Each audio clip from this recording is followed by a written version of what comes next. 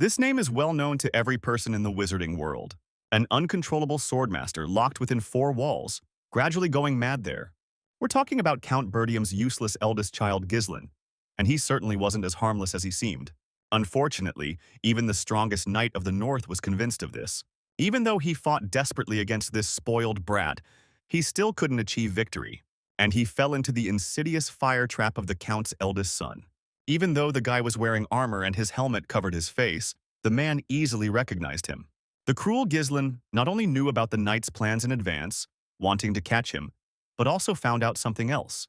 He also knew how many people were in the squad, one of whose tasks was to capture him. He didn't hesitate to beat all the details out of his informant, and he knew who in the squad was spying where and who sent help to the great northern knight. He had it all figured out. The chances of deceiving such an enemy were slim to none. The knight, not believing his failure, croaked that he still had an ace up his sleeve. But here, too, Gislin was one step ahead of him, eliminating any possible risks. So, without fear, he hit the knight in the face with a heavy boot. Ordering him to close his mouth, he threw him back several meters with his blow. No matter how hard the enemies try, he will still win this war, just like any other confrontation. No one can compare to Gislin Bertium, a powerful and cunning warrior. But Gislin wasn't always so omnipotent. Just take a look at the kingdom of Ludania, near the Bertium mansion. Just a year ago, the future hero woke up in his bed in a cold sweat, not understanding what was happening. Why is he alive? He shouldn't be here. He lost. Horror gripped his throat, and memories transported him back to the previous day, just as the boy remembered it. He clearly remembered the clang of his sword flying to the side, a killer pain in the chest from multiple bleeding wounds, and the satisfied grin of the enemy, who savored his victory over Gislin Bertium, the king of mercenaries and one of the 7 strongest swordsmen on the continent. The noble swordsman Aiden thus put an end to the long and bloody war. He pointed his sword at the young man and allowed him to speak his last words. The only thing that worried the mercenary king at that moment was that he had not yet taken revenge, which caused a disdainful grin to appear on the stranger's face. It is surprising that he wanted to avenge the family from which he fled immediately after the death of his sister. Gislin glared at him. How did a stranger from another kingdom know about this? It wasn't difficult. Eden easily tracked down the enemy's past and found useful leverage. After all, it was he who once worked in concert with the Dolphin family to overthrow the Bertium family. After this confession, a powerful electric discharge ran through the blonde man's body. So there were other people behind that incident besides Duke Delphine? Eden reveled not only in his victory but also in the fact that he had trampled his enemy. It was enough, so he decided to end it. An enraged Ghislaine found the last of his strength to jump up from his place and at least try to pounce on the guy. But at that very moment, Eden cut off the enemy's head with his sharp sword. But the most astonishing thing was that somehow Gislin was still alive. What happened after the sword flashed right in front of his face?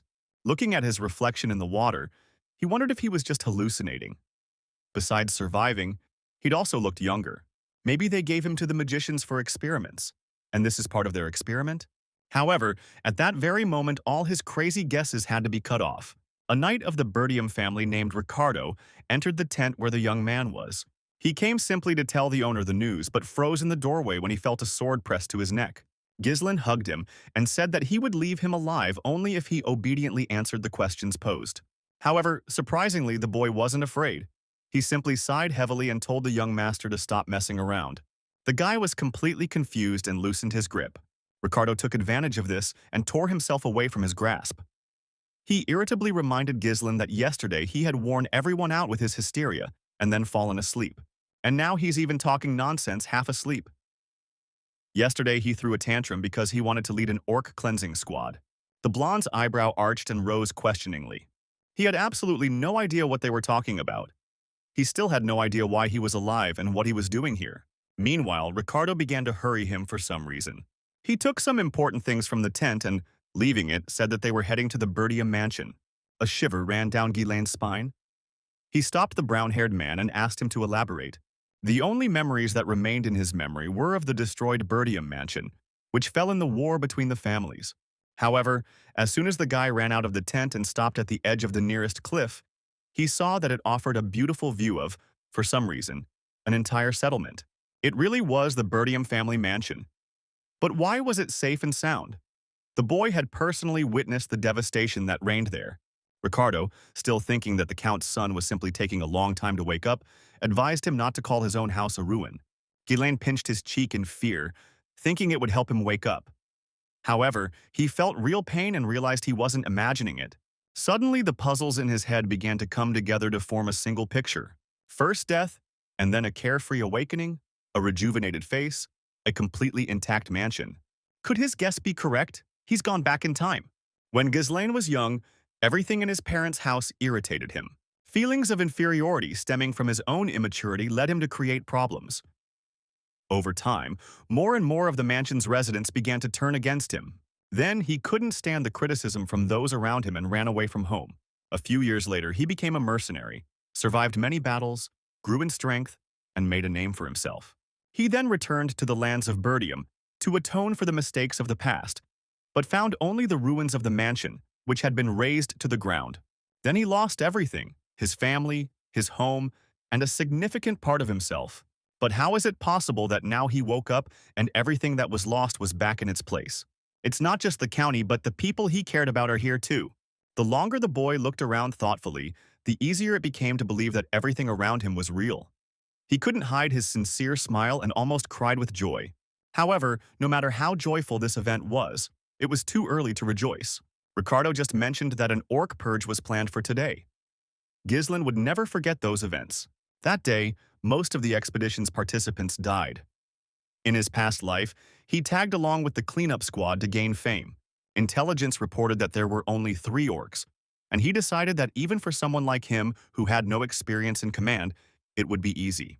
However, on the spot it turned out that there were at least 20 orcs there, and the people died because Ghislaine stubbornly wanted to command. It's not like the task ahead is impossible. The only problem is, can these guys trust Ghislaine? After all, they all think he's an insufferable idiot. As soon as Ghislaine put on his armor, a terrible roar was heard behind him. The makeshift reconnaissance tower flew over his head and crashed noisily a few meters ahead. The time for preparation was over. The orcs were already there and, without giving the squad a moment to comprehend the situation, they pounced on them with weapons. Ghislaine was stunned. He didn't remember the orcs attacking so suddenly last time. However, there's no point in dwelling on that now. The battle began swiftly, and the crowd of orcs confidently tore apart the humans with powerful, slashing blows of their hammers. At that moment, the commander of the cleansing operation, Skoven, ran out onto the battlefield and ordered his men to immediately go on the defensive. But it was too late to try to calm the squad. They had let their guard down. The sudden attack threw them off balance, and now the advantage was on the orc side. But before the man had time to get properly scared, he heard Ghislaine calling him to her. The guy noticed that a huge, scary monster had approached the commander from behind and warned him of the danger. Moreover, the commander did not have time to react, but the brave young man threw him aside, entering into a fight with the monster instead. He drew his sword and attacked him bravely. The orc's weapon could have hit the guy, but he was quicker and stuck the tip of his sword right into the orc's wrist. The arm shattered into pieces as Ghislaine followed through with the blow. It only took one repeated attack to knock the huge monster to the ground. It was a piece of cake for the guy. He thoughtfully twirled the sword in his hand, only disappointed that mana seemed to be out of his reach for now. Having dealt with the enemy, he turned around and walked closer to the commander. Ghislaine extended his hand to the man, helping him stand up, and at the same time asked him for a favor. Ghislaine was confident enough in his abilities that he asked the man to hand over command to him. Although the boy surprised him with his dexterity, Skoven could not do this. The lives of many soldiers are at stake, and Ghislaine already has a reputation as an irresponsible fool. Even though he was the Lord's son, the man could not give him the power that the Lord had given him. A bit of surprise appeared inside the young master, but he understood that in Skoven's place he would have done the same. At that moment, another ferocious orc was already running towards the warriors. The commander shielded the Count's son and said he would take care of everything. He claimed the young man didn't have enough experience to lead the knights anyway. Then a new plan immediately appeared in the blonde's head, and he decided to act in his own way. He swung his sword and threw it to the side with all his might, almost hitting the commander. He wanted to scold the boy, but to his surprise, the younger one's sword flew forward and stuck right between the orc's eyes. He fell lifelessly to the ground, instantly weakening. Drawing attention to himself again, the young man asked the elder if he knew what was most important in battle. And, without waiting for an answer, he said the most important thing was not to panic. They would never win if the troops were shaking with fear. They need incentive, and Ghislaine knows perfectly well how to lead people. Therefore, without waiting for approval from the commander, he immediately rushed into battle to carry out his plan. Jumping upward, the young man flew surprisingly high above his enemies and landed on the shoulders of one of the orcs. The guy fearlessly thrust his sword into his skull. Not only did he deal with another enemy, but he also attracted the attention of the remaining orc battle. Another orc who tried to attack the guy instantly lost his arm as soon as he swung his blade. The orcs' heads flew into the air one after another. None of them could stand up to the young talent. Scoven was also in complete shock. Even he, with his mana, was having trouble doing anything in this fight, and some skinny kid was pulling off such tricks. Moreover, it is noticeable that the guy is already exhausted, but still continues to fight desperately. He uses minimal movement to dodge attacks, allowing him to outmaneuver the clumsy orcs. And the fact that he only hits weak points helps him maintain the pace of the fight, despite the fact that he is exhausted. His technique was similar to that of a sword master who was unable to use mana. Or maybe he is a real genius. Well, no matter how successful his attack, the guy couldn't keep it up forever. So at some point, he quickly dashed forward, fleeing the crowd of orcs who had attacked simultaneously. The other warriors immediately tensed up as they saw a whole gang of monsters chasing their young master, and they turned to the commander to ask him what to do. But Scoven himself couldn't understand what the blonde was thinking. His attack and getting the orc's attention was good, but he ran away so suddenly. But there was a cliff in that direction. The commander became even more frightened when he remembered this fact. Therefore, he ordered his soldiers to raise their shields and form a wall. They are obliged to follow the young master and back him up. Meanwhile, the orcs were already catching up with their prey in the person of the young master. As he ran away from them, the young man hoped that Scoven, as an experienced commander, was able to understand his plan. Therefore, as soon as Ghislain reached the cliff, he abruptly turned to face the orcs, and they also stopped. Even though he had run out of strength to fight the orcs with swords, this duel could still be won with cunning. Luckily, everything was going as planned, and Ghislain noticed that his army was standing behind the orcs, waiting in support. And at that very moment, the guy surprised everyone by boldly jumping off the cliff to avoid being captured by the orcs. Both warriors and orcs froze in fear as they saw the young master falling down from a great height. And at that very moment, a detachment of knights, lined up in two dense walls, attacked the enemy. With a powerful run, they crashed their shields into the orcs, pushing them down after the blonde. They didn't have time to think about anything, so their feet slipped on the gravel and the monsters flew down the cliff. Having flown several dozen meters, they all crashed violently onto the sharp rocks that awaited them below. As soon as this happened, the commander immediately ran to the edge of the cliff and looked down. Just a meter below the edge, Ghislain hung unharmed. He managed to thrust his sword into the rocky cliff and save himself from a dangerous fall. The commander extended his hand to him, wanting to help the young man get to the top. But at the last second, the blonde's hand slipped, and he fell down in horror before the world in his eyes went dark. The first thing he remembers after this event is a thin girl's voice calling him by name. When Ghislain opened his eyes, he was disconcerted by the place he was in. There was no point of support or visible horizon around, and in a space reminiscent of endless space, shapeless fragments were flying. In each of these fragments, the young man saw his younger sister Elena. Almost all of them were sad. In the reflections, the girl often cried, screamed at her brother, and struggled to cope with the traumatic events of her life. Ghislain realized that these were his memories of his sister. Suddenly, someone grabbed his hand and pulled it hard towards him, despite the noticeable fragility of his palm. When he turned around, he saw Elena. She was calling him to come with her and bursting into tears. After this, everything in the young man's eyes began to swim again. And when he came to, a bright light hit his face. He came to in a warm bed with a compress on his forehead. He was alive. It seemed they had finally pulled him out. Could it be that the endless space and memories of Elena were just a dream? His thoughts were interrupted by a sharp pain that pierced his entire body in different places. His body aches terribly, probably as a result of the vigorous racing with the orcs. Suddenly, the door to the room swung open and a smiling maid ran into the room. Ghislain couldn't help but recognize her. It was the well-known Valinda. The girl put water on the table to change the compress and scolded the guy, saying that she was very worried about him. Only Ghislain didn't listen to her grumbling at all. The boy pounced on her with a tight embrace, barely containing himself. It was so spontaneous that Valinda immediately forgot about her indignation and asked, "Maybe something is wrong." Valinda was Ghislain's personal mentor. She alone remained by his side until the very end, tolerating his idiotic antics. But after the fall of the family, she was never found, So from then on, he never saw her again. The guy would never have thought that they would meet again, so now he hugged her, as if she could disappear into thin air right now. The girl asked why he had pounced on her so joyfully if they saw each other every day. Then the guy decided he had to tell her the truth, so he pulled her away and asked her to listen carefully. He told her that misfortunes would soon befall the mansion. The thing is, he came back to life after death, but the girl didn't take him seriously, thinking that he was acting weird because of a head injury after the fight. She began to make the bed and said flippantly that misfortune would soon fall not on the Birdium mansion but on himself, because if he continued to engage in all sorts of obscenities, there might not be a bright future ahead. She didn't believe him at all and didn't even want to listen. Valinda asked him, what would he do if he suffered so much that he couldn't even go to the festival? And then something seemed to click in the guy's head. A festival? The mentor reminded that Lady Elena was looking forward to the day when her older brother would take her to the festival. And, giggling, she suggested that this was a good chance to get closer again. Then Ghislain remembered that there was one festival that was celebrated during this period of the year. In his past life, due to a negative experience with the orcs, he was unable to enjoy the festival with his sister. Ghislain learned from his mentor that the festival would be next week. This means that another terrible event could happen very soon. The festival was another day that changed Ghislain's life in the past, memories that still haunt him. Suddenly the front door creaked and another person entered the room.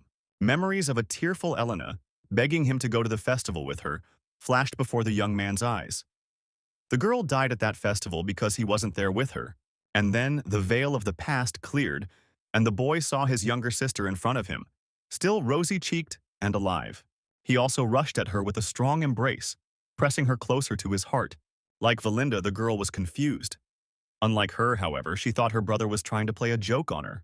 However, this was not the case, and Ghislain whispered in her ear that he missed her very much.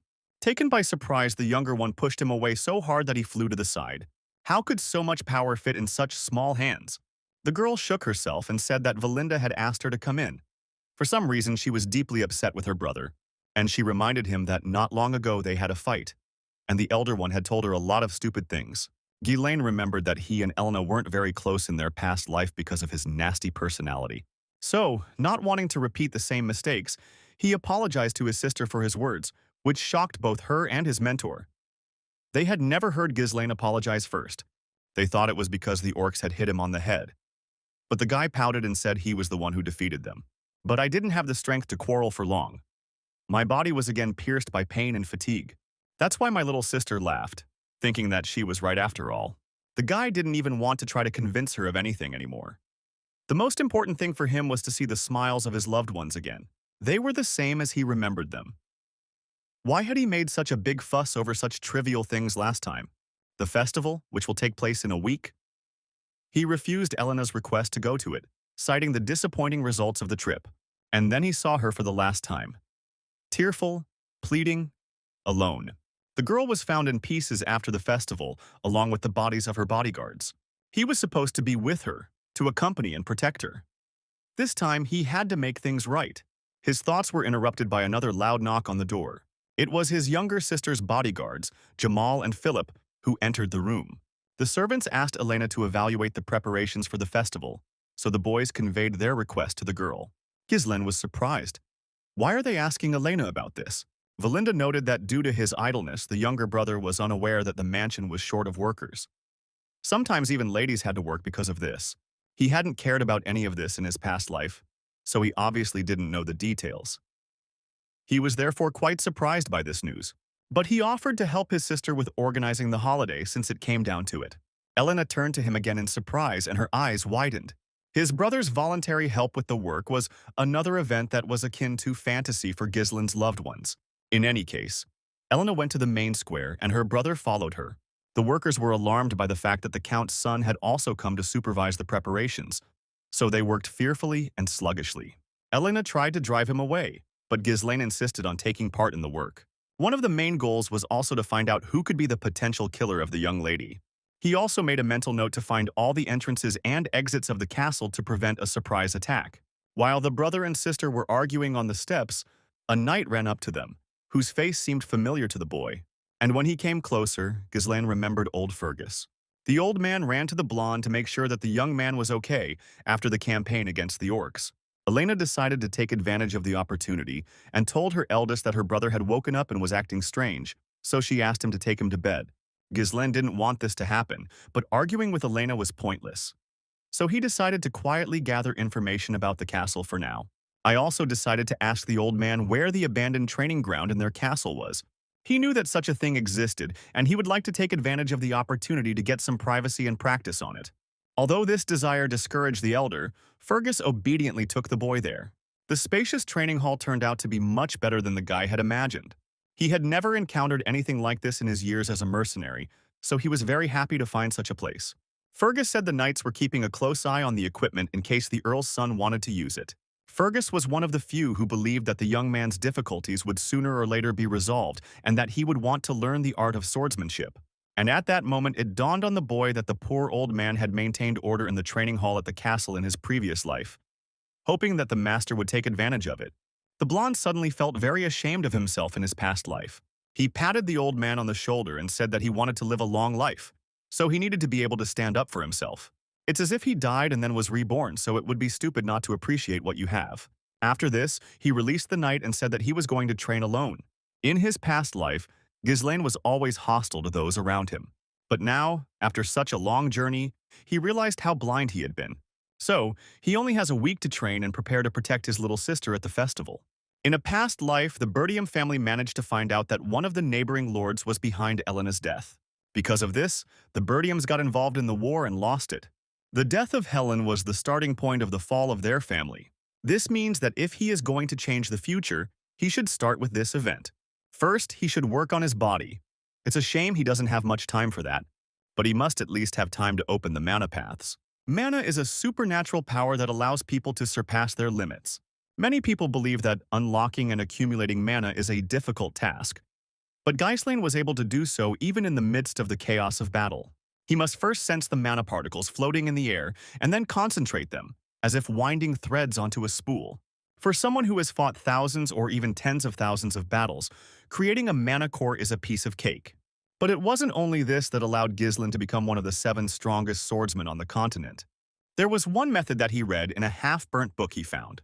Thanks to this method, he could improve himself. Naturally, mana is the core of a person. However, if you try really hard, you can create 2 or even 3 cores. And the network of interconnected cores reveals unprecedented power, recreates destructive force. But this method is difficult to apply to a body unprepared for it. That's why Ghislaine's nose started bleeding when he tried it. 3 cores is his limit for now, although in his past life he could have created all 5. This method allows you to create destructive power in a short time, but in exchange, it requires a fairly large amount of mana. This is the main reason for his defeat by Idun in his past life. He attacked Ghislaine with his knightly order just as the boy's mana ran out. If it had been a fair fight, he wouldn't have lost. This technique isn't particularly reliable, but it'll do for now. For now, Ghislaine has a young body and plenty of time, so this time, he'll take Idun's head off, and he will deal with the scoundrels from the Dolphin clan, as well as the henchmen who had a hand in the fall of his clan. He will destroy them all and protect his family from misfortune. So, a week has passed and the long-awaited day of the festival has arrived. Ghislaine, of course, did not go to the festival without a sword and small weapons. As they had agreed with Elena, the guy met her near the entrance to the square. The sister was very happy, but also less surprised that her brother actually came. She also heard that the guy had been working out in the gym all last week, so she praised him for his progress. He only modestly turned away, saying that there was nothing unusual in the fact that the heir of the family was training diligently. His sister reminded him that he used to say just the opposite, that his father irritated him, and that he didn't need any training at all. However, his younger sister is only pleased with his changes. It was as if her older brother had returned, someone she could rely on. The guy froze upon hearing such pleasant praise and held his breath in awe. A lot had happened in the last week, and he had realized some things.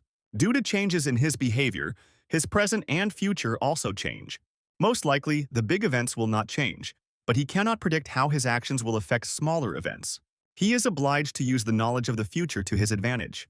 Therefore, it is necessary to consider the most effective actions in each possible situation. He prepared. After this conversation, Ghislaine and her sister went for a walk. They happily ran around the festival all evening, relaxing. They had a good time, but Elena complained that the entertainment was the same every year. Meanwhile, my brother was worried that the festival was almost over, but nothing happened. Suddenly, someone called out to them, moving closer to the couple. A guy came up to them and told Elena that some new entertainment had opened nearby and he could take her there. The girl happily accepted the invitation and followed behind. Only Ghislaine did not take this very happily. So it was them. It was Elena's bodyguards deliberately luring her into a trap. Elena's escort knights, Jamal and Philip. They were trusted implicitly, as they had protected Elena since birth. In Ghislaine's past life, her family was told that they had died protecting her, but apparently in reality things were different. After some time, Philip and Jamal brought Elena to the place they had spoken about. However, instead of some new entertainment, there was only an empty, deserted square. Elena looked around in confusion and said there was nothing there. How could anyone have fun in such a squalid place? Jamal said a little hesitantly that apparently they just hadn't prepared the entertainment yet, but the organizers would arrive soon. Elena didn't believe him, but she didn't suspect anything was wrong, unlike her brother. At first glance, they found themselves in an ordinary alley. But, looking at these blockades, cutting off the paths of retreat, an unpleasant feeling crept in.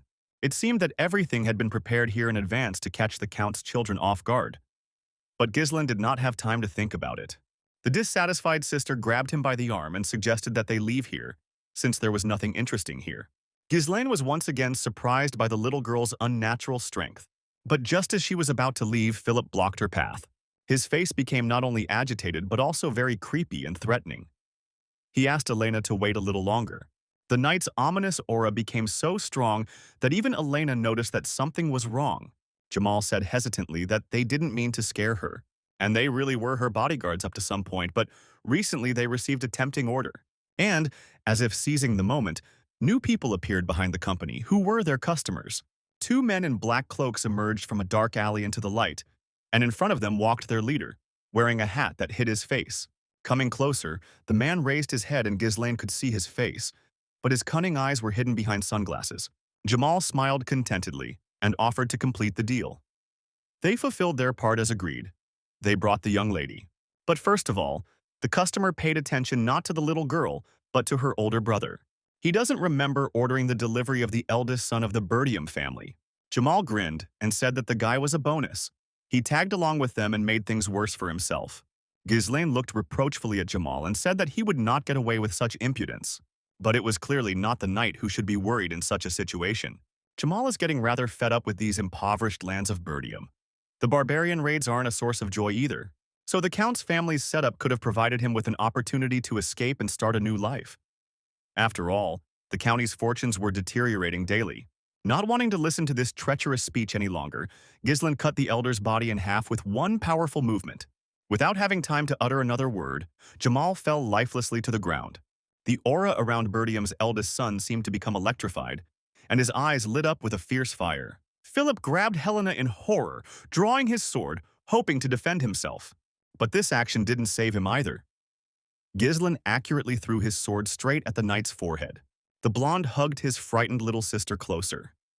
He would never let anyone hurt her. The clients exchanged fearful glances and marveled at the young man's skill. They even doubted whether this was really Bertium's eldest son. They thought he couldn't fight at all. However, judging by his appearance, it was still him. There could be no mistake. Even though the knights were distracted, killing two grown men so quickly was no easy task. Besides, Mana was clearly invested in the attacks. Elena, barely holding back her tears, looked at her brother and asked him what was going on. Instead of answering, he knocked out his younger sister with a clear, but not strong blow of his hand. And then he carefully placed her on the cold ground so that she would not disturb him and would not become a witness to the duel. After this, the client spoke to him again and even thanked him for killing the knights. So they were going to get rid of these two to eliminate the witnesses. The enemy leader noticed that the guy was very different from the rumors circulating about him. Could he be hiding his skills? Ghislaine raised his bloody sword, not particularly eager to talk. Ghislaine studied his opponents carefully.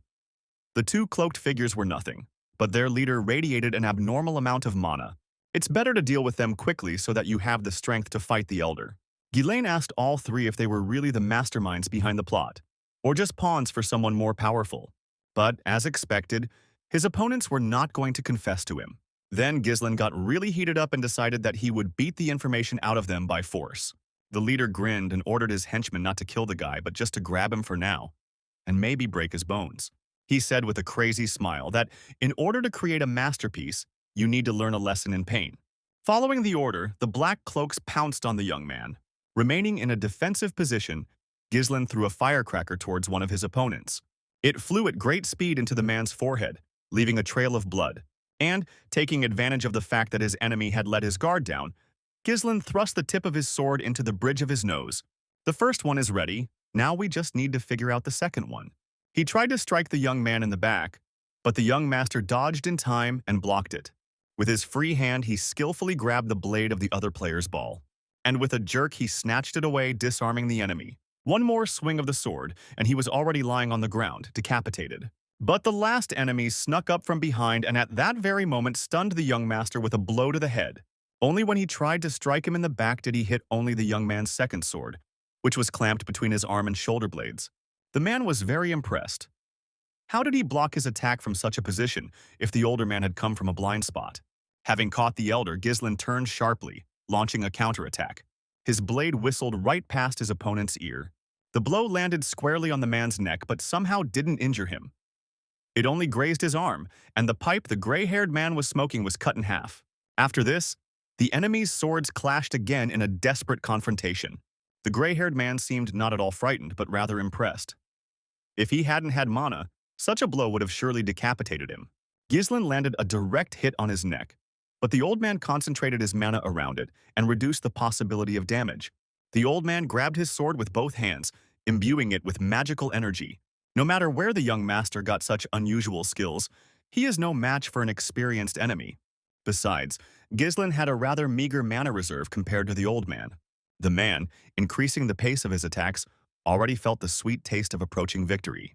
But at that very moment, Ghislain thrust both swords that were in his hands into the ground and, leaning on them, did a somersault, during which he kicked the elder in the face, knocking him off his feet. With difficulty maintaining his balance after the strong blow and the ringing in his ears it caused, the old man remained on his feet, although he flew a little to the side. The lenses of his glasses were broken, but he remained okay. But this is just how it seemed to him at first glance, and the first impression was deceptive. Just a moment later, a sharp pain burned through his chest and the man collapsed, blood gushing from his mouth. What's this? The guy didn't hit that hard. Could he really break through the elder's enchantment with such a low level? Ghislain waited a few seconds, then approached the man. Little did he know that there was a real conspiracy behind Elena's death. Anger boiled inside the guy, and this only made him stronger and more intimidating. The rage inside her boiled over, and Ghislain cast the third core release technique. What scared the older opponent? Where did that mana boost come from? Gripping his two swords tightly, Ghislain pounced on the old man with incredible speed. A veritable avalanche of attacks rained down on the enemy, and he barely had time to block the young master's blows. The enemy's hands became numb, and his legs gave way from the blows alone. No matter how much mana a person has, its effect is always limited. But the old man had never seen a method that released mana in such powerful gusts. It was as if the young master had suddenly become a completely different person. Older, more powerful, more experienced. Ghislain's final blow was so powerful that it shattered his opponent's blades into pieces. Sharp fragments flew around the area, and a deep, jagged wound stretched along the entire body of the gray-haired master. And the fatal, finishing blow hit the enemy straight in the stomach, piercing him right through. Ghislain pressed his enemy against the stone wall to make him talk for sure. Pressing on the handle of the sword that was sticking out of the other man's stomach, he ordered the man to confess who made him attack Elena. But he wasn't going to give up so easily, and at the last moment he released a sharp dagger from his sleeve to throw it at Elena. You should at least take the girl with you to the grave. Only at that very second his hand seemed to be enveloped in strong red threads. With his magical power, Ghislain bound the enemy, cutting off the last chance of salvation. He advised the elder not to do anything stupid and answer questions. Then perhaps he would draw his sword.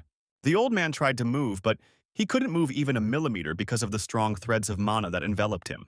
Ghislain twirled his sword slightly in the open wound, manipulating the enemy's pain. He still had a choice, to surrender and perhaps survive, or to continue to resist, but Ghislain would destroy his mana core, and it would all be over. And at that very moment, as proof, he directed a powerful stream of energy into the gray-haired man's body. The old man felt the mana inside him begin to slowly dissipate. The man was furious. How dare the young man perform such risky techniques? One wrong move, and the mana that would burst forth would destroy everything within a radius of several dozen meters. The blonde grinned and said that only amateurs could handle that. He could handle it. Goosebumps of horror ran through the gray-haired man's body, along with another stream of energy destroying his body. He could see in the younger man's eyes that the boy wasn't bluffing. A few more moments, and he would meet his death. Then suddenly, the old man gave in, racked with pain, and confessed that Count Desmond had ordered them to kill Elena. He said they needed to create a precedent to spark a war between the Bertiums and the Degrads. Ghislaine looked at him seriously, considering what he had heard. In his past life, all the dirty work was dumped on families allied with the Duke. Duke Dolphin cunningly orchestrated this concert from behind the scenes. For a moment there was silence between the old man and Ghislaine. And then, completely unexpectedly, the blonde thrust the sword even deeper into the old man's body, finishing him off. He howled, tensed, and trembled with pain. Junior had promised to let him go if he got the information, but Ghislaine hadn't intended to do that from the start. A man who killed so many innocent people didn't deserve to live. But before his death, the old man bared his teeth and said that his death would solve nothing anyway. The degenerates would still get the precedent they wanted. Will people really believe the tales of a worthless wretch like Ghislaine? Soon the Bertiums will be drawn into war, and nothing will change. But the blonde had no desire to listen to this smug nonsense. Confidently flashing his blue eyes, he confessed to the old man that he had been reborn after death, which meant that in this life, everything would be different. And for the last time, he plunged the sword into the gray-haired man's chest, destroying his being with his mana. A huge bloodstain covered the wall where the man was pinned, his body falling like a sack to the ground. Ghislaine turned around, confirming that his sister was still dozing peacefully on the ground. It was over. The guy first sighed calmly, and then suddenly fell to the ground, vomiting everything that was inside him. Wasting 3 cores wasn't a problem when he was the king of mercenaries. But now that he's returned to the past, he needs to be more careful with his fragile constitution. Be that as it may, Ghislaine hadn't quite figured it all out yet. His gaze was drawn to the nondescript wooden door of one of the buildings. Ghislaine, pulling himself together, burst inside, knocking down the locked door. He remembered that in his past life, besides Elena, another body was found, which the guy just discovered on the floor. From what the old man said, it was the body of Degrad's son. It seems he was killed along with all the knights accompanying him. So that's how they silenced them, framing them as Elena's murderers. Once this is revealed, war will be inevitable. So we need to get rid of the evidence immediately and prevent Count Dolphin's plans from coming to fruition. Taking another firecracker from his bag, Ghislaine threw it into the building, starting a fire inside so that the fire would take with it all the evidence of what had happened. He picked up the sleeping Elena and hobbled home, not even suspecting that all this time a man hidden in the shadows of the trees had been watching him. Once Ghislaine had sorted everything out, the spy also disappeared from the scene, leaving no trace behind. Less than an hour had passed before the spy arrived at Count Dolphin's estate with bad news. The best knights who were sent to get rid of Lady Helena failed. The man, listening to various accusations against himself and his fallen comrades, reported that the mission had failed miserably because Ghislaine Bertium was there. The ministers sitting around the large round table could not understand how this useless cretin could interfere with them. Everyone has known for a long time that Ghislaine is just a stupid, worthless child. But the spy objected. Ghislaine was nothing like the rumors described him as. It was as if there was another person in his skin. More reasonable, more experienced, more powerful. However, even if they didn't kill Elena, they did deal with the Degrads, so starting a territorial war wouldn't be difficult. But the council was deaf to his arguments. In their eyes, the executor had failed the simplest task, so they ordered the servants to get rid of him. But at that moment, a majestic, dissatisfied voice was heard from the far end of the hall. The man in the shadows stopped the council and asked the executor to elaborate on the plan he was asking to be allowed to carry out. The guy boldly declared that he would get rid of Ghislaine Bertium. He has a trump card, a fearless warrior who will personally fight the young man and crush him. This warrior's name is Cain Lodges. He is famous for his powerful sword techniques. He is a true embodiment of strength, despite his young age. The performer is confident that no one in the entire North can match his strength. Plus, Cain is Ghislaine's cousin, so it wouldn't be hard to pit them head-on. This proposal interested the Count and the Council, but if the performer fails again, don't wear his head. There won't be another chance. After some time, Bertium Mansion, Training Hall. Fergus visited the arena to inform Ghislaine that it was time for lunch. He trained tirelessly and didn't even notice Fergus's arrival until he hit the sword that was next to the old man with his magical lasso. One slight movement, and magical threads of mana pulled the sword in the opposite direction from the knight. And the sword flew with ease, hilt first, into Gislin's palm, as intended. Only after this, having made sure that it was safe to enter the hall, Fergus approached and greeted the young master. He was very curious as to how Gislin was able to pull the sword towards him from such a distance. The guy demonstratively pulled the magic thread between his wrist and the sword. And he said that these are mana threads. They allow mana to be used as a traction force. In his past life, Gislin used them often, but with his current skill level, he has to drain his mana cores to use them. Although if he uses only one thread in order to save mana, he will be able to reach the same level. Fergus admitted that he thought he was overwhelmed in his knowledge of mana training, but he had never seen anything like this before. It was surprising that Gislin hadn't used mana at all until recently, but he was so quickly coming up with such incredible uses for it. In any case, Fergus came to the hall with a specific purpose. He bowed to the young man and thanked him for saving the young lady. The guy modestly replied that he simply did what he had to, and together with the senior knight he went to the dining hall to get some refreshment. A few days later, the festival was suspended. This was necessary to ensure the safety of the young lady. At dinner, the sister complained to her brother that no one believed her when she said that Gislin had saved her. She suggested that Gislin prove to them what he was capable of, but the guy assured her that no one would believe him anyway. Valinda was still furious that Philip and Jamal had turned out to be traitors. If they were alive, she probably would have lopped their heads off herself. While discussing what had happened, Gislin noticed that his younger sister was keeping a lot of things quiet. Gislin was content with the fact that he had temporarily averted war. He was confident that the enemy would not surrender so easily. He won't be able to stop them on his own, so he should start gathering his own army. While he was thinking about this, a maid entered the hall and brought the children lunch. She carefully placed the plates first in front of Elena and then in front of the older child. But, upon examining what was inside, Gislain discovered that he only had one piece of bread for lunch. The guy asked Valinda what it was and where to get a normal lunch. She told him that the castle was now in a critical situation and, as confirmation, the cries of peasants were heard from the window. They demanded compensation for the losses they incurred due to the cancellation of the festival. A whole crowd of people with pitchforks, axes, and other dangerous tools gathered at the castle gates. People demanded that the count's family pay them compensation and stop hiding in their castle. Panic is slowly creeping in Gislain as he watched this action from the window. Valinda was the only one who suspected that this is how it would turn out. Their country is full of merchants who make their living off the proceeds of such festivals. Last year, for example, they made a lot of money, but now the festival was closed after just one day. That's why they're so upset. Gislin realized how dire their situation was with regard to compensation payments. This is not good. If nothing is done, the situation will only get worse. The boy asked Fergus to take the soldiers and pacify the crowd. But Fergus suddenly declared that they had no soldiers yet. Most of them were sent to clear the forest of monsters due to the increasing frequency of orc raids. The lands of Bertium have been mired in wars from the beginning due to barbarians from the north.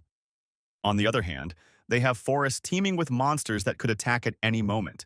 There are no soldiers, no money. The county is in total disarray. Gislin put his arm around Valinda's shoulders and pulled her aside to talk. Since Valinda is in charge of the count's eldest son's money, Gislin would like her to use it to pacify the merchants. Valinda said in confusion that Gislin didn't even have his own savings, because the count ordered not to give him money, so that his son would not spend it on all sorts of nonsense. So, in fact, Gislin could be considered a beggar. He then tried to borrow money from Valinda, but she didn't have any either. The boy sat up on the window and looked into the distance, trying to figure out what to do in this situation.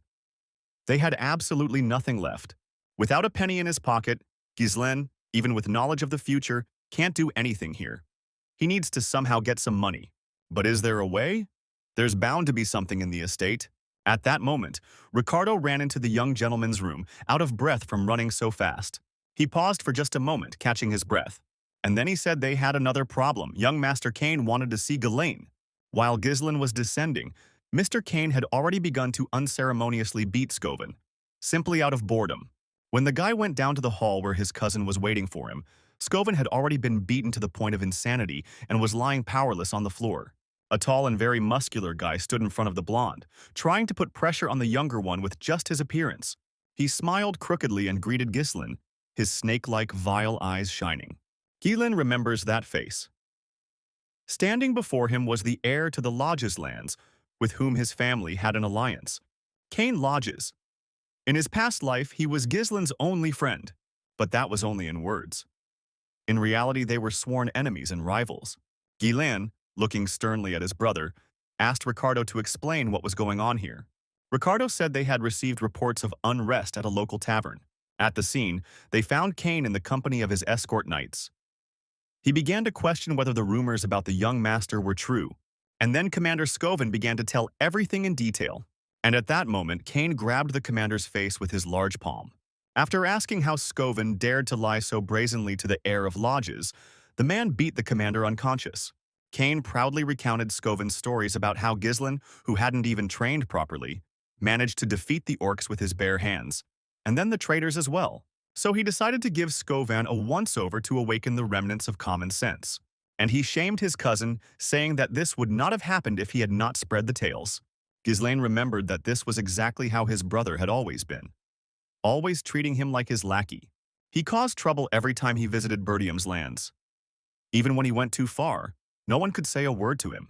No one dared look down on Cain, including the former Gislin, who suffered from an inferiority complex.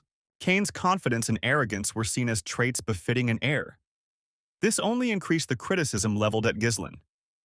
But now, things are different. Even Cain noticed with interest that something had changed in his cousin. Usually, he would start screaming at even such a slight provocation. What happened at the Lodge's estate shortly before the current events? The executor of Gislin's enemies visited Cain to persuade him to kill the young man, and he promised that if the thug succeeded, a certain honorable person would provide significant support to the Lodges. Cain said it wasn't a difficult task, but Gislin is also the heir to his lands. How could he simply get rid of him? The messenger suggested provoking Gislin into a duel and then pretending it was an accident. It would look like a typical squabble between heirs. He'll go with Cain himself, disguised as an escort knight, and manage the situation. This is a good opportunity not only for them, but also for Lodges. Without thinking twice, he agreed to the deal and set off on his journey. There was no reason to put off what was planned. Now, facing his cousin face to face, Cain thought that his enemies wanted to get rid of Gislin precisely because they noticed changes in him. Having stretched his arms, Cain finally decided to get down to business and asked how his brother was doing in general. And also, doesn't he want to bring his cousin what is due to him since he came to visit? Lodges heard that his brother had put the festival on hold, so he suggested that they liven things up and have a good time. Ghislaine couldn't help but understand what Cain was getting at, because this had happened more than 2 or 3 times. My cousin always demanded women and drinks when he came to visit. Back then, Ghislaine danced to his tune because he didn't want to be beaten, but now things are different. He has no intention of spending his hard-earned money on his brother. And besides, right now he didn't even have any to spend. Suddenly, Ghislaine saw another side to this thought. He's been here all this time. Source of income. It would be a sin not to take advantage of the current situation. Cain hurried Ghislaine and told him to immediately bring the drinks and other treats here, because he was waiting. Ghislaine said that he would bring everything now, but his voice was not the same as always, confident, with notes of disgust. He said that he could bring whatever his cousin asked for, but only if he finally paid his bills. Cain made a sour face and asked what his brother meant. Ghislaine calmly said that his cousin had been living in luxury at his expense all this time. It was time to pay up. Including interest, he owed his elder brother 1,000 gold pieces. He grimaced even more and said that not only had Ghislaine not spent even 100 gold pieces on him, but he had also simply treated his brother as a sign of friendship. But Ghislaine wasn't going to let him walk all over him any longer. So he looked at him threateningly and ordered him to pay the money before he could beat it out of the guy himself. The tension in the room reached fever pitch. Cain, as if gathering his strength, looked at the floor while Ghislaine fearlessly looked straight at him. And then Cain suddenly straightened up, towering over the blonde. Had his cousin really decided that because Cain had been lenient with him all this time, he had the right to be insolent? Or did he really believe that he had become stronger by spreading a couple of false rumors about his victories? Everyone in the north considers Ghislaine worthless because he does nothing as the heir and only wastes time on nonsense. Unable to contain his anger, Cain swung his fist at Ghislaine, aiming straight at his face. But the guy easily dodged the blow and didn't bat an eye. This only angered the elder even more. But he was able to dodge his blow again, this time slipping under his heavy fist. Taking a good position, Ghislaine delivered a powerful punch that landed squarely in the exposed Cain's ribs. The next blow was supposed to hit the cousin in the face, but Kane reacted in time and intercepted the younger man's fist, stopping him. Suddenly, he fell to the ground, wheezing and coughing heavily. The attendant ran closer, worried about the gentleman's health. But Ghislain wasn't impressed by this reaction. He told Kane to get up and not embarrass himself, since he'd blocked the blow. But the attendant didn't let Ghislain get any closer to the gentleman. He even attacked him, saying that Ghislain was such a scoundrel for beating up an important person. The tavern erupted into a commotion. Everyone started chatting, discussing how Ghislain could have beaten Kane. How did it happen? But Ghislain was the only one who understood his cousin's plan and realized that he was just playing for the audience. Kane deliberately created the appearance that Ghislain had started the conflict. This was more than enough to call a duel. Gaining public support is a rare opportunity. You need to impress them. Moreover, he will receive significant assistance from a respected family and enrich his lands. He will also be rid of the impoverished Bertiums. Kane reached into his coat's inside pocket with a satisfied smile, pulling out a glove. He accused Ghislain of lying and of attacking his brother simply for trying to establish the truth. But before he could throw his glove, Ghislain's glove flew into his face. Kane got ahead of him and was the first to challenge Kane Lodges to a duel for unfairly insulting him, the heir of Bertium, right in front of his people. He also vilely attacks his subordinates, which discredits the dignity of an aristocrat. Let Kane just try to deny it. He'll get an even harder punch in the face from Ghislain. Ghislain's courage only elicited a wild grin from his cousin. He'd always considered his relative stupid, but found his confidence in his victory completely out of proportion. He grabbed his sword and announced that he accepted the boy's challenge. Let him not regret it later if he dies without proving anything to anyone.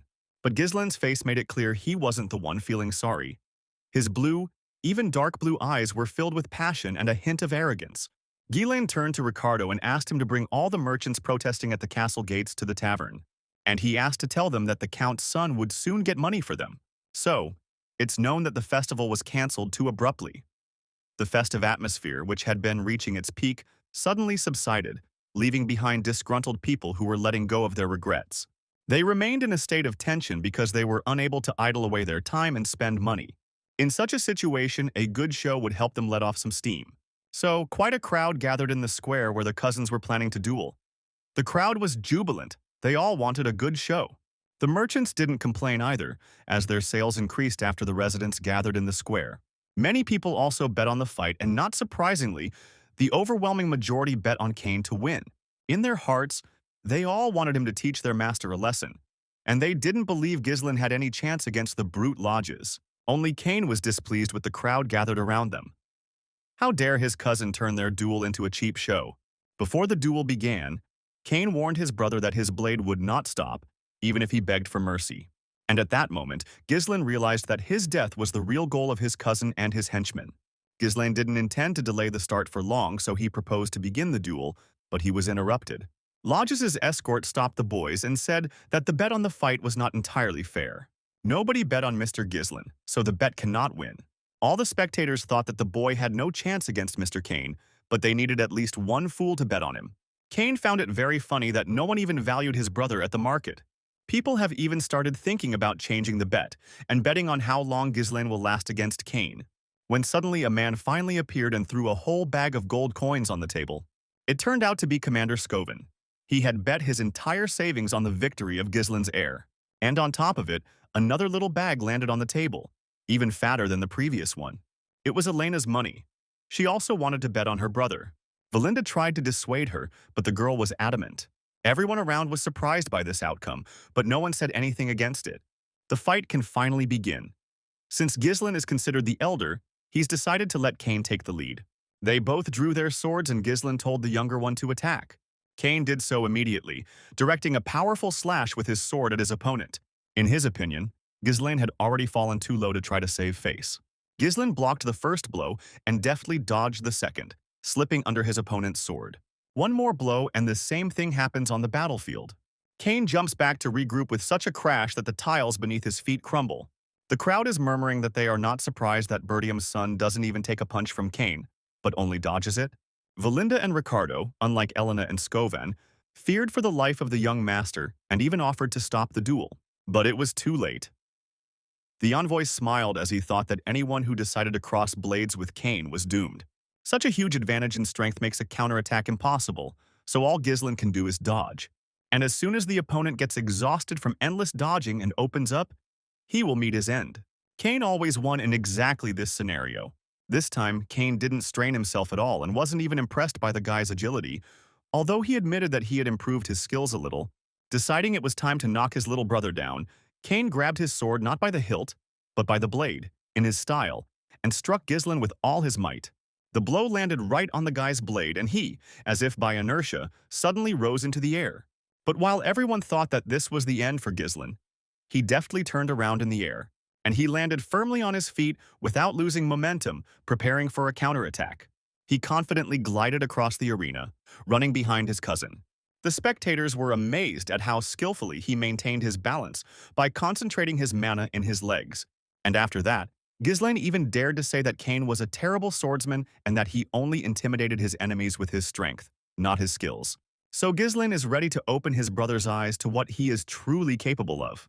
Only his cousin's boldness angered Kane even more, and he swung his heavy sword with all his might. And at that moment, Ghislain twisted away, kicking straight at the hilt of the other man's sword from below. Then he pushed off and jumped up, spinning above his younger brother in the air. Describing a circle, he dodged a quick sword strike and landed on the ground again, safe and sound. Kane's patience was wearing thin. He swung his sword straight at him with a fencing motion, but his brother pushed away from the other man's blade again. And, leaning forward, he pressed his cousin's weapon to the ground. And he swung his sword so easily and quickly but left several lacerations on his opponent's body. Blood gushed from his arm, torso, and even his neck. Kane didn't even have time to process what had happened. The crowd roared. The heir of the Bertium family had advanced so far. Did he really have a chance of winning? Kane, meanwhile, noticed that the wounds on his body weren't deep, even though Ghislain had had the opportunity to strike harder. Had he done this on purpose? But when did this idiot manage to master the sword so well? Suddenly, Ghislain went even further and threw his sword aside. In his opinion, such a large difference in strength does not look particularly spectacular. So now, he will fight with his bare hands to further inflame the atmosphere. He must take full advantage of this opportunity to teach his brother a lesson. And fists will be more than enough for this. Ghislain rolled up his sleeves. Kane is no match for him in fencing, so he'll give him a head start. Ghislain wants to fight with his fists, since Kane will have the advantage there. And he bets another 2,000 gold, twice the initial bet, that he will win. The astonished crowd began to buzz, completely confused by what was happening on the field. Kane's companion was already sweating coldly from fear, but now he finally exhaled, not doubting that lodges would defeat him at least in a fistfight. Meanwhile, people even opened an additional betting collection for fistfights. People still bet on Kane, believing that it was stupid to try to overcome a man with such a setup using pure strength. However, this time, there were already some people who were ready to bet on Mr. Ghislain's victory. Kane chuckled softly, considering his brother's suggestion. He finally agreed to this condition, straightening up to his full height. Kane rolled his shoulders and threw his coat aside as the fighting grew more intense. But unlike his cousin, who agreed to fight with his fists, Kane kept the sword with him and angrily swung the blade at him. Valinda got upset, shouted that it was not fair, and advised the blonde to quickly pick up his sword. But it was too late to reach for a weapon, and Ghislain had no intention of doing so. He guessed his cousin would decide to play by the rules. It was time to knock some sense into his thick head. Ghislain slipped, as before, under the broad blade of the sword. He ran around his opponent while he was trying to get his sword stuck in the ground, and he hit his cousin hard in the stomach, knocking the wind out of him, and then from below along the jaw, so much so that the teeth clicked against each other, and there was a ringing in the ears. Kane doubled over in pain. Where the hell did he learn to do those moves? The crowd roared its approval again. What passion! The young gentleman really is capable of winning. Looking at his battered cousin, Ghislain calmly ordered him to get up. He hadn't even warmed up yet. Kane, filled with hatred and shame, jumped to his feet and pounced on his cousin with another furious attack. The sword whistled past the blonde. Kane barely kept his balance. His bruised cheek swelled. Ghislain still hadn't dared to even look at him before all these events. The elder himself bowed his head in his presence, was quieter than water, lower than grass. Ghislain grabbed his cousin and kneed him in the side, blocking his movements. And then another blow hit Kane's body, and another, and another, and another. As a result, Ghislain beat the younger one to a pitiful state and seriously injured him. Looking at the boy in this state, Ghislain admitted that he felt sorry for Kane's father. Count Lodges helped the Birdiums when they were on edge only because he and Gislin's father were friends. It's a pity that his son turned out to be alien to his father's ideals. Kane's memories flashed back to a fight he had with his father several years ago. The reason was precisely the Count's desire to help the Birdium family, since his son was against helping these worthless people who would bring nothing in return. Besides, my father just returned from a hike. Not even a week has passed, and he's already getting ready to up and go somewhere else. The son tried to dissuade him, asking him not to go to the Birdiums. Moreover, it is not only Kane who dissuades him, but also other respectable representatives of their family. Kane recalled that his father justified his actions by saying that Count Birdium was his friend and he could not act otherwise. At that moment, he realized the importance of those words, regretting that he hadn't realized it sooner. Ghislaine took one last swing at Lodges, but instead of hitting him, he extended his hand to him, deciding that he had learned his lesson, and Kane, humbly bowing his head before his elder, admitted his defeat. The square erupted with shouts and excited cries from the onlookers. Young Master Ghislaine had won. A miracle had occurred. Ghislaine's loved ones were the most joyful of all, and Valinda stood there with her mouth wide open in surprise. Only one person in the square was more angry than anyone else, Kane's escort. He started getting angry, yelling at Kane, scolding him. How dare he give up? He trusted him. He had hoped. But Kane wouldn't hear of it. He limped to his feet and said he was leaving. Now the envoy is in real trouble. He's failed his second mission in a row. But before that, something else awaited him. Ghislaine hadn't ignored the man's involvement in this adventure. It was time to take his share.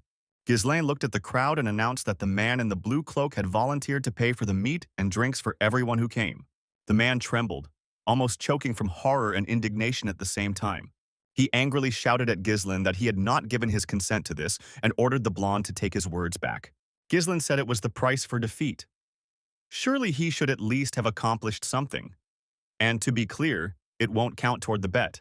On top of that, the man will still owe Ghislaine 2,000 gold pieces. And if he decides to run away, Ghislaine will get him, and it's scary to even think what he might do to him. The last warning was convincing enough for the boy to quietly agree, and Ghislaine could leave calmly, knowing that he would do everything. After this, the Count's son returned to the castle to get a well-deserved rest after the duel. The next day, a fairly large chest filled to the brim with gold coins was brought into Ghislaine's room. With that amount of money, you could hire a small squad of mercenaries. That's a considerable number. But the mercenaries will take a long time to earn them.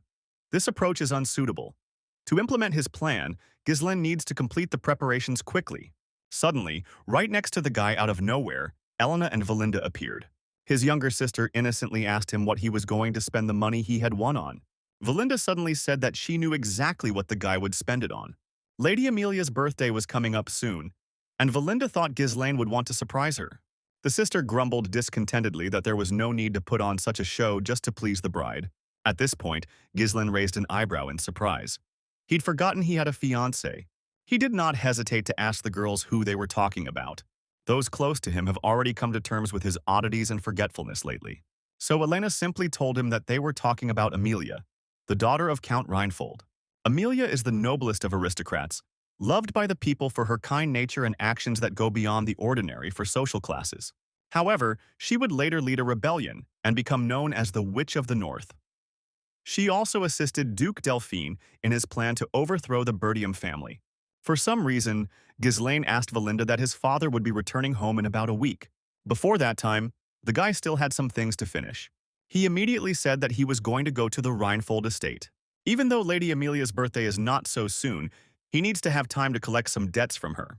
Meanwhile, in the Reinfold family's county, Amelia strolled the streets of her estates. She was a beautiful woman with a distinctive feature, a small spider on her lip. And at some point, she noticed a little girl in the yard. She was dressed in rags and walked barefoot, so the lady could not pass by and gave the girl her shoes.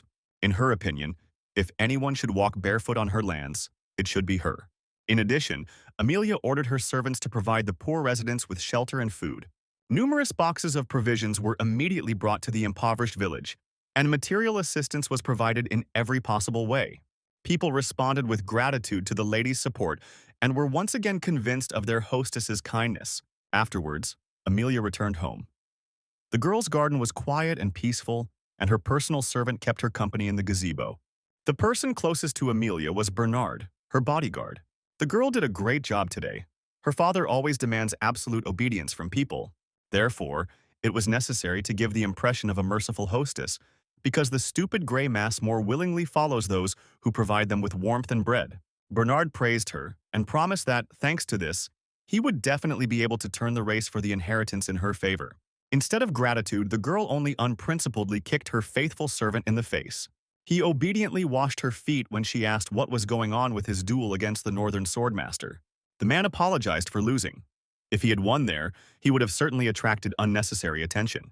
Now was not the time to bare his claws. So he obediently kissed the girl's feet, reminding her that his sword would always serve her. But the girl didn't like it. She hadn't raised him that way. Amelia lifted his face by the chin towards hers and told him that he shouldn't be so weak. Bernard also informed her that there was no need to worry about the Actium Guild, which was what she was interested in.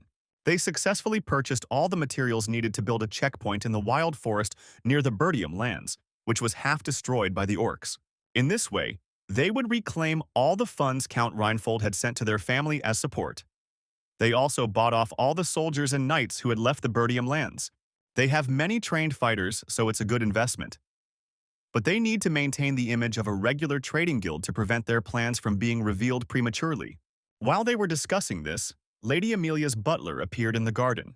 He didn't want to disturb his mistress's peace, but he received a message from the gatekeepers. His lordship, Giselle N. Bertium, had arrived to visit. Amelia was completely unprepared. She asked what this walking problem was doing here. The butler visibly tensed up and stuttered that Giselle needed to discuss something with them regarding the merchant guild. Both Bernard and the lady's hearts sank and their eyes widened in fear. Amelia immediately headed to the living room, where the eldest Bertium child was already waiting for her. He sat down confidently enough on her sofa and said hello. The girl had no intention of answering him. On the contrary, she glared at him with displeasure, and even the cat in her arms hissed angrily at the young man. Instead of greeting her, she reminded the groom that it was bad form to show up unannounced. The guy, without going on a provocation, only said that he decided to give her his birthday present early. He placed a flower on the table in front of her and said he'd found it at the guild's entrance. They smelled wonderful, and from now on, he'd only buy flowers there. The girl asked which guild he bought these flowers from, and he replied that he bought them from the Actium Guild. She tensed up when she heard the name and said sternly that she didn't understand what the groom was getting at. His gift has been accepted, so let him go home, that's all. But the young man, in a low, harsh tone, ordered the girl to sit down and continue the conversation. Normally she wouldn't have obeyed, but this time she froze in place, as she was discouraged by such pressure from his side. Is this really the guy who could only bleat when he saw her? Giselle, as if nothing had happened, picked up his teacup from the table and admitted he needed money. Just 10,000 gold pieces. She was outraged that he'd shown up only to borrow money from his fiancée. Moreover, he wasn't asking on behalf of the county, but for her to lend it to him personally. Besides, he knows she won't marry him anyway, so why bother? And at that moment, his eyes gleamed dangerously, and the tea demonstratively spilled onto the table. Giselle knew that Amelia was actually planning to marry her bodyguard. Once she took over as head of the clan, that would become possible. The lady cat hissed discontentedly at the impudent guy, but he had no intention of stopping his monologue. Amelia will be in trouble if anyone finds out that she is secretly building up her powers to win the race for the inheritance. The girl looked at him with her bloodshot eyes and said that such words should not be thrown around even as a joke. Giselle promised to keep her secret only if she paid him the specified amount. But she wasn't about to let that happen, so she called Bernard inside. The man, although not very welcomingly, greeted the young man. Bernard has always been a strong support for Amelia, at all times. Already at this stage, he possesses strength comparable to the Northern Swordmasters. Not wanting to start a conflict, Giselle warned that if he died in their castle, a land war would break out. But Lady Amelia was sure that the people would talk about this incident, that the walking nuisance Bertium was killed by a bodyguard because he unexpectedly broke into the lady's chambers. Therefore, without a second's hesitation, she ordered Bernard to get rid of the annoying fiancé, and he obediently drew his rapier, fulfilling her will. But since Amelia has gone this far, Giselle should not be petty and be more serious. Suddenly, it wasn't even Bernard who attacked Giselle, but some other warrior who appeared out of nowhere. Fortunately, the boy reacted and parried the blow. He threw the attacker aside so hard that he flew across the room and crashed into a high window. Giselle smiled mockingly. He saw that he was being attacked by an assassin. What a sudden attack, disguised as a polite reception.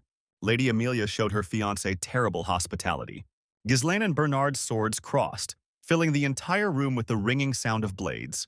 The Count's son's blue eyes blazed with a murderous fire. They clearly don't teach manners in the Reinfold household. Bernard noted ironically that it was Giselin who had first shown disrespect. He had barged in unannounced, upsetting the lady. The dark-haired man swung his rapier, but at that moment Giselin thrust his sword between the man's body and his free hand. He dodged the other's blade, and Bernard, as planned, pressed his sword tightly to his body. Using him as a support, the agile blonde did a somersault and jumped over Bernard. And at the last moment when he was almost landing, he kicked him in the torso, knocking him down. Bernard instantly flew back several meters by inertia, feeling a dull pain in his ribs. He was surprised by the boy's technique. In Rainfold County, Giselin was also known as an arrogant idiot with no talent. However, judging by his fighting style, one can see that he is clearly not an amateur. Amelia was not impressed by the blonde's strength, and she told Bernard to pull himself together and finally fight more seriously. She needs Giselin's head immediately if Bernard's sword still serves her. This instruction gave Bernard additional motivation, and he promised that he would not let her down. He took up an attacking stance again, while opening up the mana pathways within himself. Ghislaine was amused by the other's confidence. The fight promised to be interesting. Bernard invited Ghislaine to attack first, being completely confident in his abilities. But Giselin yielded this opportunity to the knight, who did not argue. Therefore, at that very moment he made a powerful lunge towards the enemy. The rapier flashed right in front of Gislin's face, and he dodged the blade at the last moment, but a short scratch remained on his cheek. However, Bernard was incredibly fast. He rained blows down on the young master with incredible speed, but Giselin managed to block them at the last moment. Lady Amelia's face darkened. How could the worthless Giselin fight on equal terms with someone like Bernard? The brunette meanwhile made another lunge and his rapier whistled past Gislin's ear. The guy put his sword out and hooked the other guy's blade with the hilt, pushing it aside. He tried to counterattack, but Bernard dodged again, trapping the sword blade between his arm and torso. Giselin once again decided to take advantage of the opportunity to somersault using this support and dodge the rapier. But the same trick didn't work twice. Bernard threw Giselin forcefully to the floor, taking his sword in the process. He tried to thrust the tip of the weapon into the young man's head, but he was able to reach out and push the rapier away from himself with his foot. Giselin did a quick backflip, distancing himself from his opponent, and rose to his feet. The knight apparently used mana to counter his attack. Bernard admitted that Lord Giselin was indeed different from the rumors circulating about him. It's true what they say. You know a man by his actions. He threw away Giselin's sword. The Lord's swordsmanship suggests he's seasoned in actual combat. Could this be due to his frequent skirmishes with barbarians? In the chaos of the field, such techniques work well, but against Bernard these tricks will not work. He smiled smugly, hoping that by disarming Giselin he could put an end to the battle. But Giselin had been prepared for this to happen. These precise strikes, the minimal gaps and deadly thrusts, the perfect timing and sense of distance. In close combat with Bernard, it's definitely hard to overcome the difference in physicality with technique alone. It seems like this guy was never worth running into. But it turned out that Giselin didn't have much time to waste on preparing for a fight with him. At this moment, Ghislaine used his trump technique and created a strong thread of mana. He tied it around the sword and pulled the weapon towards him, and on the way, it hit the back of Bernard's head painfully, stunning him. Pulling himself closer by the thread, Ghislaine jumped on the bent over Bernard, and with all his might he hit him in the face with his knee, probably breaking his straight nose. Bernard was left discouraged and confused. How did the guy manage to do this? The fight was not over yet, and Giselin was ready to attack the man from above with renewed vigor. The blades clashed again as Giselin threw his full weight onto Bernard. He managed to hold the weapon in his hands with difficulty and threw the young man aside. Realizing that the hall was becoming unsafe, Bernard told Lady Amelia that she had better leave. From now on, he can't guarantee her complete protection. He'll have to lay all his cards on the table in this fight. Giselin wasn't at all frightened, but rather pleased. It had been a while since he'd encountered a worthy opponent. Lady Amelia did not argue with the bodyguard and, picking up the cat in her arms, ran out of the hall. This Giselin, how dare he humiliate her? And did someone in the merchant guild really leak the information to him? Giselin isn't smart enough to figure it out on his own. These rumors about him killing orcs, saving his sister from assassins, and even defeating lodges. Could it really be a fabrication? Is it all real? First of all, Lady Amelia flew out into the main corridor to find out what her guards were doing and who had let Giselin inside. But, Turning the corner, she saw that her guards were lying unconscious all along the corridor, and in the center stood a strong female figure in a black cloak. The girl turned to face her, and under the hood it was impossible to tell who it was, but it was Valinda. She greeted the lady with a strained smile. Amelia didn't recognize her, but guessed that this girl must be the Birdium's servant. Valinda quickly moved behind Amelia and grabbed her, pressing the dagger to her fragile neck. The girl removed the spider from the blonde's lips with a smirk, and almost laughed when she noticed that she still had that nasty thing on her face. Valinda overheard a conversation between Count Reinfold and their lord, learning why Amelia was wearing the spider. Her brothers constantly teased her sister for the creepy spiders that always followed her around. So she went and personally raised a brood of tame spiders to get revenge. Valinda even wondered whether the girl was wearing a spider on her face because of an injury or for self-affirmation. She threw the spider on the floor and crushed it mercilessly with the toe of her boot. Meanwhile, the fight between Bernard and Ghislaine continued. Bernard decided to fight seriously, so he began to concentrate an incredible amount of mana. Even the air became heavier as the situation became more and more tense with each passing minute.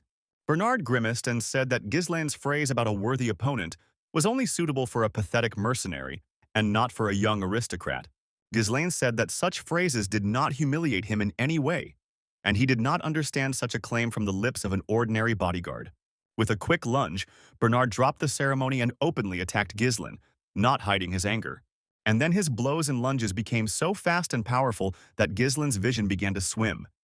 He did not have time to react to where the opponent's rapier was at the moment. Because of this, one of the blows almost grazed the guy's neck, and several more furious blows that followed came very close to winning. But then Ghislaine pulled himself together and struck the man's rapier, closer to the hilt. In this way, he wanted to knock the weapon out of his opponent's hands, but he failed. Taking advantage of the moment, Bernard was about to deliver the fatal blow and finally finish off the blonde. The rapier rushed forward and Lord Birdium's blood actually spilled onto the perfectly clean parquet floor. But that wasn't the end. The boy was prepared to injure himself and deliberately used his shoulder to deflect the blade. With Ghislaine, you can't let your guard down until the very end. While Ghislaine was a little confused and disoriented, Bernard gave him a powerful kick in the thigh, throwing him away. The knight did this on purpose to demonstrate the difference between him and the lord who was waving his sword for show. Ghislaine flew into the wall, hitting his back painfully but stayed on his feet. As he expected, this fight is very addictive, but it's time for him to play at full strength. Bernard's overwhelming speed, reach, and consistency of attacks allow him to control the fight. Any attempt to close in is immediately negated. In direct combat, he made it appear as if their blades were locked, trying to make Ghislaine believe that they could no longer be separated. With his current mana, Ghislaine can't overcome him in strength, but that only applies to the mana he currently possesses. Bernard is strong, but he is missing one important thing. This is Ghislaine's unique mana cultivation technique. The boy raised his shining eyes and began releasing his third mana core. Just one blow, and Bernard didn't even notice how his opponent knocked the rapier out of his hands. The young gentleman surprised him again, only this time Bernard had nothing to counter him with. Where did this young man get such destructive mana right in the middle of battle? Ghislaine nearly killed Bernard with a powerful blow to the head, but stopped himself at the last moment when he heard a female voice begging him not to do it. Lady Amelia, who was being held hostage by Valinda, appeared in the hall. Tears rolled down Amelia's cheeks. She irritably told Ghislaine to take his 10,000 gold pieces and get out of her sight. The guy calmly said that she should have given him the money when he asked politely, and not started all this fuss. Ghislaine obediently removed the blade of the sword from Bernard's face. Valinda looked at the devastated hall in surprise and noted that this could not even be called a quarrel between young lovers. Ghislaine came closer to Amelia and said that he wanted to tell her some bad news. Now, after all these scandals, only 20,000 gold pieces will satisfy him no less. Having collected his money, Ghislaine went home, leaving behind destruction and unrest in the Rainfold estate. Amelia, overcome with emotion, smashed dishes and didn't know where else to vent her anger. Bernard apologized to her for his defeat. Ghislaine turned out to be much stronger than rumors suggested. It turned out he already knew how to release mana. Ghislaine Birdium had changed greatly. His skills now surpassed even some high-ranking knights. Birdium asked if Amelia wanted to report this incident to Duke Delphine, but instead of answering, she gave Bernard a resounding slap. She ordered him to watch his language. Duke Delphine was a terrifying man. Their heads will roll if today's events become public knowledge. The reason she allied with Duke Delphine without telling her father is a secret agreement. She helps get rid of the Birdiums. He supports her rebellion. She'll be killed by her own brothers if this is revealed. The same will happen if anyone discovers the Merchant Guild's secret. They need to find a way to kill Ghislain and stop this from happening. After the battle, unfortunately, Ghislain was still in good condition. There was a deep wound on his shoulder, but otherwise only minor cuts, although he used a huge amount of mana, so it will take him time to recover. But the Knights of the Rainfold family cannot be used to eliminate him if they do not want to leave traces. So they would need the hunting dogs that Amelia had raised specifically for such situations. The girl spoke of a squad of wild cats who could carry out any of her dirty assignments. This squad were war orphans without family or status. She ordered Bernard to send them to get rid of Ghislain. Let's gather a dozen assassins who are good at mana control. Bernard knew there was a valley between the territories of Bertium and Reinfold. Almost no one went there, making this restricted area ideal for covert operations. He promised that he would prepare everything properly and would not make any more mistakes like he did today. Lady Amelia decided that Ghislain would have to pay dearly for humiliating her today. Meanwhile, Ghislain, having bandaged his shoulder wound, set out from Reinfold County. Valinda and old Fergus were also riding in the carriage with him. Ghislain assured them that the wound was not serious and there was nothing to worry about. And it was true. The wound wasn't particularly deep. Certainly not for such a risky move. The 20,000 gold he took from Amelia is more than enough for the initial capital to rebuild his lands. It will save Ghislain years of time. It would be nice to wring Amelia's neck, but he doesn't need territorial wars just yet. He can't allow his emotions to endanger the family's territory. They are already fighting desperately to defend themselves from the barbarians, so it is better to get by with a little bloodshed now. The fact that he knows the secrets of the Arctium Guild makes their game more difficult. This time, Ghislain uses Amelia, not the other way around. Valinda, after thinking about something for a while, asked the gentleman if everything had gone as he had planned. Before arriving at the Reinfold estate, he ordered her to take charge of the guards if she heard sounds of a struggle and to take Amelia hostage if she tried to escape. Yes, that was the plan, but in reality it was not Valinda who Ghislain asked about this, but old Fergus. Suddenly, Ghislain burst into a strangled cough, doubling over in pain. There's some coughed-up blood left on my hand. This is a consequence of the third core activation. It's not as serious as last time, but it could cause problems over time. He needs a safer way to build up mana quickly. Valinda suddenly took the boy's hand and ran her fingers along the veins on his wrist. The girl felt that the flow of the Lord's mana was greatly disrupted, so she took out a thick, sharp needle to fix it. With quick stabbing movements, she began to cast a spell over the master's palm. And he hoarsely gave up the ghost, as if an otherworldly force had pushed the air out of him. Ghislain noticed with surprise that the congestion in his mana pathways had cleared somewhat. Such healing was only possible with deep mana compression. Valinda. She said that his mother brought her, so he didn't think that she was an ordinary servant. But who is she really? Why would such a gifted person work as a servant's master in their backwater?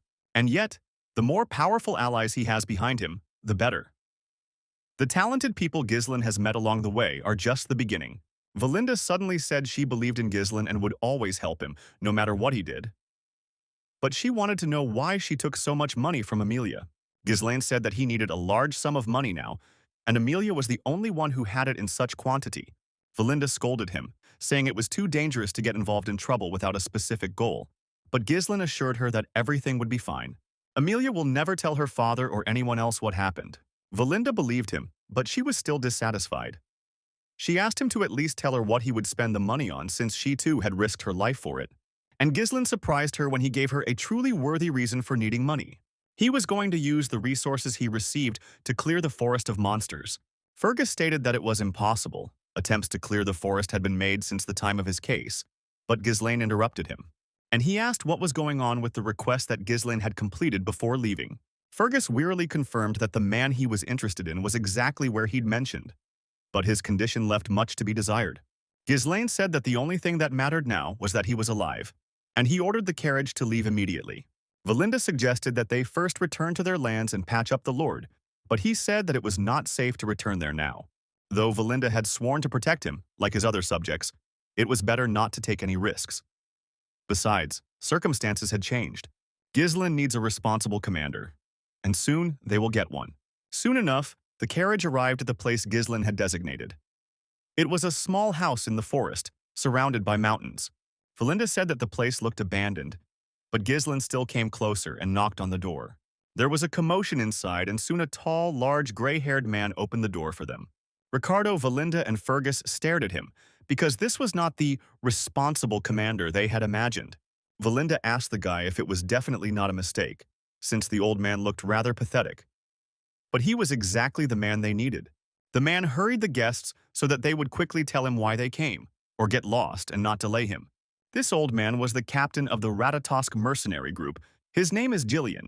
Ghislain knew him in his past life and he missed the old man very much. Ratatosk is a well-known mercenary group that only a true master of all weapons can join. This group has long since disbanded, but it was so famous that even foreign knights knew about it. And the leader of the squad was none other than Jillian. Ghislain greeted him respectfully, but the distrustful old man, instead of greeting him back, threw an axe at Ghislain. He was alarmed by the fact that the boy somehow knew about him. The man was certain that he had come here with bad intentions, so he asked menacingly what some aristocrat wanted from him. Valinda shielded Ghislain with her body, deciding that Jillian was definitely out of her mind. But then the boy said something that piqued the mercenaries' interest. Endless punishment. He knew how to cure the man's daughter's incurable disease. Therefore, I suggested not to rush to conclusions but to sit down and talk calmly. Jillian's daughter had terrible symptoms: fever, coughing up blood, red, petal-like skin rashes. It is an incurable disease, and the one afflicted with it will writhe in agony like a tortured criminal. This is the disease called endless punishment. The mercenary's daughter lay in bed, screaming and shaking. She had been ill for quite some time and seemed to be losing her strength. The poor girl's name was Rachel, and she was in such a disgusting state that every hour could be her last in this life. But it's not too late to save her. Ghislain tried to recruit Jillian in his past life, but he left this world. After his daughter's death, he followed her. Looking at the state of his house, it's obvious he's spending all his energy and savings on his daughter's treatment. The only thing left is his gun. At that moment, Rachel began screaming again, bursting into tears. She was in such pain that it seemed easier to give in and die. There's no time to hesitate. Treatment must begin immediately. But just as Ghislain was about to begin, Valinda suddenly stopped him and suggested that he leave. They say this disease is some kind of divine curse. Even priests have been unable to come up with a cure. But Ghislain, unlike them, knows how to help the girl. He turned to Valinda and asked if she believed him. She didn't answer, but didn't argue or deny it. Ghislain handed her a piece of paper. It was a list of medicines that Ghislain wanted Valinda to bring him. For a mercenary who is not tied to any specific place, knowledge is the basis of survival. Endless punishment is considered incurable, but a cure was eventually found. It was such a hotly debated sensation that Ghislain memorized every detail of its production. After all, the method turned out to be quite simple. The only problem is that the ingredients are incredibly expensive. In order to make the medicine, it was necessary to obtain a flower called fairy blessing. First, it needs to be ground and mixed with other herbs. Then transfer it to a bottle and fill it with alcohol for a while. Then shake well to mix everything and let it steep. Next, you need to add the remaining herbs and mix. When Ghislain finished preparing the medicine, he gave the bottle to Jillian, and he said that his daughter should drink it, and then she would feel better. There was no other choice. This was Rachel's last chance for a normal life, so her father gave her a drink from a bottle. And then, suddenly, a miracle happened. Rachel suddenly stopped crying, and the red spots on her pale skin instantly disappeared. Not only the father, but everyone present watched this incredible healing and fascination. The medicine really did work. Ghislain had discovered such a progressive treatment method. At least that's what people thought when they didn't know the truth about it. Ghislain smiled contentedly, happy that everything had worked out for him. Jillian was undoubtedly happy, but he couldn't understand how the boy had managed it. Even the healers with sacred powers couldn't help. Ghislain told him that the power of the saints is not limitless. Its effect depends heavily on the health of the body itself and the will to live, which can overcome illness. Jillian fell to his knees before the young gentleman and, not believing his luck, asked if it was true that his daughter would be completely healed. Ghislain said it would only take her 1 or 2 months to fully recover.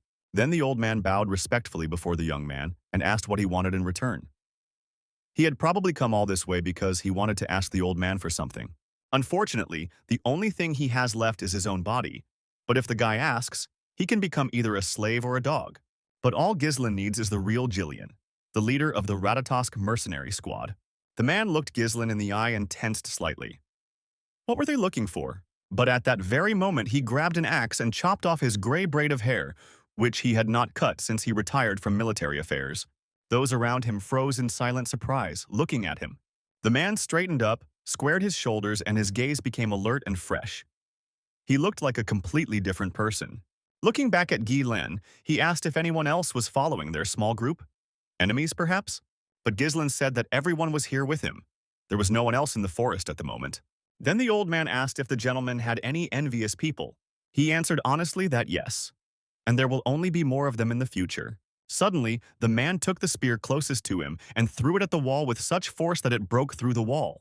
The spear had created a large hole in the wall, as it was imbued with mana. The old man had tied a long rope to one end, so when he felt that she had reached her goal, he pulled the rope back towards himself. And a spy flew into the room, his body pierced by the old warrior's spear. It was one of the Wildcat Squad's spies. The mercenary grabbed him by the neck and asked who had sent him. He wheezed hoarsely, not believing that the old man could sense him at such a distance. Gislin said the mercenary didn't need to extract all the information. He already had an idea who sent the assassins after him. The guy didn't want to get his hands dirty today, but it looks like he'll have to get rid of one opponent. Then the old man stopped him and said that he would deal with this assassin himself, after which he squeezed his neck even harder, blocking his airways. When the man had finally dealt with him, and not much time had passed, he changed his clothes and reported to Gislin that he was finished. Valinda looked tensely at the elder and thought that there was not a drop of doubt in his movements. Why does the young master need such a dangerous person in his circle? Bowing to Gislin, Jillian said that from now on his life belonged to the Lord. Now a significant portion of what Gislin needs for his territorial restoration plan has been secured. Jillian will be of great assistance in its implementation.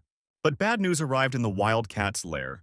The reconnaissance detachment was shamefully destroyed, and only one of them returned to report on the results of the expedition. Hearing this, the bandits raised a fuss, but their leader, Viego, ordered them to be silent. According to Mr. Bernard's information, with the current strength of the heir to the Burdium Duchy, he couldn't even detect them, let alone kill them. Was the reconnaissance squad really that incompetent? Or was their information incomplete? Then, one of the assassins told his leader that it seemed that Burdium's son had hired Jillian. After these words, the leader became furious, not believing his ears. He grabbed one of his subordinates by the neck and he swore that he saw everything with his own eyes. But the man wasn't exactly afraid of Jillian. On the contrary, he was glad that the man had finally shown up. Meanwhile, having prepared for the journey, Jillian set off with Gislin. Valinda, sitting inside the new wagon they'd hired specifically to transport Jillian's weapons, complained about how much he had. Couldn't he have just brought one sword or an axe? Gislin advised her to forget it. They needed another cart to transport Rachel anyway. Behind them, riding in an old cart, were Rachel, old Fergus, and Ricardo. Gislin asked his mentor to be patient. Sooner or later, all these weapons might come in handy. They still have to somehow get out of this dark canyon. Then, Valinda decided to change the subject and asked the young gentleman about the man who had been following them. She wondered if it could be a spy sent by Lady Amelia. Gislin said that it was certainly so, which was quite problematic. The spy was wearing a mask characteristic of the Cat Guild, and they are quite influential in Rhinefold. Valinda knew that this was a gang that was involved in murder, human trafficking, drug trafficking, and smuggling for money. The Wildcat gang is considered the dregs of society, willing to take on any dirty work. Among them are often seasoned, retired mercenaries. They are a fairly powerful dark guild. Valinda just wanted to tell Gislin to be extremely careful. These guys are way too persistent. The guy nodded towards Jillian and said that they had nothing to worry about as long as he protected them. Then, as if on cue, a gang of cats pounced on their cart, bursting out of the night shadows. Jillian reacted quickly and parried the blows of two opponents at once with his weapon. With a deft movement, he first cut off the hand of one of them, and then pierced the second with his sword. The dismembered bodies of the enemies were left behind, and the cart continued on its way. But then a new problem awaited the cart. The gang had set a trap for them. The cats had thought of everything. The cart was ambushed. The bandits surrounded the cart from all sides, leaving no room for retreat. The squad leader stepped forward and addressed Jillian directly. He called him a coward who had disbanded the gang because of his daughter. Jillian got down from the cart and replied that he didn't understand what the man was talking about. Viego became angry and told Jillian that his life had been ruined because of him. Was the old man really no longer able to recognize his former comrade? Jillian didn't recognize the man standing before him, but the commander didn't seem bothered by it. He narrowed his eyes and said he'd make Jillian remember. And at that moment, he ordered his people to attack the travelers and kill them. Ghislain asked Jillian if he needed help dealing with the gang. The man declined, saying he had a personal score to settle with the commander. So Jillian had to confront 10 clever bandits at once.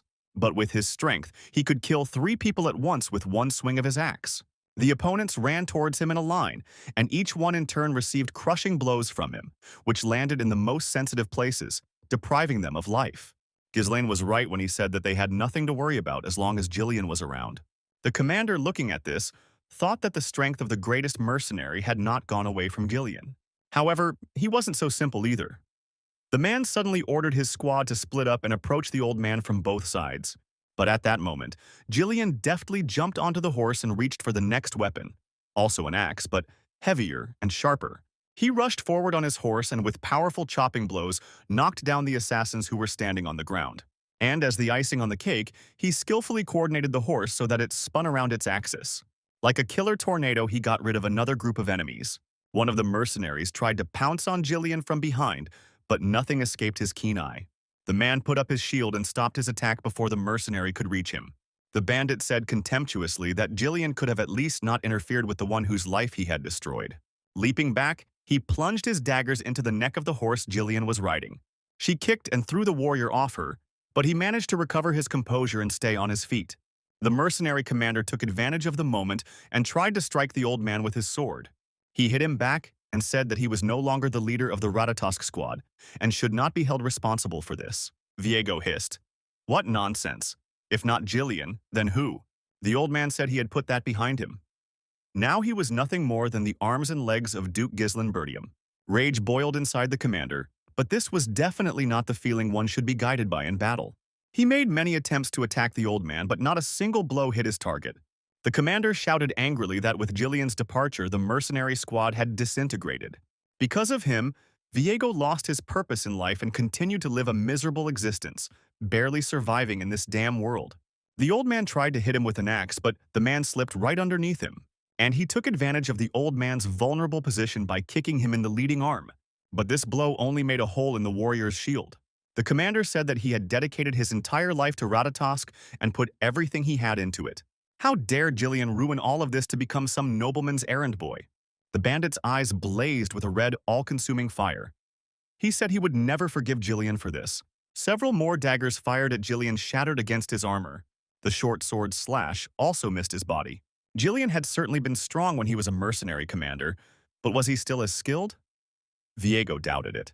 While the man fussed over his sick daughter, the commander continued to harden himself in countless battles. Now they are not equal. The commander has gone far ahead in his skills. He came from behind and threw several more sharp darts at Jillian. They bit into his arm, but did not penetrate the old warrior's armor. But it was just a distraction. The commander did it to get closer to Jillian. His dagger should have ended this battle, but Jillian, even after all these years, remained far stronger than him. So he caught the blade in his palm, and he asked his old acquaintance if this was really his only reason for revenge. The commander tensed. The old man had blocked the blow by wrapping his hand in mana? So he hadn't been fighting at full strength this whole time? As soon as Viego thought about this, he immediately got a fist in the face, so hard that he flew back many meters from Jillian, and he crashed into an old tree, leaving a dent. Blood streamed down his face, every muscle ached, but Viego was still choked by resentment, and hatred drove him to continue the fight. There was only one thing Jillian didn't understand. The commander had plenty of opportunities to take revenge on him. Why didn't the man come for his soul earlier? Viego quietly said that he had just arrived. But the mercenary commander, Ratatosk, wasn't there. He found only an old man he was sick of even getting his hands dirty. He was furious. Where had Jillian, whom he had once idolized, gone? Where had his idol gone? Then Jillian suddenly changed. He said that, although he might now serve another, he would honor his old comrade one last time. He is ready to fight the man with full force, as a former captain of a mercenary squad. Viego isn't so much a villain as a man with a broken destiny. Therefore, Jillian will fulfill his last wish and fight his friend with dignity. Overjoyed at the new opportunity to vent all the negative feelings that had been building up in his soul for so long, Viego instantly pounced on his former idol. This was exactly what he wanted, to come to blows like they used to, not watch Jillian play it safe while defending a pathetic feudal lord. They fought desperately, the clanging of weapons echoing through the forest, until Gillian grabbed his comrade's arm, squeezing it. Thanks to this, the opponent exposed his vulnerable spots, and the old man plunged a sharp dagger into his side, under the ribs. The outcome of the battle was clear from the start. The mercenary swung his heavy axe to finish off his enemy. But before that, he suddenly quietly told the leader of the Wildcats, formerly the commander of the 5th Platoon of Ratatosk, that he would never forget him. Gillian couldn't help but recognize Viego Villanos. He called him by name for the first time and said he would honor the memory of his former comrade. In the final seconds before his death, Viego smiled. For him, it was a dignified end. And at that moment, Gillian finished off his friend, freeing his tormented soul. Noticing that the old man had finished, Ghislain approached him from behind and praised him. The man had done a great job. Gillian apologized for wasting so much time dealing with Viego, but Ghislain wasn't angry. On the contrary, he was delighted with the man's skills. Gillian was capable of much more than the young man had imagined. When he left his home in his past life, he often heard stories about Gillian from his mentors. It was these stories that laid the foundation for his rise to the mercenary king. Fortunately, Ghislain reacted quickly and lured Gillian to his side. Ghislain was just curious about the gang leader the old man had fought. He told him about how they had been comrades in earlier years. The blonde gazed dreamily at the sky, wondering where his comrades from his past life were now. They were probably just living peacefully since they hadn't even met yet. Someday Ghislain will find them. But for now, he still has time. Before setting out, Ghislain and Valinda collected all the weapons and valuables from the slain bandits that could be resold later. 2 days later, a small detachment in 2 carts finally entered the lands of the Bertiums. Gillian looked around with interest at the surroundings where he would be working. Ghislain thought it would be nice to have a home to return to. After his first escape, he'd thought it would always be like this, but fortunately, it wasn't. Gillian, smiling insincerely, said that they had a wonderful county. But Ghislain hastened to tell him that flattery was completely unnecessary. He himself knew the disgusting state of the estate. The residents' houses have long since fallen into disrepair, and no one grows anything in the fields because all the farmers have been called up for military service. Gillian had heard that the Bertiums were being harassed by the northern barbarians, but he had never imagined that the situation was so dire. But Ghislain promised that he would soon sort out all the accumulated difficulties. That's why he needed Gillian's strength. The battle ahead will be long. All ties to Duke Delphin must be eliminated, and what is rightfully theirs must be reclaimed. He will bring life back to the lands of the Bertiums, no matter what it takes. At this point, the carriage slowly approached Bertium Castle itself. And before the gates, Valinda and Ghislain saw something they hadn't expected at all. Ghislain's father returned from his expedition early. After unloading the cart, father and son went up to the spacious meeting room in Bertium Castle. Ghislain and his father, along with the Count's closest confidants and advisors, discussed the state of the lands. They had few resources, and the border needed to be guarded. It would be possible to ask the Reinfolds for help, but according to intelligence, they are hiring soldiers and actively stockpiling food. There's nothing to be done. They need to find the money and rebuild a fortress in the monster-infested forest. By cutting the knights' salaries, they might at least be able to stay afloat. As Ghislain expected, nothing had changed. Everything was just as he remembered. Even the county's governing body was run by the same people as in his previous life. One of them was Randolph, commander of the Bertium Knight Corps. The second is a county treasurer named Albert. The third was the manager of the farm, and his name was Homer. For the mercenary King Ghislain, it had been decades since he had heard of them. But for young Mr. Bertium, only a couple of months had passed since he had last seen these people. And of course, the main figure among this whole company was Ghislain's father, Count Zwalter Bertium. As a child, Ghislain was afraid of his father because of his stern and severe face. Now the boy understood that this complete exhaustion and apathy caused by the weight of responsibility on his father's shoulders was the burden of an aristocrat. Having finished discussing urgent matters, the Count took freshly brewed tea in his hands and asked his son where he had gone from the castle. The guy said he stopped by the Reinfold estate and had to lie that he hadn't caused them any trouble. Meanwhile, the treasurer was interested in another question. Albert heard rumors that Ghislain had recently won money in a duel with Cain and asked if the guy had managed to spend it all. The young man said that this was not so. He simply went to resolve a matter with Amelia. Homer modestly reminded the boy that when he went on such trips, he should remember that he represented the Bertium family as its rightful heir. The guy waved it off, saying he hadn't forgotten. This irritated Homer, but he tried to hide it. Noticing how the men pounced on his son with questions, Svalter reined in his assistance. He also had a question of his own to ask his son. He'd heard that there had been problems in his absence. He learned that Ghislain had killed Jamal and Philip, who were trying to kidnap and sell Elena. The guy had already managed to forget about these slippery traitors. Randolph found it unlikely that Ghislain could handle them on his own, so he assumed the guy was embellishing the truth. Ghislain was not surprised. Even though the knights were traitors, they were under Randolph's command, so he was not happy about their deaths. So the guy decided not to get into trouble and amused the commander with a false confession that he had only staged their fight so that they would kill each other, and had not fought himself. And, unexpectedly for everyone present, Svalter praised his son, saying that he was a great boy. Whatever happens, the most important thing is that Elena is safe and sound. Therefore, Ghislain did his duty. The blonde froze, barely breathing. For the first time in his life, his father praised him. Then Ghislain asked his father if he could ask for one favor. His assistants thought that his request, as always, concerned his personal salary and warned him in advance that this would not happen. They all remember how Ghislain sold military supplies to spend the money on bets, and did many other stupid things. But, contrary to their expectations, the issue was different. He asked his father for permission to clear and conquer the beast forest. Upon hearing this, all four men stared at him in fear. As expected, his father gave him a firm no, raised his eyebrows and started screaming in surprise, which Ghislain later recounted to Valinda and Jillian. The girl wasn't surprised either. The beast forest was teeming with monsters. This didn't bode well. While the boy was gone, Valinda let Jillian in on the blonde's plan. He wanted to take over the beast forest with the money he'd received from Amelia, but we're talking about the forest of death, from which no one has ever returned alive. Almost nothing is known about it, because no one goes there. Ghislain agreed that the matter really didn't bode well for them, and with a mysterious smile, he headed for the room's exit. Valinda stopped him, fearfully asking what he was planning. Ghislain turned around and said that he had asked his father's permission more out of politeness, since he would do what he had planned anyway. Valinda followed behind and complained that she didn't understand at all why this place interested him so much. He promised to tell me later. If it came out now, there could be problems because of rumors. But if the development is successful, the profits will be colossal. There's a place near the entrance to the monster forest. It contains large deposits of runestones. This is a mineral imbued with magical power.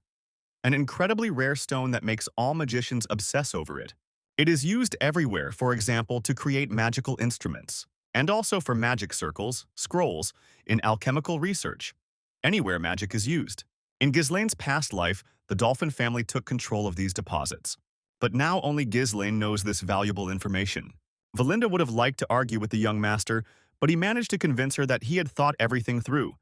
And Jillian, after all, had faithfully followed all orders. To begin with, Ghislain asked the mentor to go to the nearest mercenary guild and hire an army of about 2,000 people. Jillian stopped him, saying that the mercenaries were unpredictable and that such a large number of people was difficult to control. If they wanted, they could overwhelm them with their strength. But that's exactly why Ghislain decided to hold a selection. Speaking of useful guys, he knows one small group in the north. Their skills are among the best. Jillian understood which gang the guy was talking about. But in his eyes, they weren't reliable, more like crazy dogs. They are skilled warriors, but if something does not suit them, they will tear their employer to pieces just like real wild wolves. This squad of mercenaries calls themselves Cerberuses, and Ghislain is well aware of their characteristics. But he knows how to tame these dogs, so he sets off on his way to their camp. The Cerberus mercenary camp is located on the outskirts of the Zimbar lands. Ghislain hadn't even managed to enter the camp when local scouts noticed him, and thinking that he was just another traveler, decided to rob him. From the outside, the guy looked like just another pompous aristocrat. So, if everything went smoothly, they'd get a big piece of the action. But the enemy had crept up unnoticed. Frightened cries came from the outskirts of the camp, attracting the attention of all the mercenaries. And then the would-be scout flew into the crowd and Jillian grabbed him and threw him aside so that he wouldn't even think of harming the master. Naturally, this excited everyone else in the camp. They surrounded the warrior, their weapons ready for battle. Right in front of Jillian, the crowd parted in unison and a tall man came out to meet him, laughing slyly. He smiled unfriendly at the stranger and said that no matter how strong and influential he was, he should not even think that he would leave their land alive. But then his attention was drawn to Ghislain, who, riding a horse, rode into the camp a little later than his bodyguard. He wanted to see the chief, but the tall mercenary did not answer him. He took out his weapon, a heavy mace head attached to a long chain, and spun it, and then he lashed out at Ghislaine with it. Outsiders shouldn't be so brazenly invading their territory. But before the metal ball could hit the young gentleman, Gillian ran up to him and stopped the chain by wrapping it around his sword. The mercenary was amazed at the dexterity with which the man was able to pierce the chain link with his weapon. Ghislaine quietly but confidently said that the mercenaries did not understand nicely, so he would talk to them differently. The guy ordered Gillian to act as he saw fit, but not to kill his rivals. Then he grabbed the chain he had caught with his hands and pulled it sharply, causing the man holding it at the other end to fly into the air. He flew to Gillian and the man hit him hard with his fist, knocking the wind out of him. The man fell to the ground, and then the other mercenaries, outraged by the stranger's insolence, ran straight toward Gillian. Then he pulled the commander towards him again by the chain and threw him straight at the enemy. After this, the rest of the mercenaries were simply afraid to run into conflict. Ghislaine dismounted from his horse and again asked the nomads to bring the leader of the detachment to him. He's had enough of the flunkies. He wants to see the boss, but there was no need to even call him. The boy was dozing peacefully, but such a roar woke even him. The commander of the Cerberus mercenary squad himself came out into the clearing. It was a red-haired young man named Kaur. Ghislaine said he had come to hire a troop for his journey. Kauru didn't like that he first brought his people to a state of instability and then started talking about hiring them. Since he is an aristocrat, he must know manners. Ghislaine didn't feel the slightest twinge of conscience. He said it was the best way to get the mercenaries to obey. Kaura laughed at the word. Obey? And next time, would he arrange a massacre as a greeting? Nevertheless, the captain agreed to consider his request. They went into Kaur's tent, and he asked the young man to tell him about his plans. He responded by telling him about a forest of monsters and death. But there was no need to say much. Everyone in the county and beyond knew about this place. Ghislaine said that he wants to hire mercenaries to clear the forest of monsters. The warriors present began to whisper tensely. Was he really talking about that very forest, teeming with dangerous creatures? Kaur laughed quietly and asked who Ghislaine was to invade such dangerous territory. He said that he was the heir to the Birdium lands, so this matter was of great importance to him. But this only made the attitude toward the idea and the guy himself worse. He's known as Walter's worthless son. What kind of stupid prank did he come up with again? Kaur told Ghislaine that there was no place for such spoiled brats there. He wouldn't even listen any further. He waved his hand and told his guys that the negotiations were over, so let them take Ghislaine out of the tent. But the blonde grinned slyly. Could the commander really be scared? They say their unit is good. Could this really be just another overblown rumor? Kaur matter-of-factly put his feet up on the table and told Ghislaine to slow down. He was right. They were mercenaries. If the price wasn't right, they wouldn't work. Ghislaine boldly called the red-haired man a weakling looking for an excuse for his cowardice. Kaur said he wasn't even going to argue with such a fool. Let him pay for the damage and get out. But Ghislaine said that this wouldn't work and he wouldn't leave so easily. So the boys solemnly turned to the captain and asked him for Moriana's confession. Everyone present was taken aback, and their eyes widened in amazement. Kaur asked if the guy even knew what it was, but Ghislaine knew perfectly well what he was talking about. We are talking about a traditional duel in the world of mercenaries. Moriana's confession. Participants in the duel must fight with blades, without using mana. Their non-working hands are bound together. The duel is also fought within a tiny circle, crossing which automatically means defeat. It's a brutal fight for life. There have been many cases where both participants ended up dying. Ghislaine proposed to fight on the following terms. The loser must completely obey the winner's orders. Roughly speaking, to become his little dog, without having the ability to refuse this fate. Gillian was taken aback. The noble lord was about to follow the mercenary custom? In the mercenary world, refusing this fight was considered dishonorable. Neither Kaur could refuse, nor Ghislaine could take back his words if something went wrong. So Kaur agreed to give the young master a chance to earn recognition in the mercenary style. They immediately began preparing for battle. And less than an hour later, Ghislaine and Kaur found themselves in the same deadly circle. The mercenaries cheered for their commander and asked him to teach the arrogant aristocrat a lesson. Kaur smiled at his opponent as their hands were tied and warned that there was no turning back, and he sharply pulled the guy by the hand, pressing him closer to himself. He slyly whispered in his ear that he had already won 5 times, so Ghislaine simply had no chance of winning. Instead of being scared, Ghislaine also jerked Kaur sharply but in his direction. For him, 5 is too few. He's won such fights 100 times. in a past life, but his opponent doesn't need to know that. The battle began immediately after that. Ghislain attacked first, seizing the opportunity.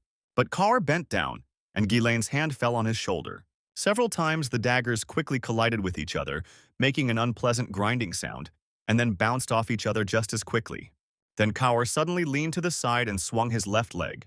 He hit Ghislain hard with it, and he, by inertia, raised his leg to defend himself. But it didn't make it any better, because the blunt blow filled my leg with pain right below the kneecap. Kaur grinned and said Ghislain was holding up well. But he couldn't believe Ghislain had won Morian's approval hundreds of times. Even one was hard to achieve. If you're going to praise yourself, you need to come up with something more believable. The boys clashed again to the sound of a roaring crowd of fans. But Jillian glared angrily at the mercenaries who were especially actively rooting for Kaur, and they fell silent in fear, no longer interfering with the fight. Jillian turned back and continued watching the fight. It was a losing battle for Ghislain. The circle's radius is small even for a single person. Given the rule prohibiting mana, this is a fight where physical ability alone decides everything. The difference in weight is critical, and the tied hands further restrict mobility. The young master can barely block and dodge. This means that a mercenary can easily seize the initiative in battle. But if things get dangerous, Jillian will immediately intervene to prevent the master's death. Kaur grabbed Ghislain's hand and deftly rested it on his shoulder, to throw the guy into a bend and throw him outside the circle. Ghislain landed on his feet, dangerously close to the edge, and his muscles were suddenly pierced by pain from the recent blow. Without mana protection, pain will accumulate in the part of his body that he blocks blows with. Kaur was pleased to see the confusion on Ghislain's face. The boy's attempts at resistance looked pathetic to him. Of all the nobles he'd met, Bertium was the most stubborn. But that's all, I suppose. Ghislain can block with his blade or dodge, letting small jabs pass if they don't interfere with his strategy. But Moriana's confession is a manaless fight, and the damage only increases while Ghislain blocks attacks. He probably already feels his legs starting to cramp. It's written all over his face. But he still continued to fight, and this only made things more fun. Kaur twirled the dagger in his hand so that its blade was pointing downwards and swung it with force. But instead of hitting with the blade, he kicked the blonde again on the sore leg, in the same place. His legs gave way. Ghislain exposed his vulnerable back and Kaur swung his dagger at him. The spectators gasped. Jillian was already ready to rush to the aid of the young gentleman and grabbed his weapon. But the guy dodged the blade at the last second. He almost fell to the ground, but dodged the sharp blade that passed dangerously close to him. Miraculously escaping this situation, demonstrating frightening agility, Ghislain slipped back. And with the blade of his dagger, he left a shallow wound on the commander's rib. He furiously tried to retaliate, but Ghislain dodged his blow again. He again bent down as low as possible, dodging, and this time he cut the commander's chest from below on the other side. The crowd had thought up until this point that their captain was clearly dominating the fight, but things weren't so clear-cut. They supported the man and asked him to pull himself together and show this brat some class. But each new blow from the red-haired man missed the target. Ghislain pushed him hard with his shoulder, confusing him, and he took advantage of his opponent's moment of disorientation to punch him in the face. And then he turned his dagger in his hand and thrust it with all his might into the man's non-working hand, piercing it right through. A wave of indescribable pain pierced his body, and the red-haired man began to chaotically stab forward with the knife, but each time he missed Bertium. How did that brat even take control of the battle? He was barely hanging on. What the hell was going on? But Jillian understood. Power snatches overexert your muscles, significantly limiting your body's movement. Trying to regain momentum, you gradually lose mobility. Ghislain, however, didn't put up much of a fight. On the contrary, he maintained a calm defense, moving at his own pace. Jillian never thought the weight advantage could be overcome in this way. Kaur's strength gradually began to leave him, but he could not give up and disgrace himself in front of his squad. Ghislain praised his opponent. His resilience is impressive. In his place, many would have given up and used up their mana. Kaur noted that Ghislain genuinely spoke as if he'd been through 100 similar battles, and Kaur became captain thanks to Moriana's confession. Anyone who breaks the rules of this ritual has no place in the world of mercenaries. Taking a breath, the red-haired man admitted that in terms of skills he was clearly inferior. But the victory conditions don't stop there. An important condition of the duel. The one who crosses the boundaries of the circle is considered the loser. Kaur swung with all his might and threw Ghislain's body over himself. No matter how skilled a guy is, if he is thrown out of the circle, he will definitely touch the ground outside of it and lose. But right in the air, Gislin twisted and turned to face his opponent. Having regrouped, he found himself in a very comfortable position above the ground, and he kicked Cower with all his might so that the momentum would throw them both back and the boys would remain within the circle. The fact that their hands were tied gave them additional security, and Gislain was able to pull himself even closer by them. Then he rested his feet on the commander's hips, and with his free hand managed to grab him by the shoulder. Unable to keep his balance, Cower fell to the ground and Gislain pinned him face down to the ground outside the circle. It's over. Gislain has won a fair and square victory over him. Cower croaked, turning his head. Who the hell is Gislain? Where did he get such skills? Instead of answering, Bertium proudly said that the commander's words lacked respect for the man who had just become his master. Pulling Cower towards himself, Gislain helped him to his feet and find himself back inside the circle. The guy didn't understand what this was about since the fight was already over. But Gislain said not yet. He hadn't left the circle yet. It's time to train your new subordinate. And with these words, he hit the red-haired man in the face with all his might, causing him to almost fall to the ground again. Cower shouted indignantly and tensely that, according to the rules, if you have already left the circle, then the fight is considered over. But Gislain asked, will Cower really also tell the rules on the battlefield? The boy tried to object, but Gislain forbade him to doubt his master's words. Gislain hit the boy in the face many more times, and with each blow it became more and more covered in scarlet blood. The mercenaries were starting to get very uneasy watching this. Maybe they should intervene. The fight was already over. Cower begged for mercy, but the blonde remained adamant even then. He wanted to finish the job and force the guy to leave the circle entirely. Then Cower could not bear it any longer and ordered his people to kill the young master, because he was very afraid for his life. But their path was blocked by Jillian, who promised to kill anyone who even touched the young master with a finger. The mercenaries trembled with fear and did not take another step towards the boys. While Gislain was desperately beating him, Cower was thinking about only one thing. All the aristocrats who came to him before were just pathetic cowards. Arrogant pig, cunning parasite, narcissist. It was worth scaring them a little, and they immediately began to grovel. It was fun to turn the situation to my advantage and empty their pockets.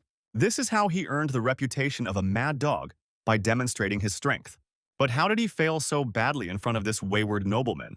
Gislain beat him almost to death, and the mercenaries were seriously worried about the health of their commander.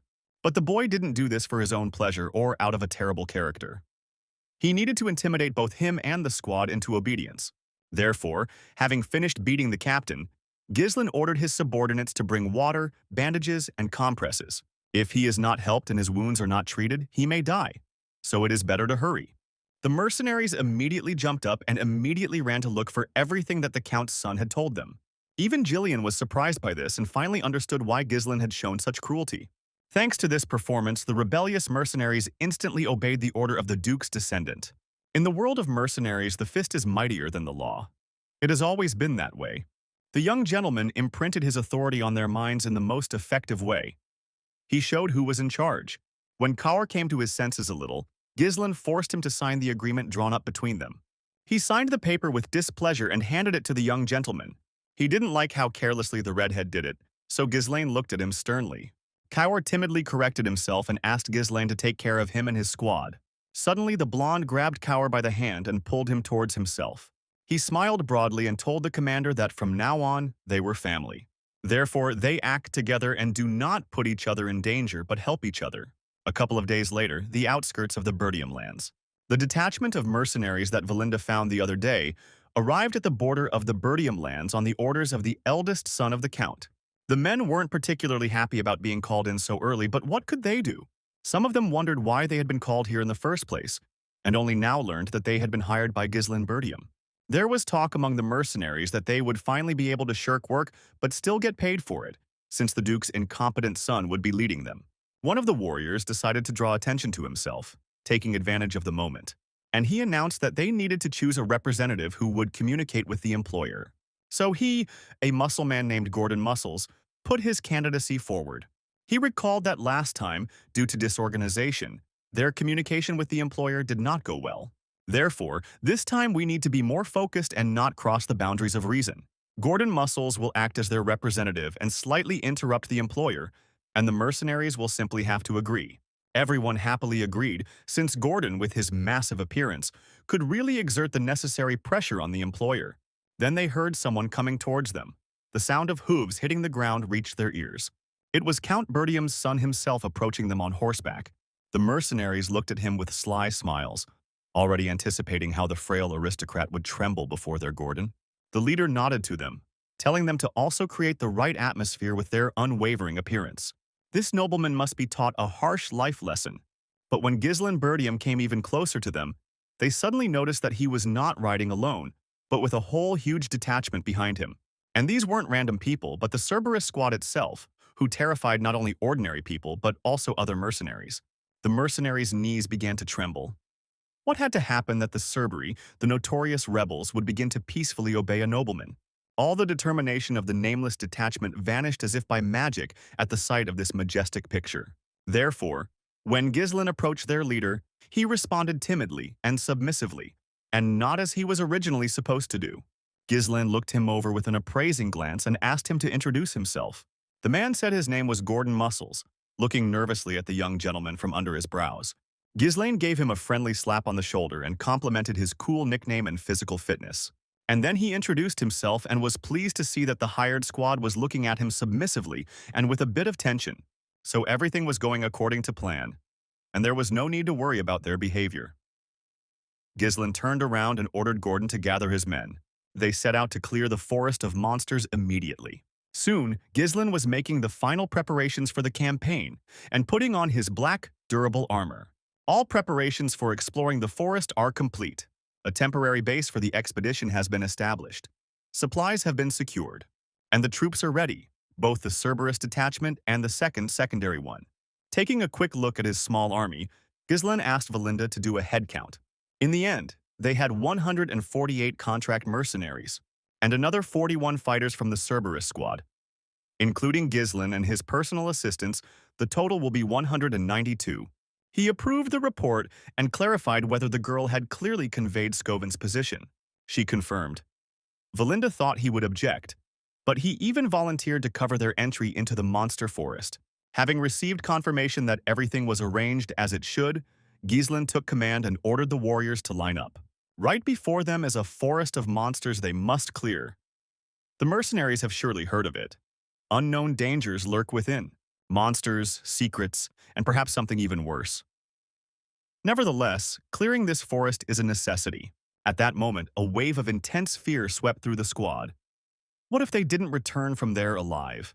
Valinda shouted at them and ordered them to remain silent while the master spoke. Then Ghislain said that he was ready to let go of those who did not want to take risks, but in case of success, he would guarantee triple payment to everyone. Valinda nearly turned white with nerves. What was he even talking about? They'd already spent almost all their savings on organizing the trip. Ghislain lied to her that he only said this to boost motivation, but he was confident that he could afford the expense, since if successful, the expedition would pay for itself many times over. He turned to his mentor and asked her seriously if she trusted him. The girl sighed heavily and said that she had to. Meanwhile, Kaur chuckled and said that lying about triple payment was a rather reckless plan. But Gillian merely calmly replied that there was no need to doubt the master. So, the expedition to the monster forest begins. Right now. Ghislain turned to face the forest and announced that they were setting out. The first thing Ghislain did upon entering the forest was give the order to cut down the trees. This was necessary so that at least a little sunlight could penetrate into the clearings, which had previously been blocked by the thick, dense branches of the trees. Ghislain gestured forward, telling the warriors to continue clearing a path in that direction. Let them fell trees and load them into the carts. Those who weren't busy should uproot the stumps. According to the report of the Dolphin Dukedom's conquest of the monster forest in its past life, the monster forest is incredibly vast. One day they'll drive out all the evil spirits from here and conquer its resources, but for now, it's more important to focus on money. Right now, they need to pave the way to the runestone vein. The profits from this expedition are critical to thwarting the jealous Bertium. Ghislain also helped with cutting down trees and wasn't afraid to get his hands dirty, which pleasantly surprised Kaur. The other mercenaries wondered, was he setting an example for them with his work, or was this just another aristocratic show-off? But Valinda, who was keeping order, quickly dispersed the gossips and sent them to work. They really irritated her with their behavior, but she had to put up with it. Valinda asked Ghislain why he was working himself if he hired so many people. They would start looking down on him because of it. The guy said it didn't matter. The more people working, the faster things would go. No one would want to linger in a place like that. Valinda pouted and was forced to agree. Besides, Ghislain was acting so clever, as if he already knew everything about this place. Cower, looking at them, joked that the lady was so worried about the gentleman that he was even jealous. And Gillian, supposedly by accident, hit him with a log that he was holding in his hands for such a joke. The way Gillian and Cower quarreled over trivial things between themselves looked quite funny from the outside. Ghislain thought with satisfaction that so far everything was going smoothly. Duke Dolphin, having conquered the kingdom and founded a new dynasty, focused primarily on conquering the monster forest. Ghislain didn't immediately understand why. But then he received a report from his expedition, which listed key mineral deposits and monster habitats. This allowed him to prepare thoroughly. However, the fact that nothing was happening made him uneasy. After all he has is knowledge from notes, not real experience. The deeper they penetrated into the thicket, the more tense the situation became. Therefore, Ghislain advised the warriors to remain vigilant. The forest is becoming increasingly dense and difficult to traverse, and therefore could become more dangerous. However, while nothing bad was happening, the mercenaries had time to relax. Perhaps they'd been lied to about the forest's dangers all this time. Maybe it's all just rumors. Gordon didn't even lift a finger before agreeing to everything. Although, of course, triple pay is a compelling argument. But then suddenly one thing dawned on Gordon Muscles, as if it had dawned on him. They felled a bunch of trees to make their way here. The mercenaries nodded affirmatively, not quite understanding what their leader was getting at. Then Gordon lowered his voice from the tension and asked them, "Where then is the road they cut back?" He was not the only one who realized the approaching danger. So Ghislain ordered his men to take a defensive position. The warriors almost trembled. Why were they all so tense all of a sudden? Ghislain turned his attention to Gordon, who had not yet responded to the order and was still cutting down trees. And he called him to him, ordering him to walk very, very slowly, otherwise he would die. He tried to do this, but became completely inattentive due to fear. And with the log that was lying on his shoulder, he hit a tree standing nearby, making a lot of noise. The earth immediately began to shake, and poor Gordon fell to the ground, dropping the unfortunate log. The tree behind him seemed to tremble at that moment, swaying its heavy branches.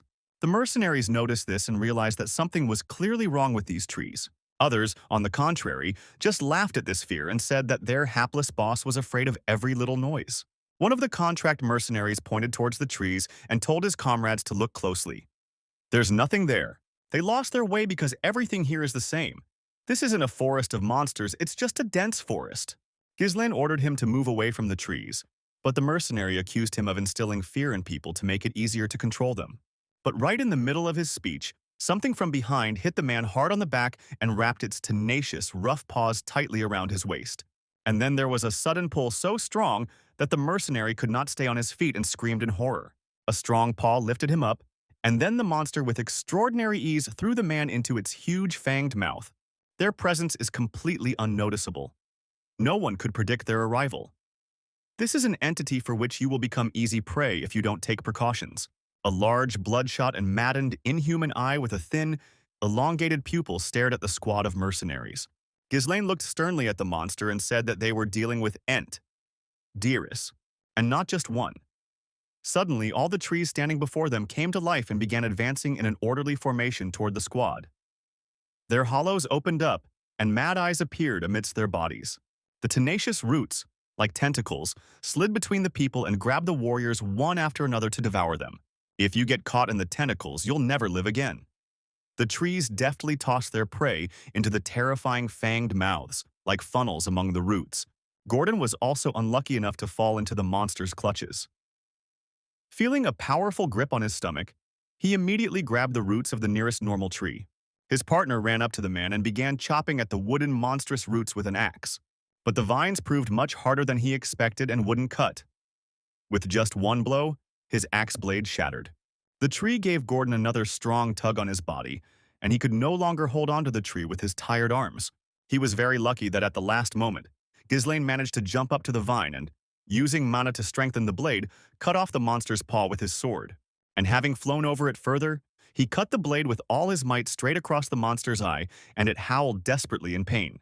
The mercenaries saw what their employer had done and realized that the weak point of these creatures was their eyes. Taking a deep breath, Ghislain shouted at his subjects in a voice that was not his own, telling them to wake up. If they're scattered, they'll be easy targets. Everyone, raise your shields and form a tight formation to keep everyone safe. Ghislain ordered them to focus on defense until his next order. The mercenaries lined up in several neat ranks and found themselves covered by shields on all sides. Meanwhile, Ghislain returned to the carts and, together with Kaur and several other people, took out a supply of oil lamps from there. Ghislain ordered to take them out and scatter them around the perimeter. This will burn the monsters. Meanwhile, the squad was terrified to death as the monsters were closing the distance more and advancing. Ghislain took advantage of this and ordered lamps to be thrown at the monsters while they were at a convenient distance. One after another, they flew into the monstrous trees. Tiny lights flickered in the darkness of the dense forest, illuminating the terrifying silhouettes of the enemies. But the monsters turned out to be more intelligent, surprisingly, and broke the glass lamps with their strong vines. The mercenaries tensed. This way they wouldn't be able to burn the trees as their commander had ordered. One of the trees, a particularly large one, moved closer to the mercenaries and stretched its roots towards them. But right in front of them, Gillian ran out and knocked away the vines with his strong battle axe. Valinda ran up after him and threw 3 sharp daggers straight into the monster's eye. Ghislain approved of their actions and told them to continue covering the Cerberus squad and continue throwing lamps at the monsters. He himself boldly stepped forward and said that he would distract the attention of the trees. Valinda wanted to stop him, but she couldn't, so she asked him to be as careful as possible. Ghislain barely heard her. He charged his sword with mana and drew a huge figure 8 in the air. The trees suddenly crawled closer to Ghislain, and one of them revealed massive round feet that were hidden under a layer of thick roots. The mercenaries were frightened. They would trample their master now. But Ghislain deftly jumped aside from the leisurely, massive leg and prepared to jump. And then he plunged his sharp sword into the monster's eye, crushing it. He lost his balance and the tree tilted back due to the impact. Valinda realized that they might not have a better moment. So I ordered the squad to throw the lamps right now. This time it will work. And so it happened. The glass lanterns shattered on the tough bark, and the tiny flames instantly burst into a huge blaze in the trees. There you go. They finally managed to seize the initiative in the battle. But Ghislain ordered them not to rejoice prematurely and not to stop. The squad threw more and more lamps at the monsters to burn them to ashes. The heat engulfed the entire clearing, and the air became hotter with each passing second. Incredible! They can actually fight these monsters. With such a strong fire, this entire demonic forest could burn down. The warriors were already overjoyed that defeating them was supposedly much easier than they thought. Only Ghislain was not happy because he understood that this was not the end. Now they will show the mercenaries their true nature. Gradually the fire began to die down, and thick gray smoke spread across the field. A shiver ran down the men's spines. It seemed too soon and too quickly that such a large fire had gone out. Everyone immediately turned to the young gentleman with questions. What is going on? He said that only their shell was vulnerable to fire, but not the inside. When the flame reaches the wet core, steam is formed, and as soon as it dissipated, even more terrible monsters appeared before the detachment. Their bark was burned, and only slippery tentacles and shapeless bodies remained. The monsters screamed shrilly, baring their razor-sharp teeth. The mercenaries staggered back, hoping the fire had killed their enemies. Ghislain raised the blade of his sword majestically, calling everyone to pay attention to him. It's time to take up arms and move on to the next step of the plan. Now they'll engage the monsters in close combat. The mercenaries shook with fear, their hearts pounding like crazy. How could they fight these giants? They'd simply be trampled. But Cerberus's squad proved braver than the other half of Ghislain's army, so they grabbed their swords and rushed into battle with gusto. Valinda ran after him. She seemed completely unafraid and preoccupied only with worrying about the young master's safety. Gillian turned to the contract mercenaries and asked them why they were hesitating. The order from the master has been received. They are obliged to trust him and help him win the battle. Having plucked up their courage, they joined the fight. Whatever. In any case, if something goes wrong, the employer will figure out what to do next. The monsters' shells have burned away, leaving their bodies vulnerable. They can be defeated without mana, only by skillful swordplay. Now they are just big scarecrows that the warriors crush one after another, with just one blow. Ghislain's past life taught him that uncertainty is death. His task is to remove the doubts of the people who follow him, to instill in them the will to turn the impossible into possible. That's why he fought especially desperately and brutally cut down the monsters, so that it would be easier for the mercenaries to follow a strong leader. With this attitude, the fight did not last long. The entire clearing was littered with the lifeless bodies of monsters who had literally vanished before our eyes. Silence reigned. Ghislain ordered everyone to line up. He reminded them they were dealing with a forest of monsters. Even the entrance was full of monsters like the horror ent. But they needn't worry, because Ghislain will always be ahead. He looked at the squad seriously and asked them to trust him and follow him. This instilled confidence in the men. It was unusual to follow an aristocrat so far removed from the world of mercenaries, but Ghislain had already done much for them. So he earned his respect, and together they set off on their adventure. Along the way, they continued chopping down trees, clearing the forest. And they fought with all sorts of monsters that they encountered along the way, from crystal monsters to wild tribes of orcs. Of course, it wasn't easy for them. Battles were always dangerous, and any one of them could be their last, but the squad confidently pushed deeper into the forest. One day, they came across a huge mutant rat, weighing as much as 5 or even 10 people. Exhausted from the long fights, the mercenaries were barely able to stand. How many more of these monsters would pop up? But the strongest in Ghislain's squad confidently rushed into battle, controlling the forces expended. Cower flew between the rat's legs, cutting off its thick leg with his sword in the process. Gillian jumped closer and used his shield to protect the squad from her attack. Then Ghislain attacked from behind and pinned the monster's mouth to the ground, piercing its jaw with his sword. Everyone was safe, which is good news. They dealt with that monster pretty quickly. Mercenaries were once again convinced that if they want to live, they need to stay close to their employer. Gillian noted that they were making good progress. With practice, the mercenaries had become more confident and skillful. The boys continued chopping down trees. They still had a long way to go. They needed to continue clearing the way. There were still some mercenaries who regretted ever agreeing to this mission, but even their fear drove them forward. The sooner they finished, the better. By nightfall, the detachment had made its way to a small lake located deep in the forest. Their eyes lit up with relief. They joyfully rushed to the clean water, washing themselves and even drinking it to refresh themselves. Valinda was worried that there might be monsters in the lake too. But Ghislain did not stop the warriors. So far, everything is going according to plan. This lake is a crucial landmark on the way to the runestone vein. The mercenaries set up camp on the shore of the lake and stopped for the night. The mercenaries lit a fire and sat down to dinner, chatting about what had happened over the past few days they had spent in the forest. By this time, many of the contract mercenaries had grown weary of the journey. They were so desperate that Manus even suggested they secretly return home. Manus is one of Gordon's warriors. He suggested not taking any risks. Life is more valuable than money. Gordon replied that they'd already come a long way. According to the employer, the target was near the edge of the forest, meaning they were almost there. Manus said Ghislain might be deceiving them. They didn't call him the Birdium thug for nothing. He's obviously just trying to curry favor with his father. The mercenaries confronted Manus with his loud words. They'd already received their advance. They couldn't just run away like that. Besides, Ghislain had saved their lives so many times. The man persisted. Yes, Ghislain fights well, but they've just been lucky so far. One mistake and they'll all die. Manus is sure that they will be used as cannon fodder when things get dangerous, just like those damn aristocrats usually do with mercenaries. Little by little, he succeeded in sowing discord among the mercenaries. He wanted to escape, but trying to fight his way through a crowd of monsters alone would be suicide. Instead, he uses his comrades as bait whenever possible. But one of the mercenaries decided to put him in his place and said that without their employer, they would have been dead long ago. He pointed his finger towards Ghislain, who was talking about something with the other mercenaries. The guy took out a small pot of ointment and smeared it on his subordinate's wrist. He did it very carefully and told the boy not to let water get into the wound, otherwise it might fester. It was also an expensive medicine, Valinda said so herself. But the guy didn't mind, saying the medicine was meant to be used, not saved. After this guy, the next one in line approached Ghislain, and the young gentleman also happily helped him. The mercenary who argued with Manus said that the medicines and potions Ghislain uses are worth more than the medicines themselves. Would he treat mercenaries this way if he wanted to use them as cannon fodder? He was different from all the employers they had dealt with. Manus had nothing more to say in response. He turned irritably and walked away from them. He had failed to win them over to his side. After finishing helping the mercenaries, Ghislain told them to go to bed and rest.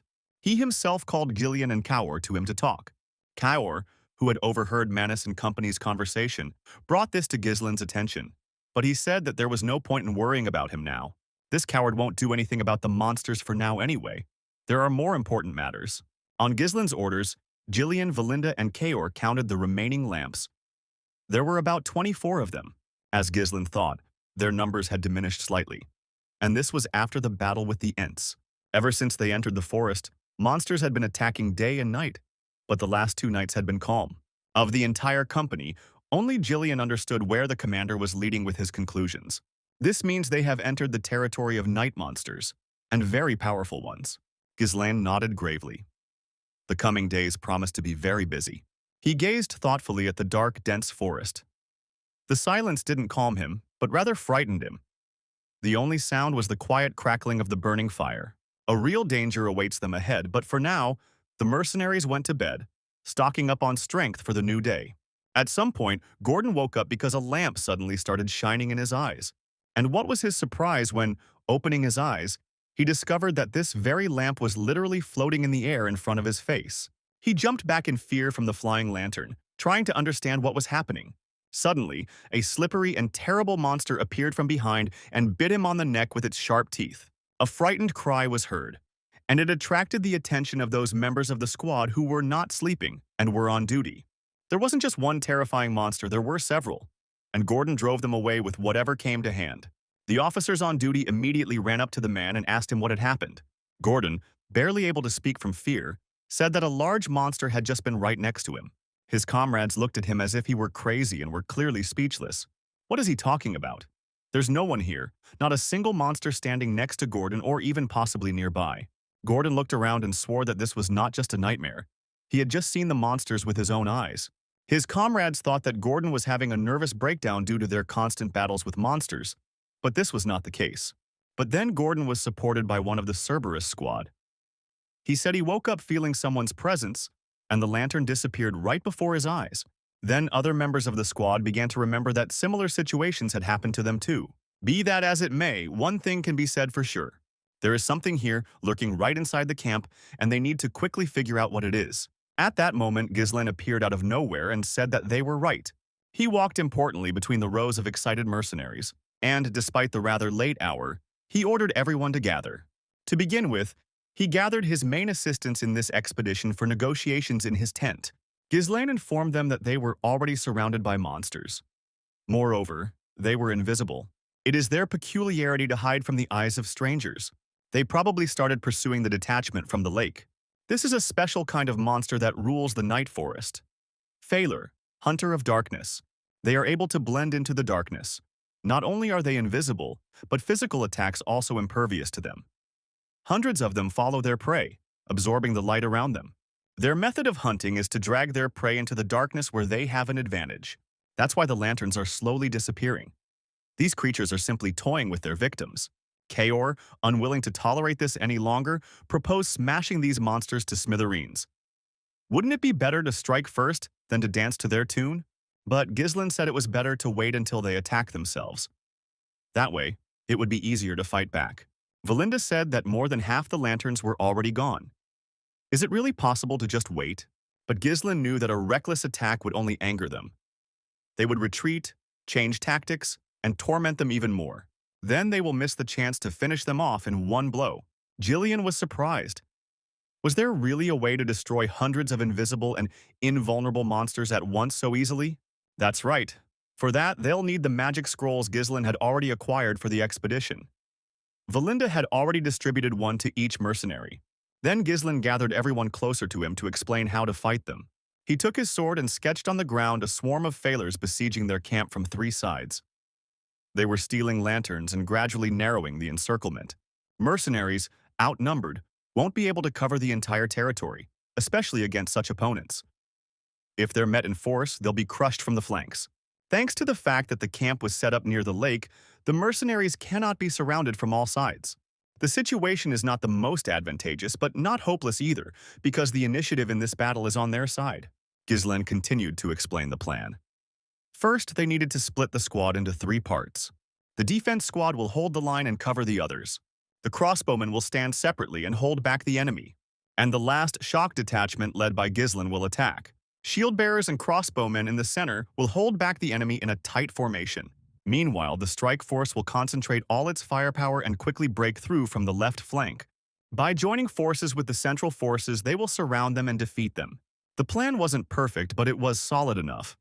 If the center holds up, it might just work out. Suddenly, Valinda stopped the discussion of the boys' tactics, and she asked, hadn't the master said that attacks were useless because the monsters could blend with the darkness? How did he plan to fight them? Then, everyone present turned their gaze from Valinda to Ghislaine, also wanting to hear the answer. Ghislaine didn't say anything, so Kaur suggested using mana. But Ghislaine smiled. He actually had that figured out too. It wasn't for nothing that he'd bought the magic scrolls. Soon the army was divided and ready for battle. The units took up their positions as Ghislaine had planned. Their last lantern was taken from them, so the monsters finally appeared from the darkness and surrounded the camp. The following was written in Duke Dolphin's diary. The Fowlers are elusive in the dark, and even if you see their silhouette, you can quickly lose sight of them. Fighting them is almost impossible.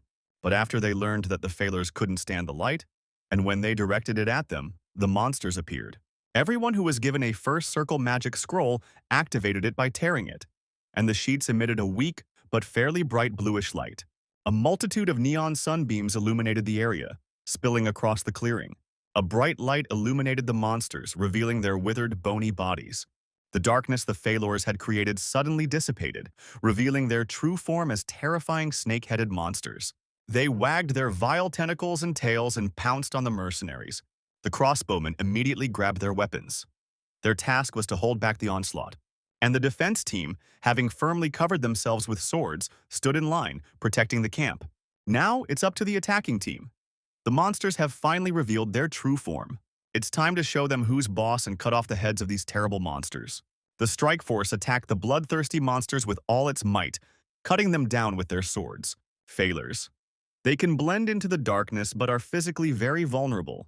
The detachment reduced their numbers at all costs. With such a force, they quickly broke through. Jillian mainly draws the enemy's attention to herself. Meanwhile, Kaur deals with them, giving a worthy rebuff.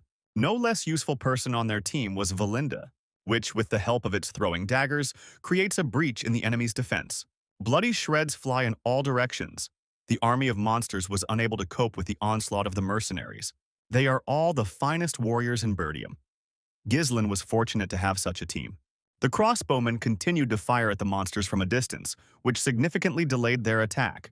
However, they soon ran out of ammunition, and the strike force had not yet managed to carry out its plan. The monsters were already very close, and it was difficult for the knights to continue to defend themselves with their shields. But just as the monsters were about to pounce on them, a strike force arrived and protected the rest from the attack. Ghislaine praised both squads. They had held up well in their absence.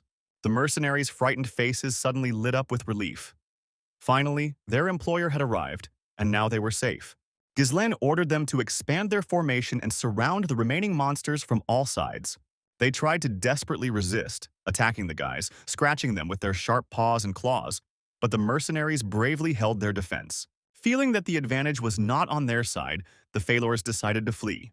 Ghislaine was angered that the monsters hadn't waited for their ambush. And they were smart. The boy ordered Valinda to find their leader. He was the only one with horns on his head. It was he who gave the signal to retreat. The monsters were about to leave, but that couldn't be allowed. Ghislaine knew they were obsessed with their prey. Even if they retreated now, they would pursue him to the end. They don't have the strength for a second fight. A protracted battle must be avoided. If the leader is captured, they will lose his control and disperse completely into the darkness. We need to take him here and now. Realizing how serious this was, Valinda agreed with the order, as did Ghislaine's other assistants. Valinda activated her mana reserve and pulled out a thin but very strong rope from her bosom. She threw the end to the nearest tree and tied it around one thick branch. And then she suddenly pulled herself up to fly over the army of monsters and get the best view. She easily tracked down the leader of the monsters in the crowd and threw her rope at him.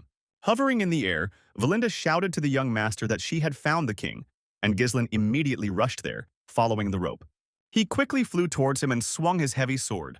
With one powerful blow, he pierced the fragile body of the ruler. Blood gushed from his body, and the monster let out a loud, painful cry for the last time in his life. As he died and fell to the ground, Ghislaine addressed his subordinates. He announced that the pack leader was dead, meaning they could easily shoot the rest. And everyone instantly pounced on the monsters, forgetting all fear. The body was filled with adrenaline, and the soul with the confidence that they could do anything. They spent the whole night exterminating dark monsters, but finally, the long-awaited dawn arrived. The last monster was slain. A blissful silence fell over everything. Though my body ached with fatigue, my heart swelled with joy that it was all over. Victory is theirs.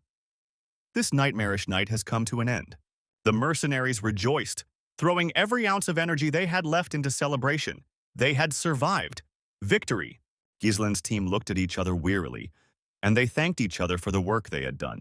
Gislin asked Valinda to check the numbers and Kaur to bring people from Cerberus. He and Jillian would go and scatter the Phalar corpses around the camp.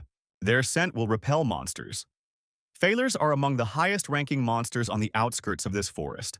Jillian boasted that even he understood that this was necessary for the camp's safety. Kaur merely tisked in irritation at his arrogance. They, as always, began to attack each other. But Ghislaine did not worry, since he understood that it was just pranks. About 10 days had passed since they entered this forest. Including the Phalors, they dealt with all the dangerous creatures in their path. All that remains is to develop the rune vein. Is this the end? When Valinda returned, she said that there were 126 contract mercenaries, 3 fewer than there were before the battle. There are 41 Cerberus, still no losses. This made Kaur very proud. 3 of the mercenaries were killed, but their bodies were not found, so it is impossible to establish their identities.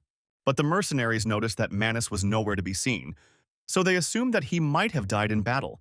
But one old man said that, knowing Manus, he most likely ran away, and they turned out to be right. And along with Manus, 2 others escaped, the very same ones who were considered missing. They were frightened by how terrible the battle was, and, deciding that they would not survive it, they fled. While the monsters are distracted by their squad, they need to try to leave the forest as quickly as possible. But then Manus's comrades froze and turned pale. He scolded them for stalling. But then one of the warriors pointed with a trembling hand at something behind Manus. The man turned around in fear. In the darkness, 2 red snake eyes the size of their heads glowed. A view of enormous mythical crystals opened up before them, brightly illuminating the clearing. A scaly body swayed between them. They encountered a huge carnivorous snake, which grabbed them with its jaws so quickly that they had no time to react. All 3 died. The mercenary squad, having finished with another battle, loaded the carts with logs again, clearing a passage for themselves further into the forest. Kaur noticed that after the last battle, the mercenaries became even more obedient and carried out orders without question. This is the first time he sees these slackers working so harmoniously. Jillian, passing by, sarcastically remarked that at least they were working, unlike some others. But Kaur ignored the rebuke. The red-haired man was even upset that their squad would be disbanded after the mission. But Gislin said that he was going to hire them as his personal guard. It is believed that in mass battles, unorganized mercenaries cannot defeat a regular army. But these guys have already surpassed the average level thanks to their experience. They will be an excellent foundation for expanding Bertium's influence. Gazelle, Kaur's right-hand man, returned to the party and said that his team had scattered the corpses of the Phalors along the trail as ordered. Gislin's plan is actually working. They haven't encountered a single monster since leaving camp, even though they should have encountered at least one. However, the young gentleman felt very uneasy. He hoped his worries were in vain. While the work was going on, Valinda flew up to Gislin. She returned from a reconnaissance mission on which the young man had sent her. She found something ahead, just as he had predicted. The boy's heart sank in his chest. He ordered the squad to continue their journey at full speed. The goal was right in front of them. And the closer they got to the precious stones, the brighter the forest became. Neon light shone through the thick tree trunks. Very soon they arrived at their destination. An extraordinarily beautiful view opened up before them. Gislin announced that they had achieved the goal of their expedition. Here it is, a vein of rune stones of the highest quality. For the first time, the mercenaries learned the true purpose of their journey. They couldn't have imagined they would find something so valuable. Valinda joyfully flew into the young gentleman's arms. How did he know about this place? The glowing stones were simply beckoning. They're so rare that you might never see one in your entire life, and yet here they are in such abundance. But suddenly, among the magic crystals, they noticed a dark human silhouette. It was the body of the dead mantis, and it looked so mutilated that the body was chilled with fear. Suddenly, the man fell to the ground and was dragged deeper into the pile of stones. Gordon immediately rushed to his comrade, hoping that he could still be saved somehow. But Gislin blocked his path and ordered him to retreat. He swung his sword hard, clearing the fog that covered the ground in front of the treasure trove and revealing a multitude of gnawed bones. Corpses were strewn everywhere, and not just monster corpses, but human ones too. Ghislaine voiced the general thought. Apparently, they won't get by with simply extracting runestones. Given the scale, it's likely that a high-ranking monster's nest is located here. Among the remains are fresh ones, indicating the site isn't abandoned. The toxic fumes from the corpses mixed with the fog so they didn't notice right away. Damn, there was nothing in the notes about the danger at the vein. Ghislain turned to face the crystals and gathered people around him.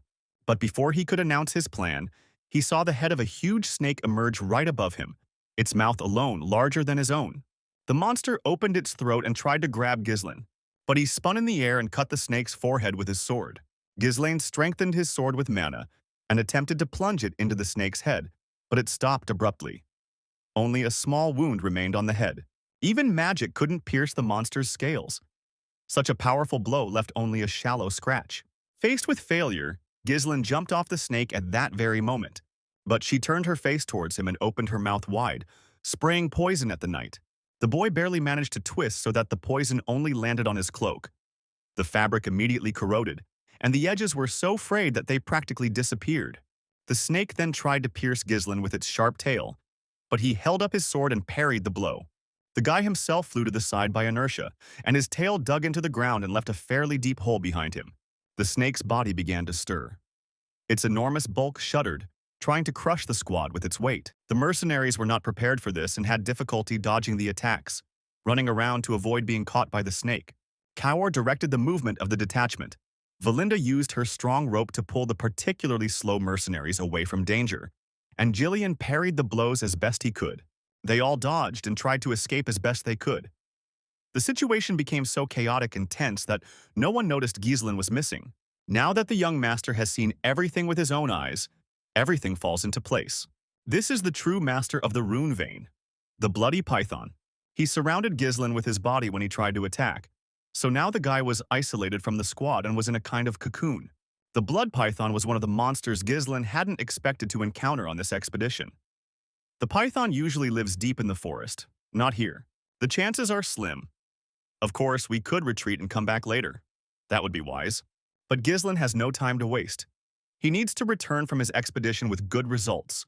If he retreats now, everything that has been done up to this point will lose its meaning. He had a huge responsibility. There was no retreat. So Ghislain rose decisively to his feet and activated the mana core in his chest. Then he opened a second and even a third cannonball and broke free from the python's grip.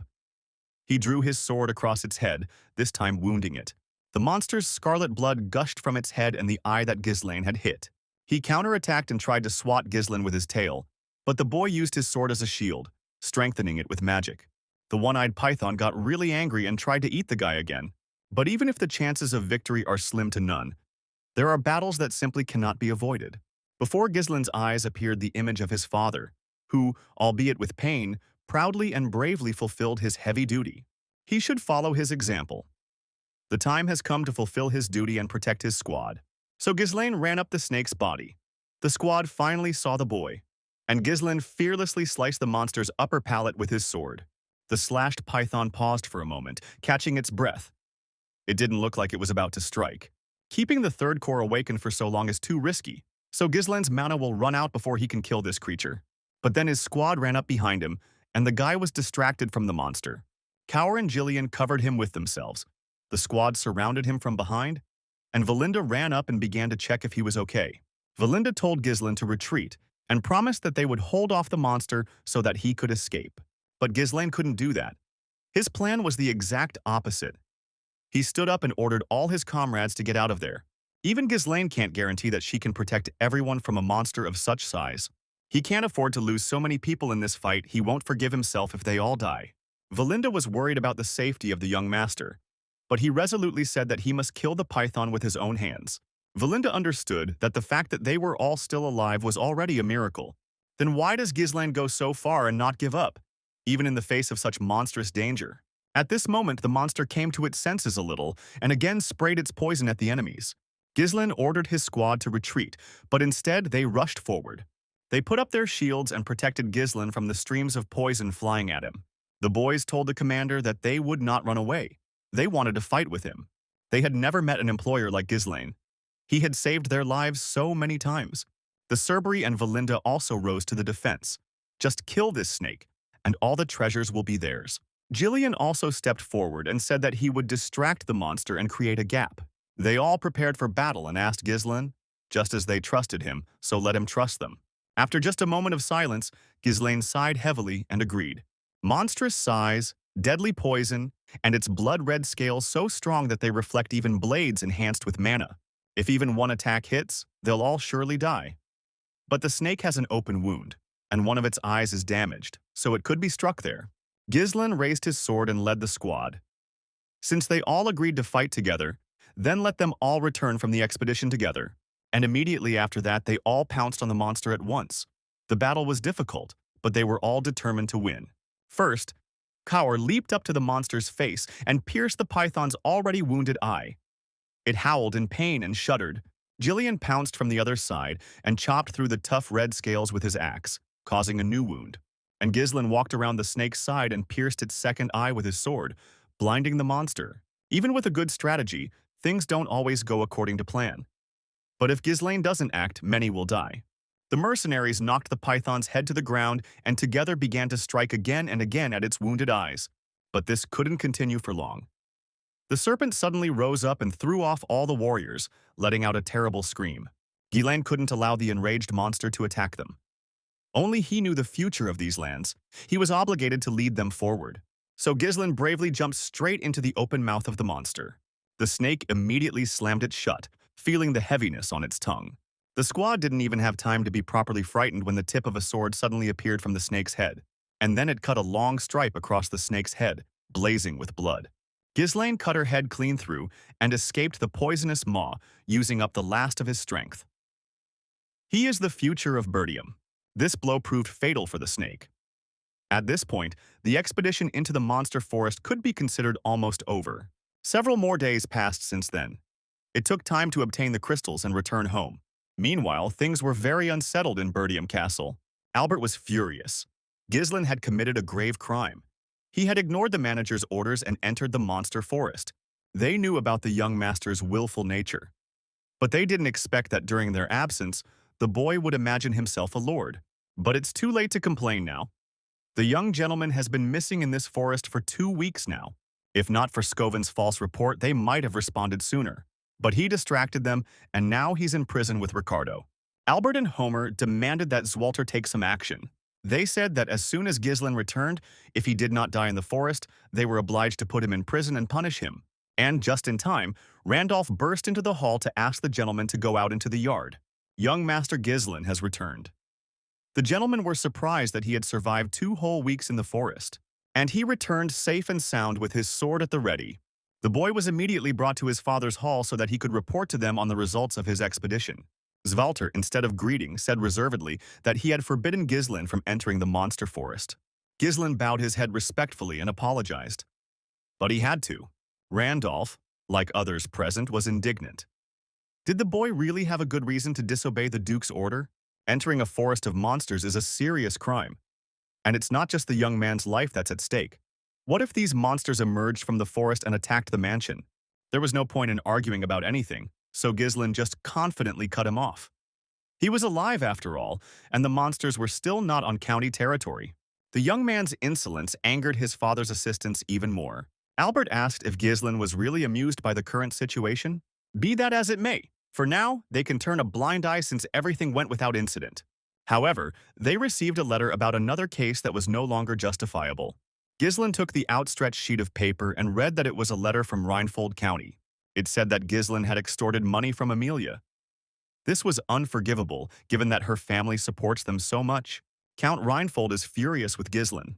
He cuts off all support for the county of Birdium and also breaks off his engagement to Amelia.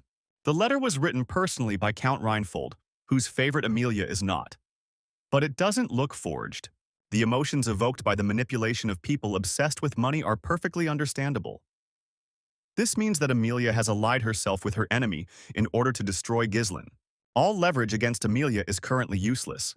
Any secret deals or trades will be seen as attempts to cover up this situation. Had Ghislain been even slightly late, he would have found himself trapped inside the estate. Time truly was not on his side. Albert looked seriously at the young man and asked if he had anything to say in his defense. First, Ghislain must return 20,000 gold pieces to the lady. This was a very large sum for the county of Burdium. Suddenly, Gislin confidently admitted to the gentleman that he had spent everything. This money went towards an expedition to the monster forest. A heavy silence fell over the room. The elders' eyes widened, their faces darkening. Gislin apologized for his outburst. He has no excuses regarding the situation in Reinfold County.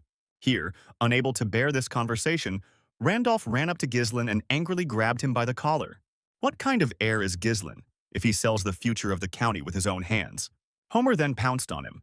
He accused the boy of no longer being a count but a criminal.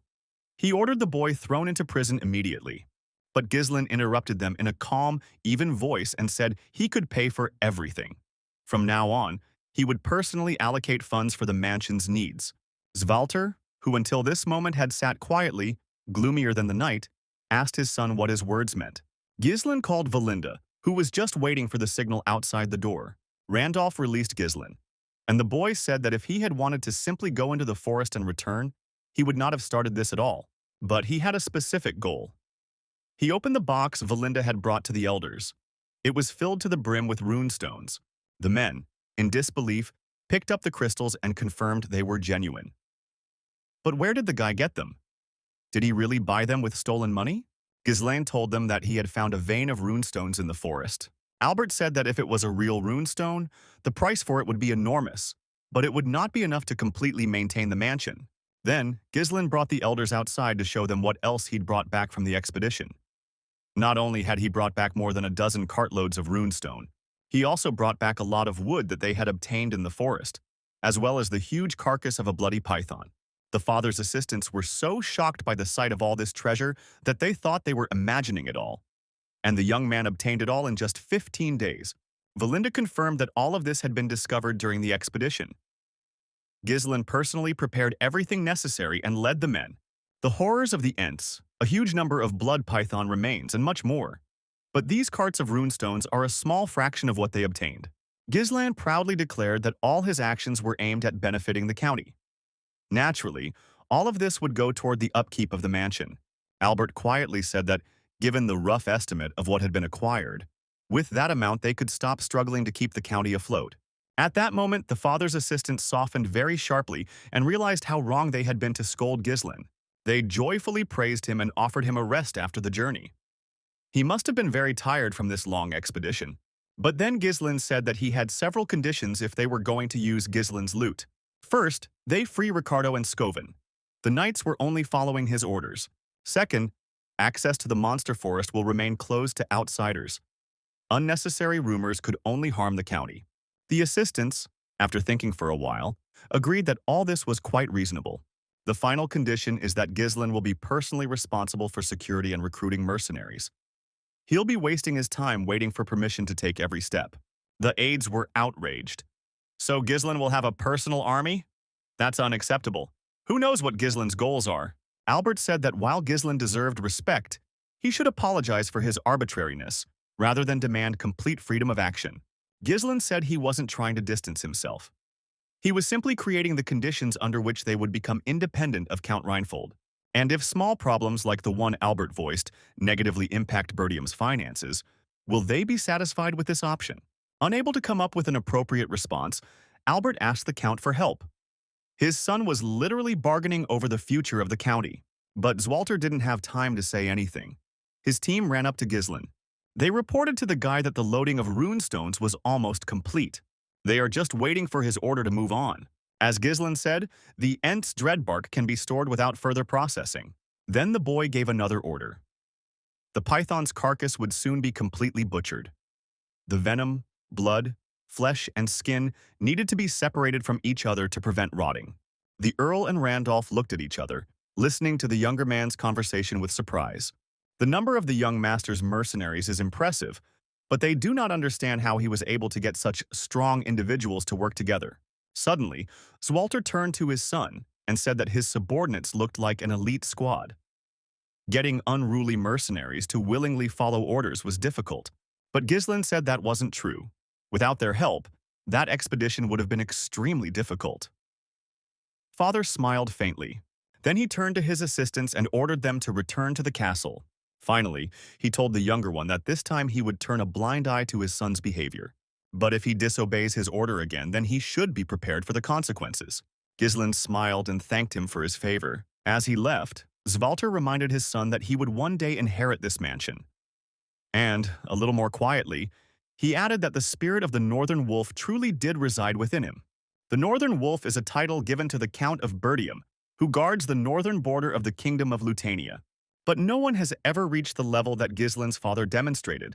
Due to the dire situation of the kingdom, the military power was not great, but he continued these endless battles on the northern border. Zwalter dedicated his entire life to protecting the mansion, even after losing his wife, son, and daughter. Ultimately, his reward was a miserable death, forgotten by all. Gislen's squad breathed a sigh of relief, hoping that they would finally have time to rest properly. But then the boys stunned them by announcing that he had no intention of returning to the mansion. He ordered them to be ready to set out at any moment. The young man's comrades said he was pushing himself too hard. Fine, but Gislen's body never recovered. He was poisoned by python venom. Valinda had to put in a lot of effort to remove the poison from the master's body when he was in the snake's mouth. Ghislaine didn't respond to their words, but he walked up to Valinda and placed his hand on her shoulder. He was counting on her. After these words, the team no longer argued with the blonde. They realized it was pointless. The news that runestones had been found in the county of Burdium quickly spread throughout the area. Of course, this hasn't bypassed those who want to seize their lands. Therefore, the Burdiums must strengthen their power as quickly as possible, become so strong that no one could even think of attacking them. But Gislen was only able to take 2 steps away from his comrades before he fainted from exhaustion. While Gislen was forced to take a rest, Count Delphin was preoccupied with the young master's progress. He sent a carrier pigeon to one of his henchmen. It said that partial development of the monster forest was confirmed. Dolphin told him to start a territorial war with the House of de Grad and destroy the Burdium family, after which the duchy would intervene. The Count immediately reported his plans to his ministers. They intended to destroy the Burdiums, and the duchy would appoint a new ruler for their territory. To begin with, the man wanted to know how many of their people remained on the lands of Burdium. One of the ministers said that there were 2 vassals and 1 knight. The Count ordered 2 more vassals to be sent there. The fact that their heir, presumed lost, had died on Burdium lands was sufficient cause for war. A certain victor is appointed responsible for this operation. The ministers were surprised, as this man was considered Desmond's strongest card. They were angry that they had to resort to this. If Frank had done everything right, Burdium would have destroyed itself. But maybe they have some other backup plan. It's too early to reveal all their cards. Why does the duchy, which has been acting with the utmost secrecy, now want to directly intervene in the affairs of House Burdium? He had to explain that there were monsters in the forest. They couldn't wait any longer. Count Dolphin had ordered action. His orders could not be questioned. Count Desmond, who had been in the shadows all this time, ordered his people to prepare for war. And he asked his subordinates if there was anyone else who knew about the current situation. They thought no. They had no idea that Lady Amelia knew much more than she should. Meanwhile, at the Reinfold estate, the girl was bawling her eyes out, burying her tear-stained face in Bernard's chest. Her shoulders were shaking. Gislen, that idiot, had gotten his hands on a vein of runestones thanks to the 20,000 gold he'd swindled from her. Even the assassins sent to kill him couldn't finish him off, and she herself had to humiliate herself before this damned father in order to stop supporting Burdium. She cried, thinking she looked like a complete fool, but the knight brought her to her senses. This behavior was unlike his mistress. The girl sighed heavily and pulled away. Yes, she had given in to her emotions too much. What happened happened. We need to move on. Bernard smiled, pleased that Amelia had returned to normal. He told her to give him orders. Now that the Burdiums have found a vein of runestones, they'll soon be out of their financial crisis. Looks like they're in for a treat. But the main thing is that they haven't managed to sell the runestones yet. According to the latest data, they found them 2 days ago at most. There was clearly insufficient time to create distribution channels. The lady exploits this weakness. It's clear to whom the Burdiums will try to sell the stones. There is only one place in the north where you can sell runestones. The greatest magical tower of the north, controlled by the Archmage of the 7th Circle Delmid, is the Crimson Tower. Runestones are essential for magical research. Magic towers always take their supplies seriously. Amelia ordered an ambush with assassins along the main approaches to the tower. The target was not Ghislaine, but the workers transporting the runes. Bernard told her there was another Tower of Crimson Flame in the north. Was she sure she should concentrate all her forces on the Crimson Tower alone? Amelia said that this would have made sense in the past, but things are different now. There are reports that the Scarlet Flame Tower is in poor shape, having lost its former glory. Ghislain is obsessed with money and won't deal with it when the Crimson Tower is there to pay more. But Amelia will take everything from him. Meanwhile, in the county of Bertium, Ghislain's squad finally got a well-deserved rest. But they couldn't stop worrying about the fact that their leader had been lying in the hospital for several days. Due to his fever and poor health, he had constant nightmares about a bloody python. It was that moment when Ghislain got into his throat and the predator was ready to swallow its prey. Before closing its epiglottis and forcing the man down its esophagus, the snake released venom from its inner lining to soften the victim for easier digestion. Fortunately, the mana from the third core burns away the poison upon contact, preventing it from penetrating the body, but the toxic smoke that is produced creates a deadly environment. Most victims lose consciousness or die at this stage, but not Ghislain. He knew that if he lost consciousness there, it was all over. This expedition will end, as will everything that is dear to Ghislain and his future. If poisoning cannot be avoided, he will take control of it. He concentrated the poison that penetrated his body into his mana core. Then he neutralized it with a furious rotation of mana in the core. Such subtle control is only available to superhumans. Ghislain converted the poison into an alternative fuel that could withstand the mana blast. And every time at this moment the dream ends and Ghislain comes to consciousness. Coming to his senses, Ghislain looked around. The last thing he remembered was his father forgiving him, but nothing more. Then he noticed little Elena sitting next to the bed. She looked at him in surprise when he woke up, and then she hugged him tightly, hanging on his neck with happiness. The guy was completely at a loss. Still holding her brother, she said he'd slept for 2 days. He'd left without warning, returned, and suddenly lost consciousness.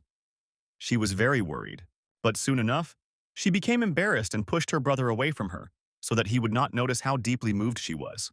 Hiding how happy she was, Elena ran out of the room and shouted to Valinda that her brother had woken up. Ghislain sat up carefully in bed. 2 whole days had passed. No wonder. After the poisoning, he'd received minimal medical attention and worked for another 5 days. He tried to hold out until the runestones were sold, but his youthful body couldn't withstand such a heavy load. But even despite the strain, Ghislain's condition is quite good. Surely such damage couldn't have been repaired with just 2 days of sleep. Ghislain unwound the bandages from himself, thinking that this was all rather strange. His regeneration has noticeably improved, and for some reason, his overall mana capacity has increased. However, what was most surprising was that the nature of the mana inside him changed. Was it possible that when the poison was neutralized, the mana mixed with the energy of the blood python? In the past, he didn't even know that it was possible to become stronger in this way. Even though it was unintentional, the risk to life was worth it.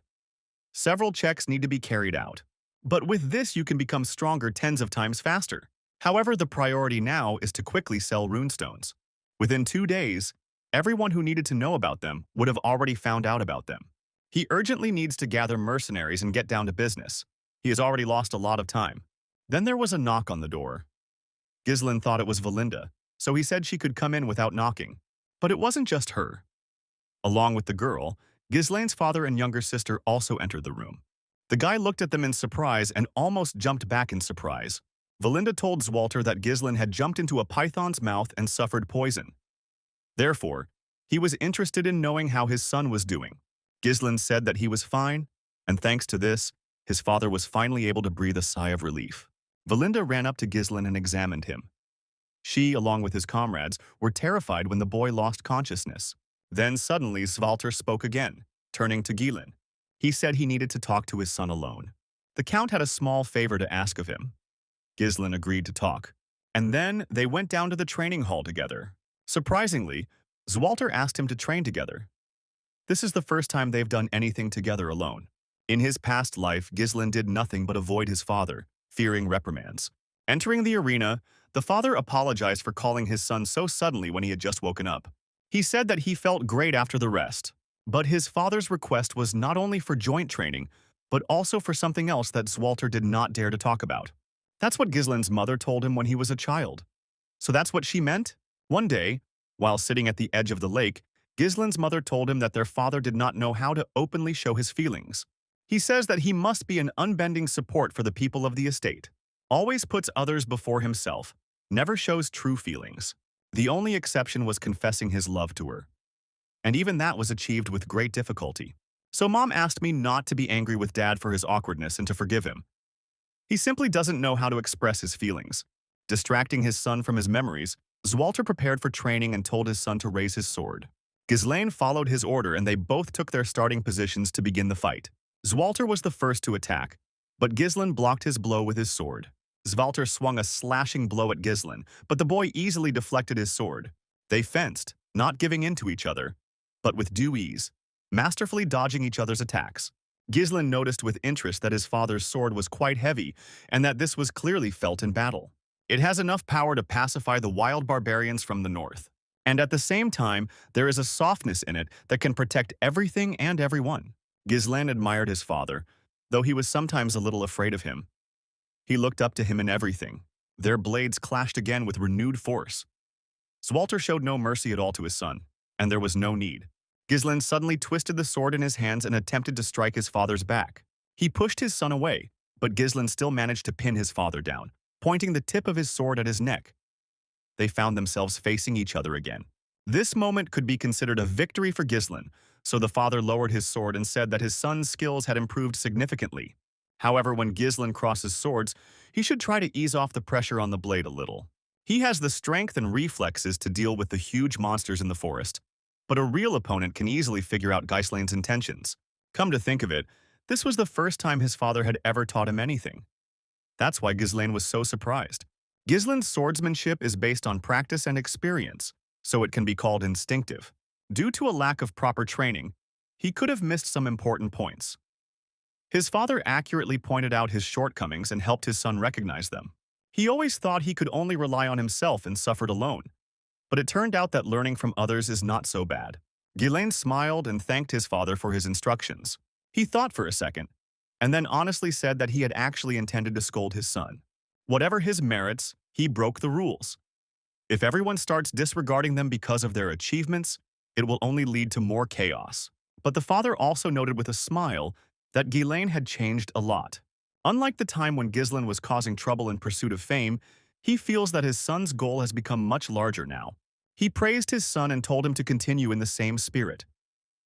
He should think about the lands and his loved ones, and fulfill his duty as heir. Ghislaine took his father's request seriously. He will definitely come. And then he remembered something else. His father had said he wanted to ask his son something, but he hadn't said what. Zwalter stood for a while, gathering his strength, and then admitted that he needed to borrow some money from his son. Of course, they came to an agreement. And after training, Ghislaine headed to the garrison in the monster forest. He greeted his squad, which had lined up at his arrival, and asked if they were okay. The warriors answered in chorus that everything was fine with them, so he didn't have to worry. Kaur smiled and said that Ghislaine was looking better already. The boy thanked him and apologized to the team for keeping them waiting. The guy also didn't forget about other important things besides the runestones, so he asked Jillian how Rachel was doing. The man bowed to him. He hadn't thought she would ever walk again, but his daughter was recovering. He thanked the gentleman for everything. Ghislaine was glad to hear that the girl was okay. Then Ghislaine said that he needed to tell his comrades something. To their surprise, he admitted that their lands were currently in danger. They then retired to Ghislaine's tent to discuss everything. He told them everything about the attack on Elena and the true state of affairs, about how they prevented an attempt to kill her and use it as a pretext for war, and about the body of Prince Degrid being found, and in general about the forces that threatened the house of Bertium. Ghislaine explained that they were being watched. They had likely been operating within the county's lands for a very long time. They had neither the time nor the resources to prepare for an attack. Now it became clear why the young master was in such a hurry. Now, after exploring that eerie forest, war awaits them. As Ghislaine said, Bertium is a perfect target right now. Weak military strength, poor lands, and what's more, a valuable runestone vein has been discovered there. So now no one will leave them alone for sure. Valinda was indignant. Ghislaine needed to be told about such a serious matter right away. She suggested informing the Count, but Ghislaine said it wasn't time yet. Even among Elena's knights there were traitors, so there could be spies among her father's lieutenants too. For now, they can't know for sure who their allies are. Thanks to Elena's survival, the enemy's plans were thwarted and they gained time. But after the runestones were found, the enemies will not hesitate. A tough battle awaits them, and there is almost no time left to prepare. Still, they had the strength and the motivation. Kaur said the Cerberuses were ready for anything. Let Ghislaine give the orders. It will apparently always be interesting to be around their master. Gillian smiled resolutely too. He had already dedicated his life to the master and would be with him until the end. And Valinda has always protected the young master and intends to continue to fight shoulder to shoulder with him in the future. The Birdium's main enemy is the Dark Duchy of Delphine, and also Count Desmond and Amelia, who carry out his orders. But Ghislaine wouldn't let them do as they pleased. He announced to his comrades that they were heading to the Tower of Scarlet Flame. Valinda asked why there. The Crimson Tower was closer, and the prices were higher there. But Ghislaine was not stupid and understood that there would be fewer unnecessary problems in the Tower of Scarlet Flame. Gillian agreed. When transporting valuable cargo, uninvited guests often appear, especially when runestones are involved. After the head of the Crimson Tower, Delmod, became an archmage of the Seventh Circle, the Tower of Scarlet Flame fell into disrepair. The Scarlet Flame Tower is trying to restore its former glory, but it's not easy. And yet, that's not even the reason they're going there. Ghislaine's squad immediately set out as soon as the commanders had discussed the main plans. Meanwhile, in the Tower of Scarlet Flame, in a huge library among scattered books, a girl sat. She kept calling out to some teacher named Renato and kept talking about some light that was supposed to appear. Ghislaine's squad, having saddled their horses, reached the Scarlet Tower of Mages. She turned out to be as tall and majestic as they had imagined. The mercenaries had heard so much about her, but they never thought they'd see her in person. Even from the city's appearance, it's clear that this is a completely different level compared to the lands of Birdium. There were stalls selling various magical items all around. For example, this city produced a large number of magical scrolls. Ahead, as they drove through the city, the mercenaries saw wizards laying asphalt with the help of magic. This was the first time the mercenaries had seen magic that wasn't written in a scroll. They watched the strangers at work with interest. But the local residents were not at all friendly towards them and glared angrily with narrow eyes. And then, unhappy with the fact that they were being spied on, they completely disappeared into thin air. The mercenaries weren't bothered by this. On the contrary, they considered this departure to be very cool and thought about nothing else. Ghislaine said it was invisibility magic. It seems the mages aren't particularly happy with them here.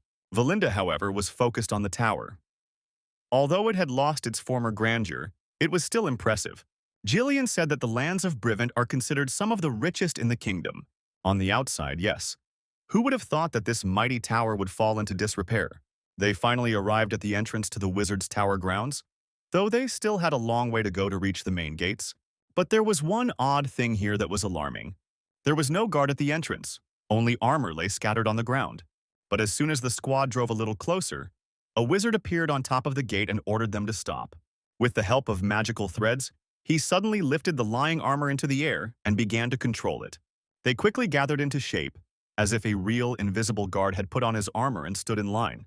There were only 2 guards, controlled by 2 different mages. They crossed axes, barring the stranger's way. Entry into the tower was forbidden without permission.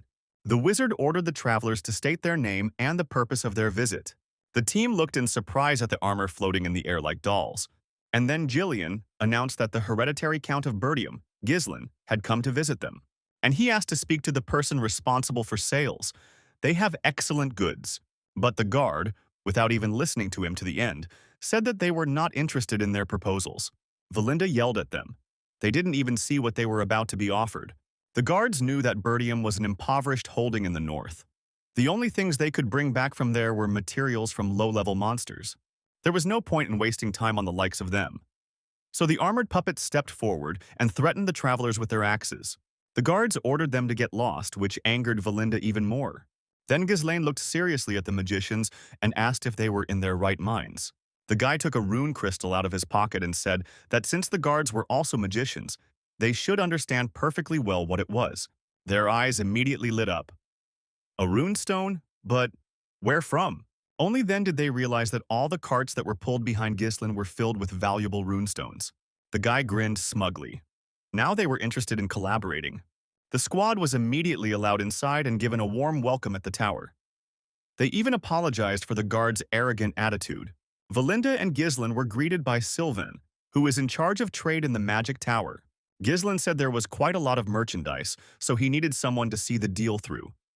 He wanted to meet with the tower's leader. Sylvain was dumbfounded. Meeting with the boss is usually very difficult.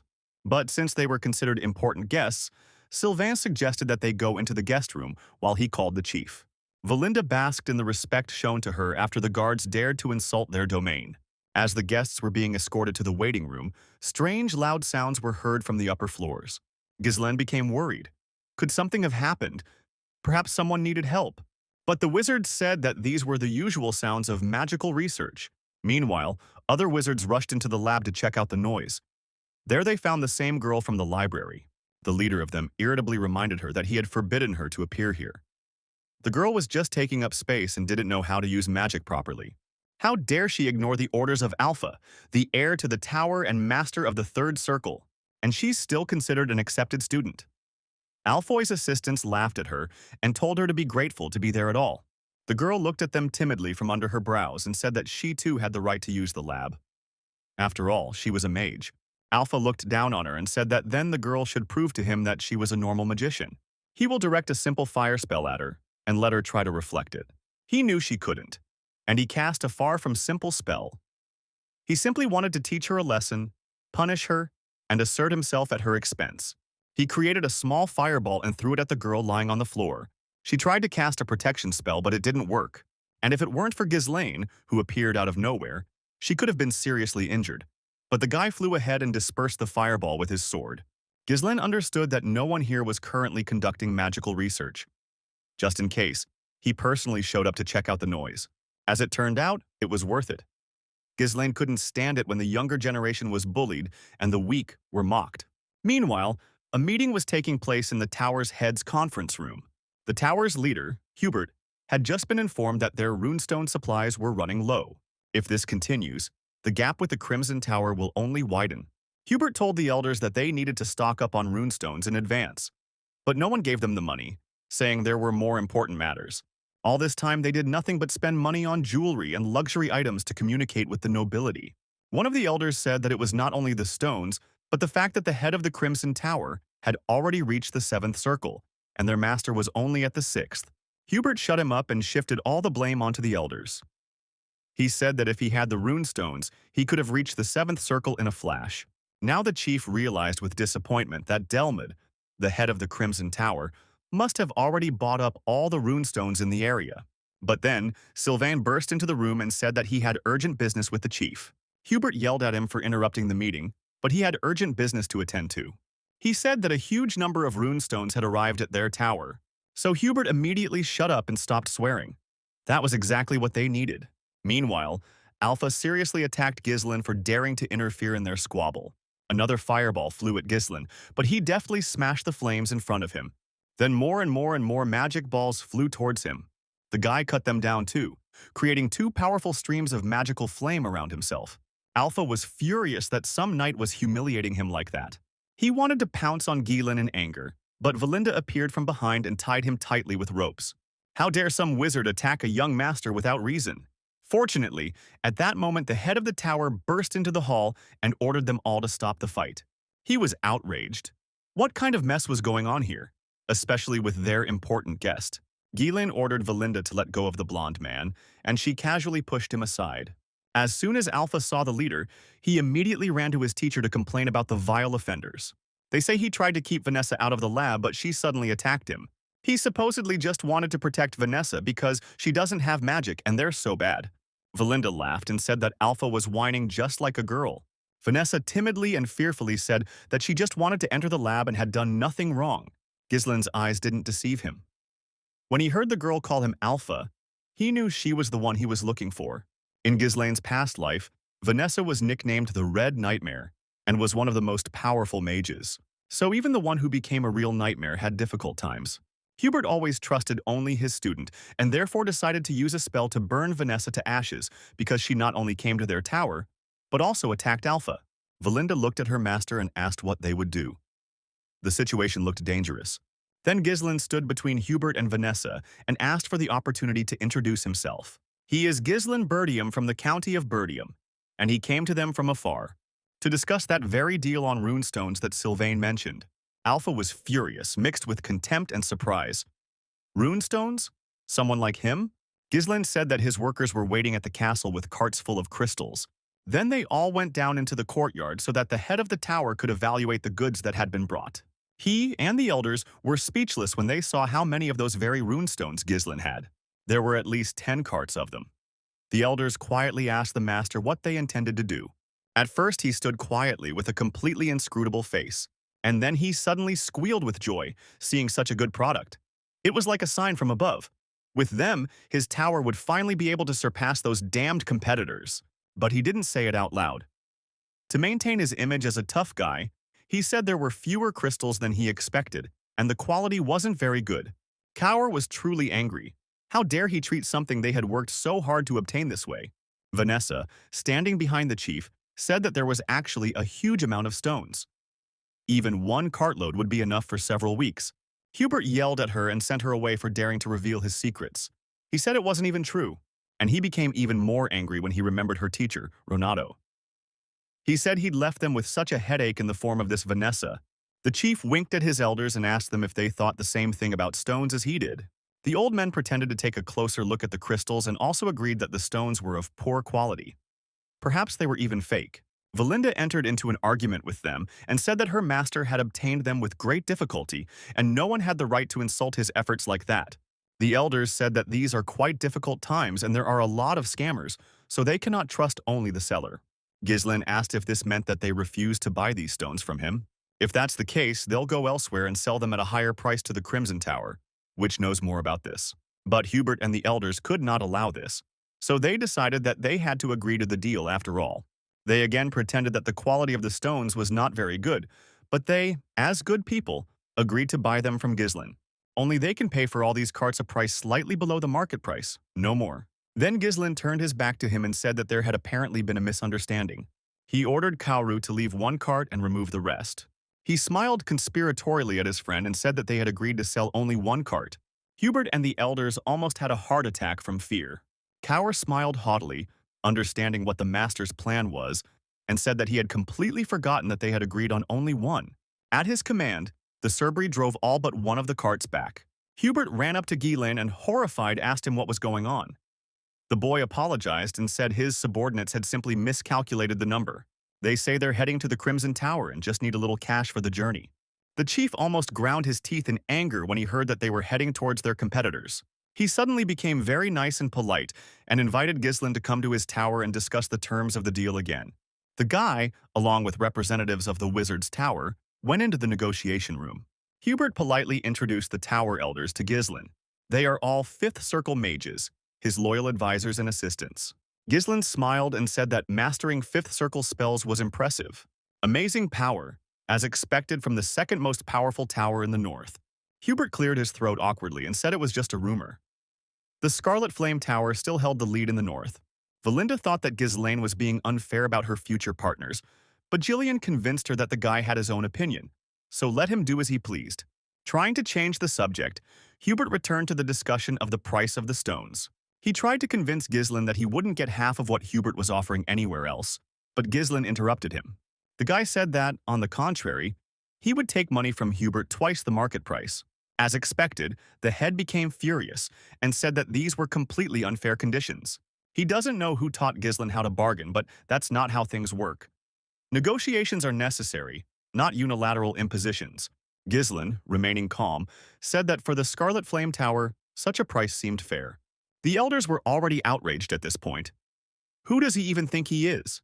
Then the leader stopped trying to have a polite dialogue with Gislin. He told the boy to watch his language. It irritates him when a greenhorn starts showing off without understanding anything.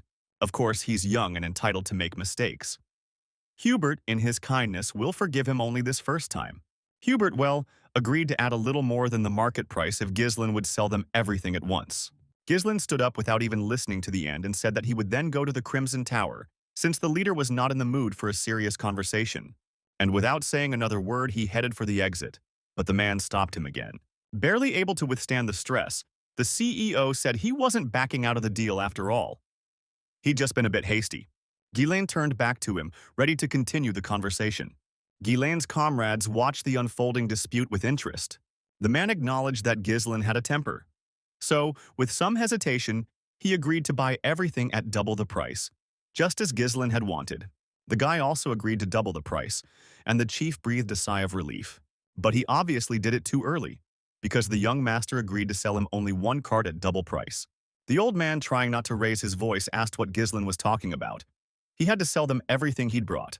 The blonde said that after the sale, rumors would spread that Scarlet Flame was buying crystals from him at double the price. Then they could be sold at triple the price in the Crimson Tower. The man lost his temper and declared that Gislin was a bastard and that his patience was not limitless. But the guy immediately turned around and, having said goodbye, went to the door again. There was nothing to be done. The boss even agreed to triple the price, just so Gislin would finally agree to the deal. Only then did the guy sit down and say that these were already decent conditions, just what he expected from the best tower in the north. Hubert headed for the exit and said that he would now organize the money for him, and that Gislin should sit and not move. He cursed silently. How dare some country bumpkin trick a six-circle mage? Something devilish has been happening lately. Gislin stopped him right at the exit and suddenly said that he had one last condition. Hubert shouted at him, ready to quarrel again, but Gislin said he only needed the leader to hand over Vanessa to him. He wanted her to become his personal mage. Gislin first learned about Vanessa in his past life. He was on a campaign with his squad of mercenaries and was roasting meat over a fire with a comrade.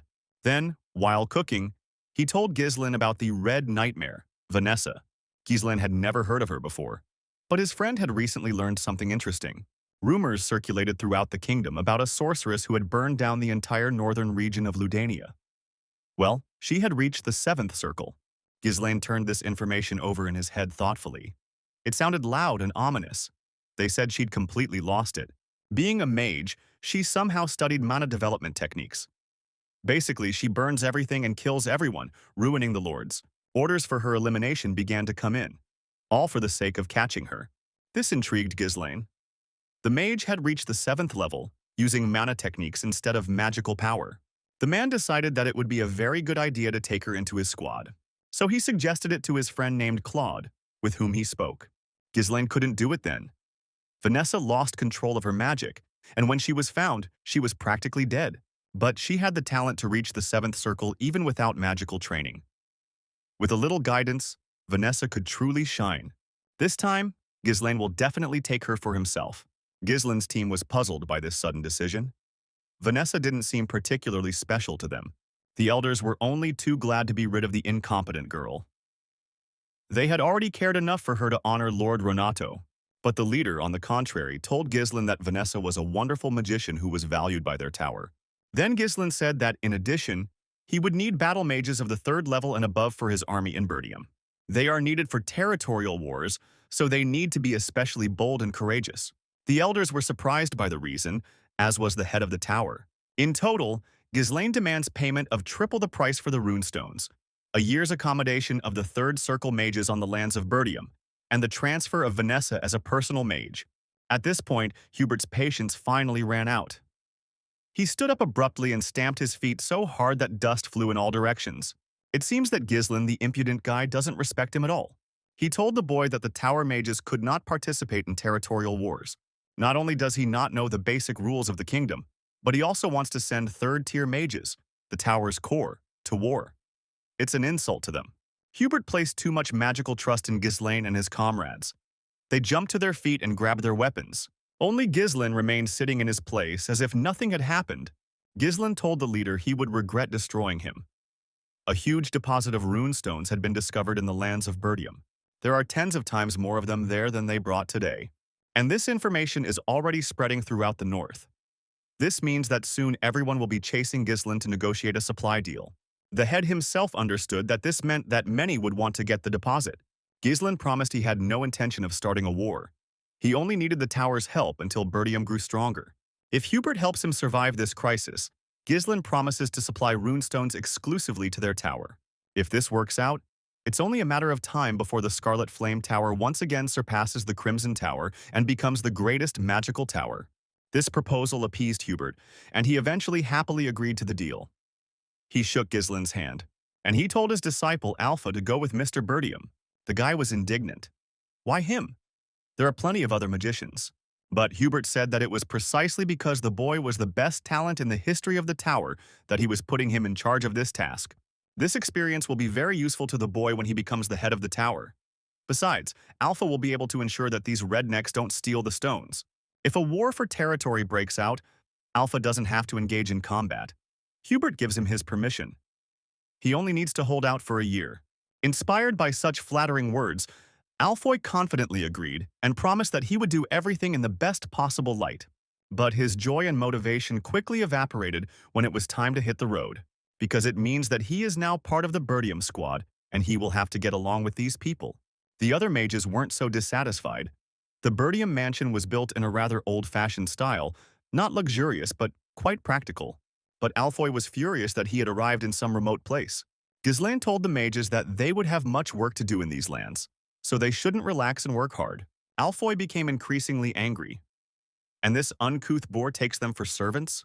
At this time, Ghislaine managed to look around and, not finding one specific person, asked the guy, "Where is Vanessa?"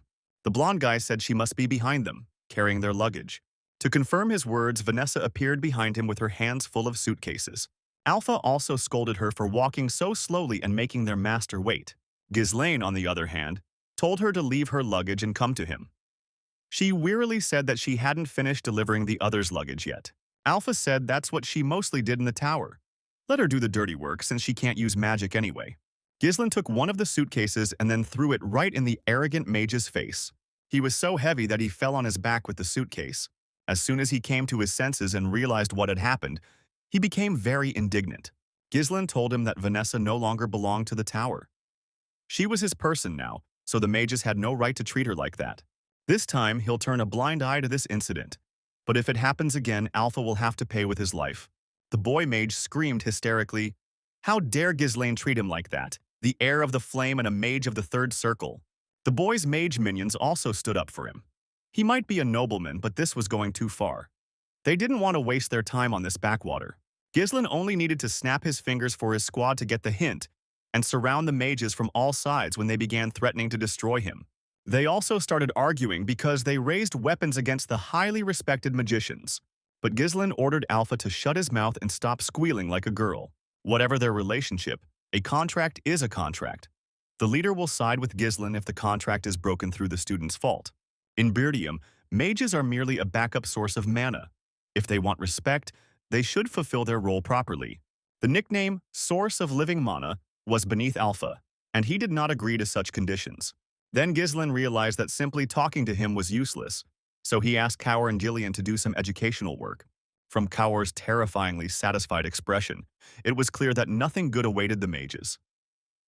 Their quiet life in the tower was over. Things were different here. Alpha insulted them one last time, his voice now trembling, calling them rude animals before they grabbed him.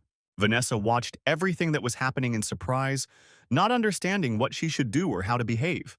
Then Ghislaine approached her and greeted her in a human way. The boy told her that from now on, she was his personal mage.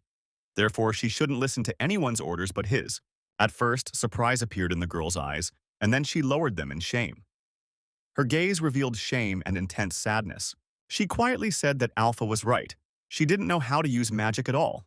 But Ghislaine smiled at her solicitously and extended his hand. He would show her how to use magic. Ghislaine immediately took the girl to his training hall.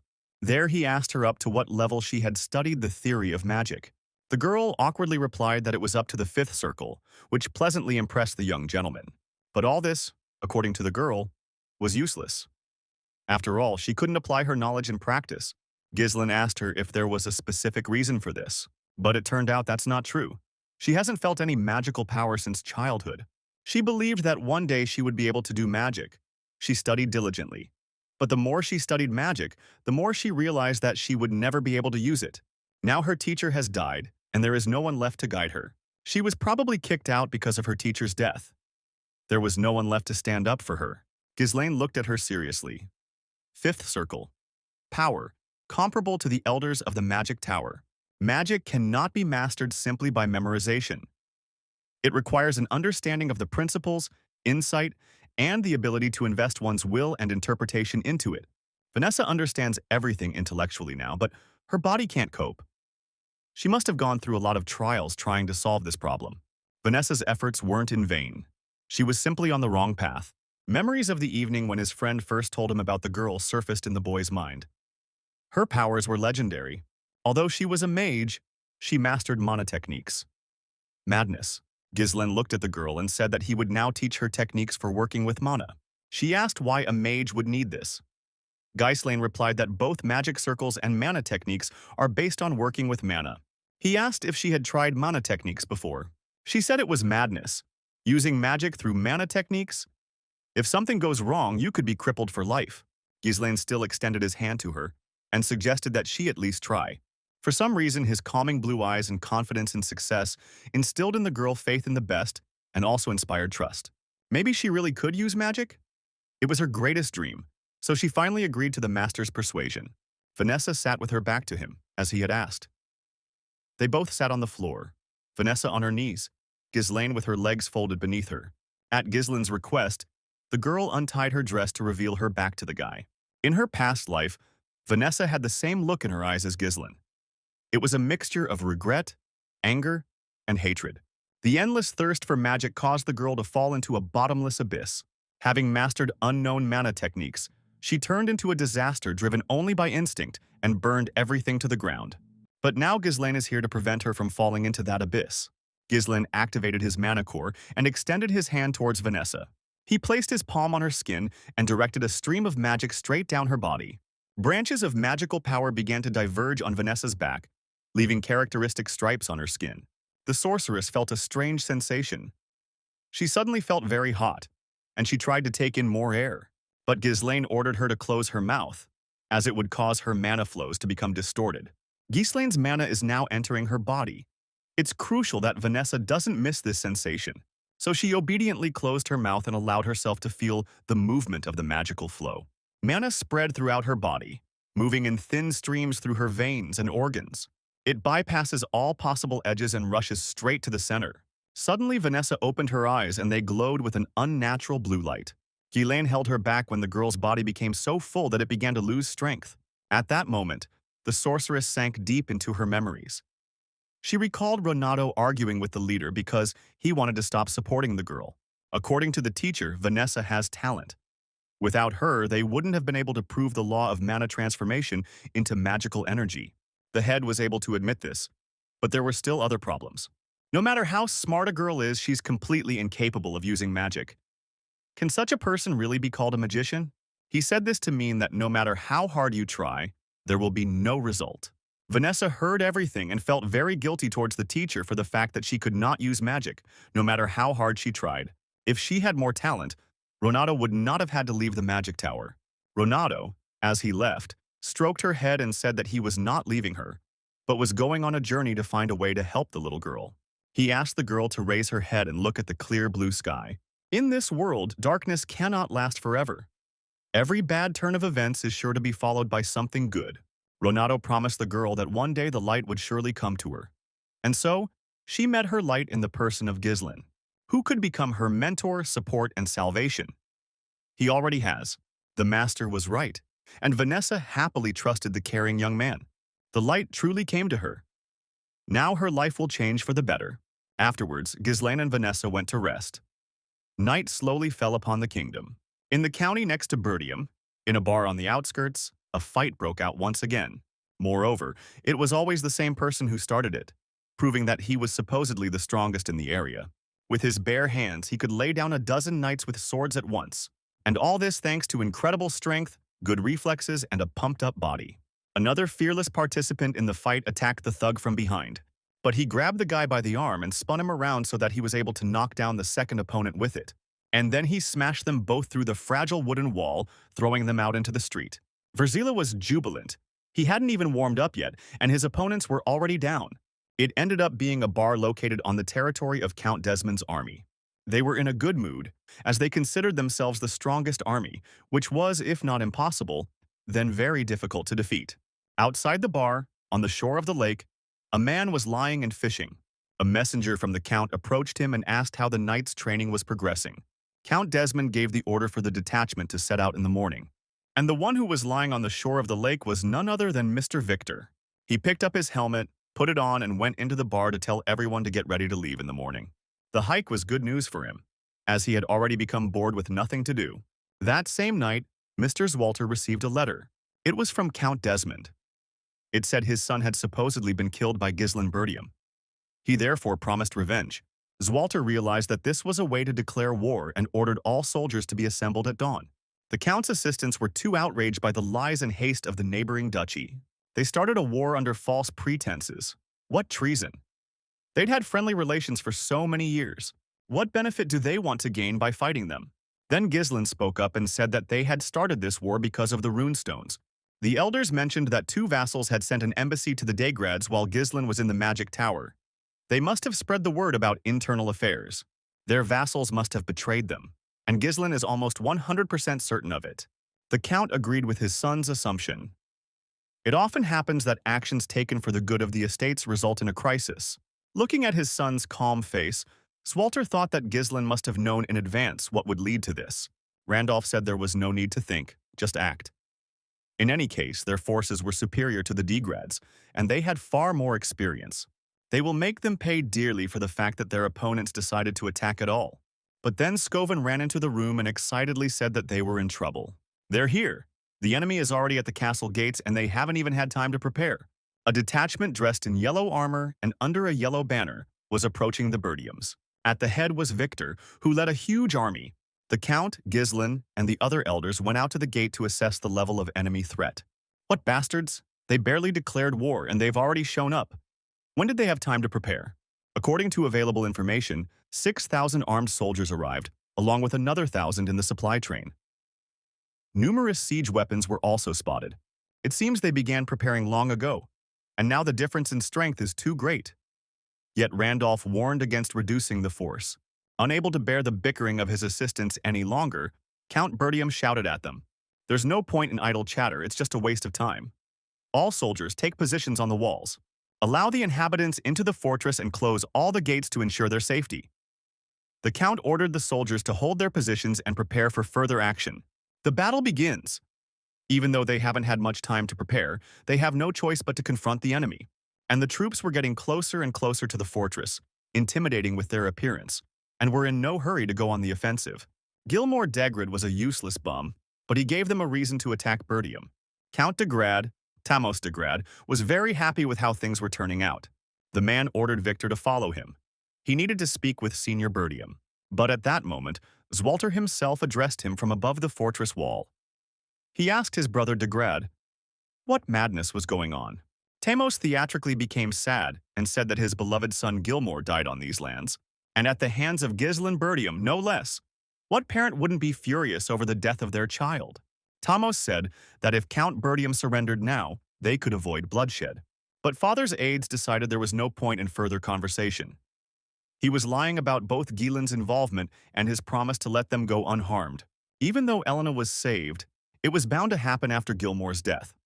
The fact that they brought siege weapons means they intend to completely destroy the enemy, just as Gislen expected. Although, of course, he wanted to believe in the best, Zwalter stated confidently that his son did not kill Gilmore. This is the only answer he will give. He intends to defend the honor of his family. Zwalter warned his opponents. If they valued their lives, it was better to leave. Victor knew Zwalter Bertium as a worthy commander who had been defending the north for many years. Indeed. The Grey Wolf. Tamos sighed in disappointment. How much blood would be spilled because of Count Bertium's choice? Tamos said his brother would regret his decision, but it would be too late. And he turned his horse around. Randolph approached the Count and asked that the troops be entrusted to him. The Degradians were nothing but a rabble, outnumbered, and he would crush them all. Homer and Albert tried to dissuade him. Even with his strength, victory would be very, very difficult. The men began frantically generating backup plans in their minds. Perhaps they should ask for help from other estates or abandon the castle and retreat to the northern fortress. Zwalter couldn't think calmly in such chaos. His heart was pounding wildly. His thoughts were jumbled. The Daygrads declared war suddenly, but they were already fully prepared. Moreover, such a large number of troops. It's beyond the Daygrads' capabilities. Who's supporting them? Count Bertium's thoughts were filled with only one question. What to do? Then Gislen calmly suggested to everyone present to prepare for defense. Nearly 7,000 soldiers of the Daygrad army against the barely 2,000 soldiers of Bertium. The difference in numbers is more than threefold. They're fully prepared and their morale is very high. About 2 weeks. As soon as they finish with the siege weapons, they'll begin a full-scale offensive. Right now, the best the Birdiums can do is request help and hold the castle's defense. The father agreed.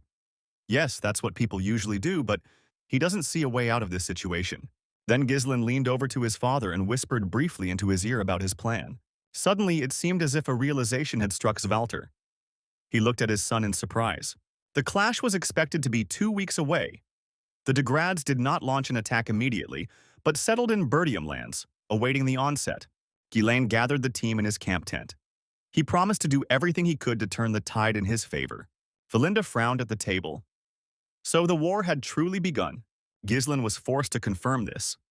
Now he would tell his comrades what they needed to do. Ghislain's plan was to launch a surprise attack. Before launching the assault, they would attack the enemy's supply detachment. If the supply line was cut off, it would be difficult to continue the war. The difficulty is that the Birdium castle is already swarming with Degrad troops and they're being watched. They'll notice any suspicious movement. Kaur, on Ghislain's orders, has already deployed troops in the monster forest. They can hide there, so there's no need to worry about detection. Gillian also distributed ponchos lined with Ent terror to the soldiers, as per his master's orders. The dark material is perfect for night operations. A large army is, of course, easy to spot. But a small detachment in camouflage clothing is not at all. The only problem is they don't know the location of the supply detachment. So Ghislain decided to leave this task to Valinda. The girl confidently said that the guy could count on her. The mission is dangerous. She'll have to infiltrate the enemy camp, risking her life. But Valinda will handle it with ease. And all that remains is to decide on the last step in the preparation plan. The decisive blow that will put an end to this war is Vanessa. A few days later, the Degrad Supply Detachment camp. Pablo, the commander of the supply detachment and also a former vassal of Birdium, celebrated the beginning of the war with wine, because in case of victory, he would receive the lands into his possession. He was very glad that he had decided to join Desmond. With such troop support, he would gain a position even in the rear. Farewell, Birdium. Now part of these lands will belong to him. They were resting, celebrating, and had no idea they were surrounded. Ghislain's aides were spying on the squad from the darkness. The guy was at the head of the squad. He told them that now was the perfect moment to attack. The night was just dark enough to carry out such a plan. It's pitch dark, windless, and quiet. Perfect weather for a surprise attack. Ghislain put a mask on his face, donned his full armor, and told his squad that they would not take prisoners. If possible, they need to kill everyone they come across. The guys decided to attack loudly, without hiding, so in the first minutes they raised the ears of the entire enemy camp. They rushed past the guards like a hurricane and killed them quickly and without suffering. And from this moment on, they begin to act strictly according to plan. Ghislain ordered that they not allow anyone to escape. The enemy army immediately ran to their commander, Baron Pablo, to inform him that they were under attack and to receive instructions. The man, noticed what was happening. But they had 1,000 warriors on their side, so stop panicking and finish off the enemy immediately. But the knights reported in panic that in less than half an hour, 70% of their people had been killed by Ghislain's men. Not only were they unprepared for such a sudden attack, they were also a level weaker than Ghislain's mercenaries, so they had no chance of putting up a decent fight. Instead of taking charge of the situation, the Baron placed all responsibility on his assistant.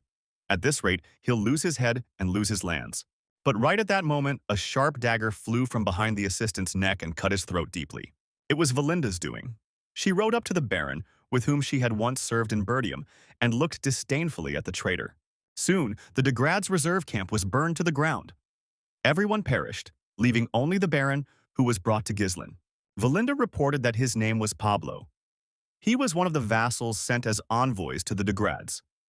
He not only defected to the enemy, but also became a commander. She pinned the man to the ground, face down. He barely raised his head and begged for mercy. Ghislain ignored his request and instead asked his own question. Who is the instigator? Pablo politely replied that Desmond was the instigator, hoping he would be forgiven for his help. He also lied, claiming Desmond had threatened him and Pablo had no choice. Desmond. It turns out he really did supply the Degrads with troops. Pablo admitted he'd made a mistake and reminded them he'd served the Birdiums faithfully for 5 years. Furthermore, they could ransom him if they offered to rescue him from the Degrads. Ghislain did not give any specific answer to this request and only asked the man to raise his head. He jumped up joyfully, already believing that the guy had decided to spare him. But Gislan, in defiance, swung his sword and cut off the traitor's head. Gislan doesn't do business with deceivers. If a person betrays him once, he'll definitely betray him again. The fate of those who betrayed Bertium and went over to the enemy's side is predetermined, and that is death. Pleased with the successful completion of the expedition, Gislin's mercenaries rode back to the fortress with him at their head. They hadn't even suffered any losses. The men asked Gislin what their next plans were. He announced that they were heading to the fortress, where their help would be needed. The enemies should have already begun their attack on the Bertium estate. They were focusing all their attention on the castle. Gislin's squad will strike them from the rear and sow chaos in their ranks in order to weaken the enemy. On the way, Gislin told Kaoru and Valinda to head for the left wall once they arrived at the fortress, while Gislin would take the right wall. The boy puts responsibility for the Degrad base on Jillian. They may have the element of surprise, but they'll have to fight a small force against 1,000. But Jillian wasn't intimidated. He looked seriously at Gislin and said he could handle it. After thinking for a while, Valinda asked the master, who would then go to the gate? The boy replied that no one. This surprised his team, but they said nothing, trusting Gilin. This war will be the starting point for a new history of Bertium. Meanwhile, in the fortress, the battle was in full swing, and Gislin's father took charge of the troops. The enemies began their attack by firing heavy shells at the fortress gates, wanting to destroy the wall. Randolph stationed crossbowmen on the wall who fired at the enemies, preventing them from getting any closer to the wall. But they still pushed forward and began to scale the wall, penetrating inside. At the top, of course, Bertium's knights were waiting for them, and a fierce battle ensued. Unfortunately, holding the defense was damn difficult, since the Degrad troops were many times superior to the Bertiums. All forces at the moment were thrown mainly into preventing the knights from penetrating the walls.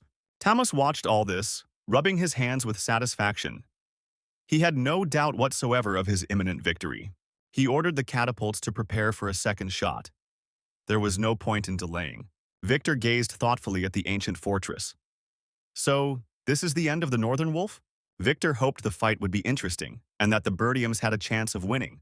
But the Degrads kept coming in numbers. Zwalter did well, considering how few troops he had. He stood bravely for his family, his clan, his county. But walls are one thing, and gates won't hold for long. Randolph asked Zwalter what his master intended to do. The man said to leave the gates and ordered to defend only the walls for now. Scoven, unfortunately, reported that all the places where they sent messengers asking for help responded with a refusal. Not a single family that Bertium County partnered with was able to provide assistance. How did they all refuse at once? Meanwhile, the catapults had already tightened their ropes again and were ready to fire at the gates again. But then one of the knights ran up to Count de Grad to tell him bad news. Apparently, the supply detachment was attacked. They only just learned that their reinforcements had been completely routed. The soldiers sent for supplies never returned. The Count couldn't believe such a thing could happen. How would these rats from Bertium, stuck in the castle, know the location of the supply detachment? Victor noticed that in the direction where the supply detachment was located, there was smoke, and very heavy smoke at that. So in Bertium, there still remained a smart enough person capable of developing a strategy. Victor was very interested. He wasn't so much interested in the outcome of the battle or its consequences, as in the process itself. For him, it was like a competition. Count Tamos was seriously frightened and asked Victor what they should do. They had only just begun the attack, and they were already out of supplies. The man glanced confidently at the fortress and said they didn't need supplies. They would conquer the castle by the end of the day. The Count was surprised by this attitude, but did not object and even calmed down a little. The siege of the right and left walls has been ongoing, but for now the Bertiums are holding out. An elite squad, including the Frostwolf, is holding the line. But compared to this, the main gate is a tasty morsel that will be very easy to get. Therefore, Victor turned to a detachment of warriors who were awaiting orders to go to the aid of their own. And he sent his men to attack while they still had the opportunity to enter through the gates. Victor told his partner, Aiden, that he would break through the gate himself. Therefore, the second one remains in place and holds the defense while Victor is gone. More and more warriors of Degrad approached the walls of the fortress and climbed up. Just then, Bertium's squad noticed that the enemies had also begun to climb up the fence ladders, surrounding the estate from all sides. How did they even know the height of the walls? It's hard enough as it is, and with this they have no chance at all. Then Zwalter asked Randolph what was wrong with their catapults. They would be badly needed now. The soldiers fortunately had just prepared them and brought them to the walls from the inside. Zwalter ordered to immediately open fire on the enemy and stop them from invading. The Degrads weren't prepared for this. The Birdiums had assembled the catapults so quickly. The projectile was flying straight towards its target until a sword infused with mana was launched at it, which smashed the cannonball into dust halfway to the siege fortifications. The shell was intercepted. Zwalter and his knights were speechless. How was this possible? The sword launched at the projectile belonged to Victor. He noticed the shot in time. Zwalter easily realized who had interrupted them. He knew the man well, but hadn't expected to see him today. Victor drew his new sword and told the Birdiums that their efforts were in vain. No matter how much they resisted, their death was sealed. And then he ordered the huge battering ram to go to work and knock down the castle gates. More than a dozen warriors dispersed the heavy structure and directed it forward towards the entrance to the castle. At that moment, the siege fortifications right next to Zwalter were completed, and a crowd of enemy knights climbed the wall. The Count was unable to keep track of the situation. The battering ram began to try to breach the gate, but of course the first blow failed. Moreover, warriors stood behind the gate and controlled the situation. At this moment, the mages received from the Scarlet Flame Tower sat tied up in a circle, with their backs to each other. Alpha had been screaming for a long time, demanding that they be let go. They were mages. They couldn't get involved in these pathetic territorial wars. Fergus said that he could not release the mages, as it was against the young master's orders. Then Alpha screamed in fear. If the Birdiums had let the siege weapons get so close, then the war was already lost. The fortress is finished. How come they don't understand? Why keep trying to prove anything to anyone? Then Vanessa spoke up. She told Mr. Alfoy not to worry. The girl believed that the young master would fix everything. He definitely had everything under control. Alpha objected. Because of Ghislain, all they do is suffer. What kind of fix everything? Is Vanessa so blinded that she is willing to follow the orders of this madman? But the sorceress had no intention of retreating. Ghislain was not mad. She realized this a few days ago when she was training with the guy to use magic. She was still doing a very poor job of it, but she was pleased with the fact that the method of converting mana energy into magic worked. Ghislain was pleased and promised Vanessa that the missing magical power would accumulate over time. The main thing was that she could now use it, and then he took her out into the yard to show her something. In the yard, his workers were burying the rune stones they had mined in the ground for some reason. Vanessa was even more surprised when she saw that even Alfoy was forced to dig the earth and work. He just approached Ghislain to complain about it. The guy has plenty of other subordinates who could do the same. But Gordon came up behind him and squeezed the guy's neck painfully, ordering him to get back to work. Vanessa looked at Ghislain in bewilderment, not understanding what he was getting at. The guy said it was all preparations for war. The mages were standing in the courtyard, hiding runestones underground so the Degrads wouldn't take them. The simplest and most powerful tactic in war is to overwhelm the enemy with superior numbers. No matter how hard they resist, the gates will fall. However, Ghislain knew there was a way to win, and he promised to do everything in his power to achieve it. But he can't do it alone. He needs Vanessa's help for the plan to work. And now the time has come to implement it. Vanessa must try very hard. So they drew a magic circle in front of the gate, inside which the girl stood, and around her sat the magicians, as Ghislain had said, acting as sources of mana. She used a magic transmission technique, and the air around her shook. The girl's body was filled with magical power. Vanessa put all her efforts into making her plan work and managed to take control of this flow of magic. The sound of hooves could be heard in the distance. Someone was approaching the castle on horseback. The gates were almost breached. The Birdiums were barely managing to hold back the enemies and were already ready to engage in battle with those who had broken through. At that moment, Randolph and Zwalter noticed a familiar approaching detachment nearby. It was Ghislain. He'd finally returned with reinforcements. Just in time, as they were running out of strength to defend the estate. At that moment, one of the Degrad knights ran to Victor with a report. An unknown cavalry attacked both sides from behind and they brutally killed their troops with incredible speed. These were warriors led by Valinda and Kaur. They did their job well. The situation began to escalate. Birdium's reinforcements were even more powerful than the knights remaining at the Count's castle. For the first time in a long time, the Degrads were genuinely frightened. What kind of surprise attack was this? They'd been told Birdium wouldn't receive reinforcements. Several crossbowmen ran out to Ghislain and shot at him to stop him. But the guy isn't so simple. He rode his horse right over the flying arrows, dodging them all. And then he landed right into a crowd of opponents and crushed them into pieces. Ghislain, like a monster, knocked down a huge number of opponents in an instant. Ghislain turned to face his comrades from his father's army and told them to stand up. It was their turn to attack and drive the vile degrads from their native lands. Ghislain's cavalry rode up to the castle, surrounding the Degrad detachment that was located under the fortress walls. Ghislain's squad split into several parts and began to clear the enemy army from both sides of the castle. Meanwhile, the third part of Ghislain's mercenaries attacked the main headquarters of Degrad, and they have already destroyed several structures, killing everyone in their path. Gillian told his comrades that he would distract the enemy's attention, and they would disperse and disable all key objects. They immediately set about executing their plan. The Degrad warriors, looking at their opponents with frightened, confused faces, didn't stand a chance. They were caught off guard. The knights ran to the Count, who was also in danger of being caught in the crossfire, and asked him to take cover quickly. But Gillian was already approaching them at full speed, and in his hand he held his huge axe. He stopped in front of the enemy commander and announced to Tamos that he was taking him prisoner. But then, a knight blocked the way to the Count. It was Aiden Prasso arrogantly declared that the Bertiums were idiots for deciding to attack their headquarters with such a small force. The knight asked Gillian to introduce himself to him in return. The man glared at him and said he had no name, it didn't matter. He was merely a weapon for Lord Ghislain Bertium. At this moment, blood continued to flow like a river on the left side of the fortress. Kaur and Valinda scattered the Degrad troops in different directions, killing some, wounding others so much that they lay in a common pile of bodies, unable to fight.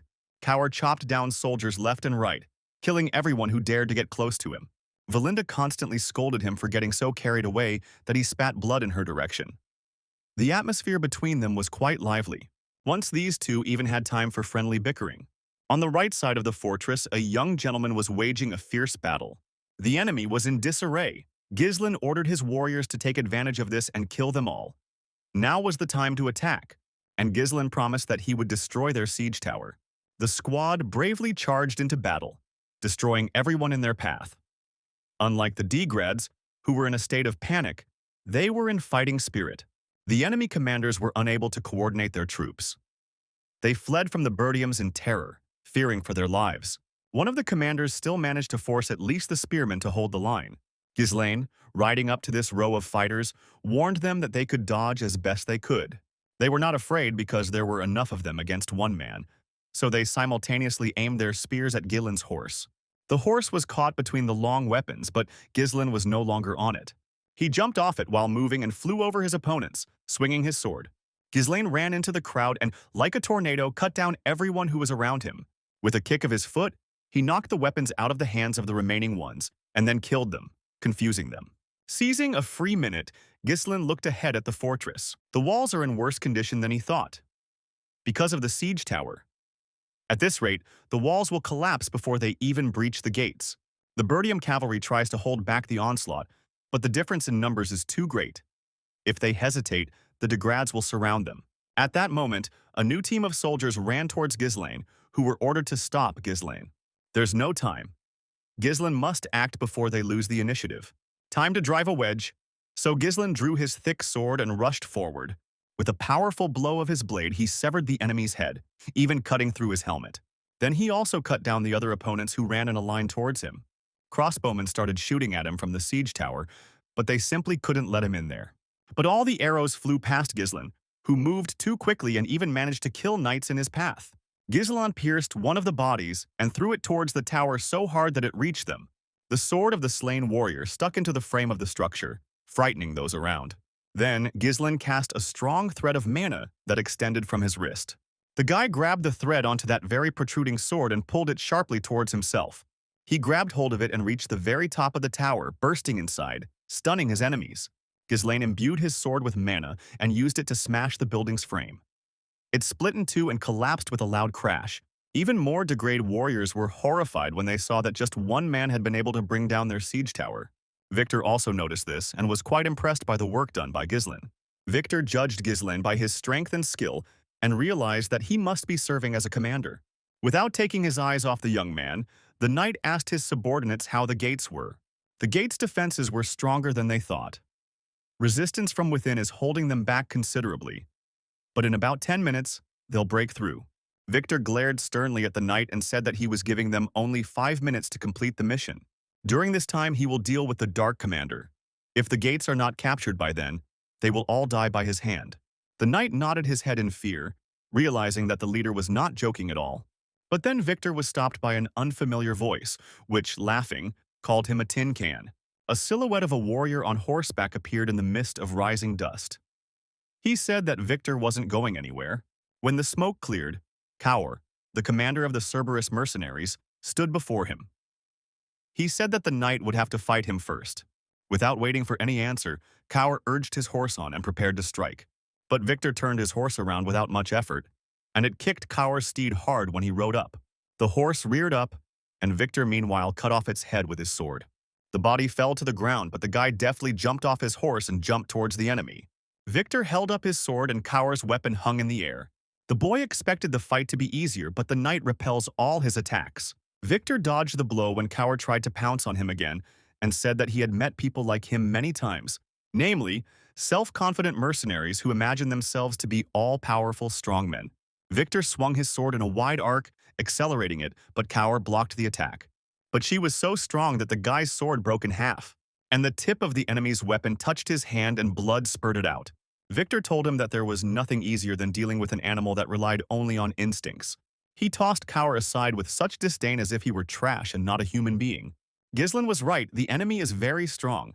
Victor is Desmond's secret trump card, one of the forces targeting Bertium. Victor is stronger than anyone Ghislain has ever met except himself. He forced them to throw all their forces into defending the walls, taking advantage of their numerical superiority. Then he prepared to launch the main attack through the weakened gates. Ghislain knew this in advance, so he was able to think of a plan that took all these features into account. However, if Victor moves away from the gate, the operation may fail. Ghislain trusted Kauru and asked his friend to apprehend the man when that happened, which is exactly what he was doing now. So Kaur's failure didn't frighten or upset him. He was prepared for it and had to keep fighting. Meanwhile, at the Degrad headquarters, a fight between Jillian and Aiden took place. Jillian was the first to go on the attack, while Aiden only defended himself with his round shield in the first minutes. The Count began to worry about his faithful assistant, but the knights pulled him back so that he would not accidentally end up in the epicenter of events. Meanwhile, Jillian's squad continued to fight other soldiers. They needed to eliminate as many enemies as possible. Jillian is fed up with this monotonous, pointless slaughter. He doesn't have time to linger here. This massive shield repels attacks from all sides. No man can penetrate it. He had never encountered such a resilient opponent in a long time. However, we need to come up with some other way to win, otherwise this could all drag on for a very long time. Jillian slammed his axe down on the shield with all his might, hoping to break it in half. But it was no use. Aiden said it was a good hit, but not enough to penetrate his shield. But then suddenly Jillian was already on the other side, while Aiden was distracted. The man came up behind him and delivered a side blow, which the knight didn't have time to block with his shield. At the last moment, he managed to block with his sword. He brought his sword down to the end and cut the throat of Jillian's horse. He didn't expect this and fell to the ground with a crash. Aiden's mare reared and he tried to crush the enemy with his hooves. Aiden's proud gaze appeared through the helmet, and he suggested that Jillian simply surrender. But it was not to be. Aiden pinned him with his shield, but the old man found the strength to hold him back. Kaur and Jillian both fought with all their might, but they could not retreat from their goal.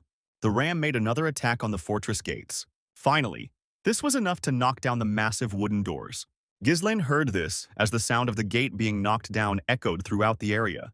Alpha, who was already literally lying on the ground, shouted at Vanessa. She had already sucked all the magic out of them. Let her do at least something. The gates were broken down.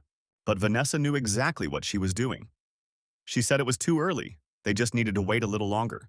Victor arrived at the open gates and ordered all troops to prepare for the attack. He ordered them to break in and seize the castle. The most crucial stage of their operation had arrived. Victor ordered the messenger to bring Count de Grad, while he dealt with the commander of the Bertiums. But then Kaur stood up again and blocked the man's path. He had no strength left, but he had a will of steel. This time, Victor looked at him calmly and said that the guy, as a mercenary, needed to be more careful about what he was willing to give his life for. At this time, Aiden, like his comrade, was gloating over Bertium. Jillian knelt before him and watched as the gates of his castle quickly fell. The surprise attack was effective in its own way, but the result was still the same as it should have been. They lost. The Degradians believed it was a mistake to recruit some mercenaries into the key force. No matter how good they were, they couldn't defeat the knights. A true mercenary must know when to retreat and not risk himself and his men. They said that the mercenaries simply have nothing to give their lives for in this war, which is why Gislin's minions are losing. Kaur glared up at his opponent. So what? Whether you are a knight or a mercenary, on the battlefield only victory matters. So Gillian and Kaur rose from the ground at the same time and made another dash towards their opponents. Aiden swung his sword at Gillian, thinking he could finish him off quickly. But it was not to be. New strength permeated his body, and he successfully repelled all attacks. And then he grabbed someone else's sword with his axe and lowered it, thrusting it into the ground. Gillian grabbed it with the inside of the axe, so the long handle was stuck tightly there. With a sharp movement, the old man threw the enemy's spear aside and cut the enemy's horse in half. Aiden fell to the ground, nearly choking with indignation.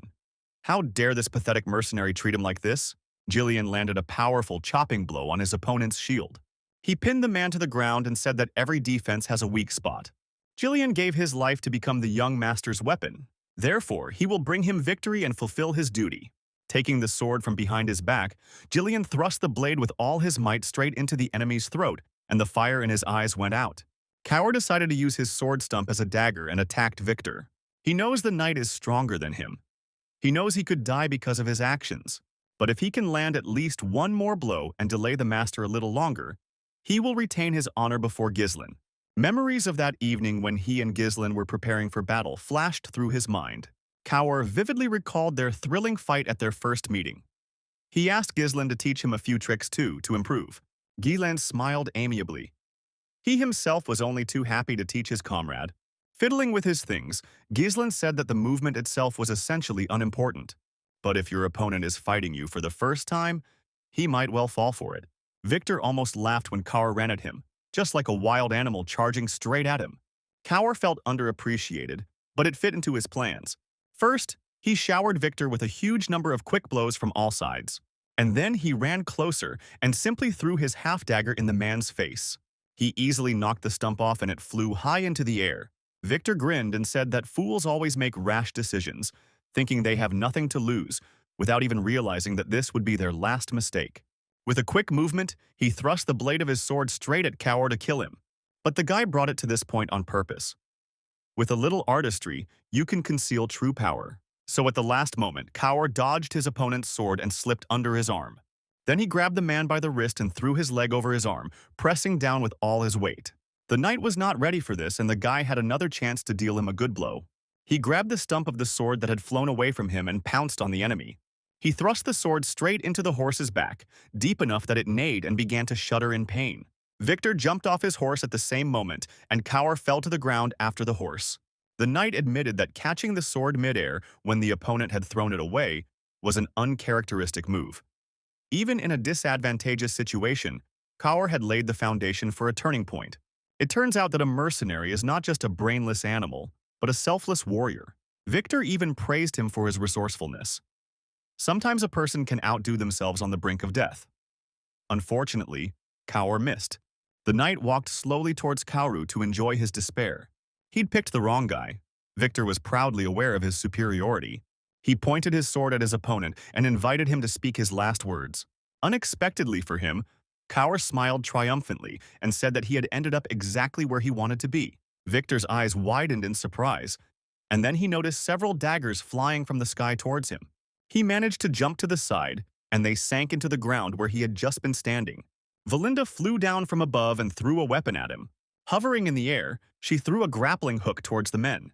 She hooked it onto Kaura's clothes and pulled him towards herself, straddling the first horse she came across in mid-flight. She dragged the guy away with her, and Victor watched them for a while, trying to understand what Kaur meant. This impulse cost him all his strength. If not for Valinda, the boy would already be a corpse. Still, he wasn't so stupid as to risk his life for one blow. So his real goal of distracting him was worth risking his life? Victor looked towards the gate and realized that the detachment had not moved forward without him. They were still standing in front of the entrance to the fortress. And inside the castle, preparations for something large-scale were in full swing. Vanessa had just enough mana to carry out Gislin's plan. At that moment, Victor realized that Kaur's real goal was not to kill him, but only to delay him until his comrades were ready to defend themselves. Vanessa remembered what Ghislain had told her shortly before the battle. When the gate was breached, Vanessa would have enough magical power to change the course of the battle in an instant. The girl doubted whether she could handle it and whether she could be counted on in such a responsible matter. But Ghislain promised her that she could handle it, and Vanessa tried her best to live up to his expectations. The concentration of magical power in the girl became so great that the entire area was filled with a magical glow. Then suddenly Vanessa transformed her into one huge, continuous stream of fire. A fire fuse spell. An explosion of gigantic proportions fell upon the army of fire, and an unprecedentedly large wall of fire stole the entire inner courtyard of the castle. What's more, the fire had spread outside. The warriors of Degrad had nowhere to run. They tried to escape, but the torrent of magical fire destroyed everything in its path. And those warriors who, having thrown down their weapons, ran away from the castle, were awaited outside by an ambush. Ghislain and his men chopped down with their swords all the confused soldiers who ran out to meet him. He ordered his squad to surround the gates immediately. Not a single warrior of Degrad had a chance to escape from Ghislain's elite cavalry.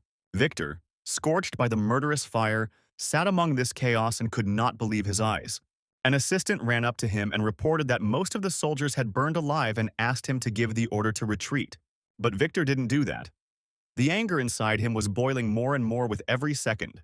This war was carefully planned by them for many years in complete secrecy. Victor blocked all of Bertium's escape routes and still failed to take everything into account properly. First, there was the sudden attack that threw him off balance. Then the crazy mercenary dog that distracted him from the most important thing. And then a high-level mage who burned thousands of soldiers in an instant. All these factors coincided too perfectly to be a simple coincidence. Was Victor caught in a trap? He ordered his men to retreat. They needed a new plan. There are no forests nearby. As soon as they escape the fire zone, they'll be able to regroup. The war will drag on longer than he expected. But there was no choice. Victor asked his henchmen to summon Aiden. But at that moment, as if on cue, Jillian came out of the wall of fire towards him. Aiden's bloodied helmet and in the other his blood-stained axe. Jillian asked the man if he was the Degrad commander. Victor didn't answer, but the old man knew he was right. He threw Aiden's helmet aside and said that the Degrad army was finished, as was their main base. Jillian pointed his axe at him and suggested that his opponent simply surrender peacefully before things got worse. But Victor was one of those who would rather die than lose his honor by shamefully fleeing the battlefield. He told Jillian that the war wouldn't end there. He'd cut them all down himself and put an end to it. Victor pulled his sword to the side and prepared for another fight. His war is just beginning now, and he will do everything he can to win. The Degrad army was burning in flames, and a wave of arrows from Bertium's crossbowmen rained down on them from the wall. Not a single soldier was allowed to leave the battlefield, and the enemy force was rapidly depleting. This was the perfect chance to turn the tide in the Bertium family's favor. Therefore, Ghislain ordered his men to remain vigilant and press on. They will all be killed today. The wounded Degrads no longer even have the strength to continue fighting. At that moment, Valinda rode up to Ghislain to make sure he was uninjured and okay. Valinda said that she was also completely fine, unlike Kaur, who was quite badly injured. But Kaur, barely able to move, gave Ghislain a thumbs up, as if to say, he's holding up too, everything's fine. Ghislain looked at him and smiled. Joy, pride, and gratitude were evident in his gaze. Valinda said that if she were even a second late, things would be very bad. When they first heard Ghislain's plan, they thought it was crazy. Luckily, it worked, but Valinda wouldn't sign up for anything like that again. All the runestones they'd collected shattered after a single shot. Ghislain suddenly looked seriously at the girl in the middle of the conversation and asked her, "Where is Jillian?" Vanessa froze and went cold. She didn't know the answer to that question. Then Ghislain pulled his mask back over his face and turned his horse in the opposite direction. "We need to help Jillian." At this time, the man was fighting with Victor. The furious knight's blows grew stronger each time, making it difficult to withstand them. Even despite Jillian's physique, he didn't expect that his opponent could be so powerful. Not only is he very strong and powerful, but he is also very skilled and experienced. His quick, agile lunges are impossible to follow, and his somersaulting dodges in the air are something else entirely. During one of these skillful attacks, Victor drew the first blood of the battle, cutting Jillian's shoulder.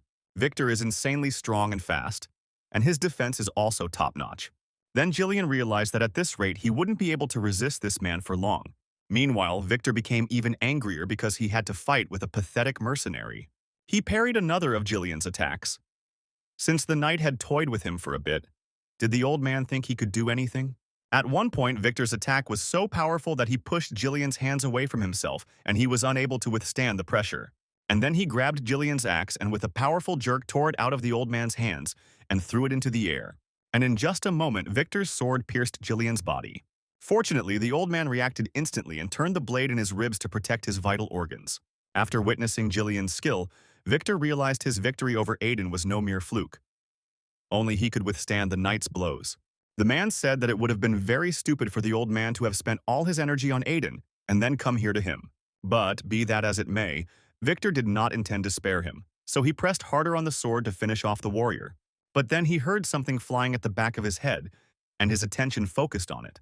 Victor threw Jillian aside and jumped back in the opposite direction. A large sword flew between them and plunged into the ground at high speed. Victor turned his gaze to the side from which the weapon had just come. Ghislain stood there, picking up Jillian's bloody axe from the ground, and he threw her over his shoulder. The guy slowly walked towards the enemy. Victor recognized him. It was the same powerful Bertium commander. Ghislain immediately activated the third mana core in his chest. The guy, driven by hatred and adrenaline, immediately ran quickly towards Victor. Before he could even blink, Ghislain came flying at him, swinging his axe. But Victor managed to put his sword up and block the guy's attack. Then he pressed his sword even harder and threw the enemy back. The knights grabbed their weapons again and both took a defensive position. Their blades crossed again, but then flew back with a whistle. Then, it was Victor's turn to try to attack the enemy from above. He struck Ghislain's axe with his sword so hard that the weapon almost flew out of his hands. The axe blade swung to the side, but Ghislain, as he had many times before, leaned on the blade and somersaulted in the air, changing their positions.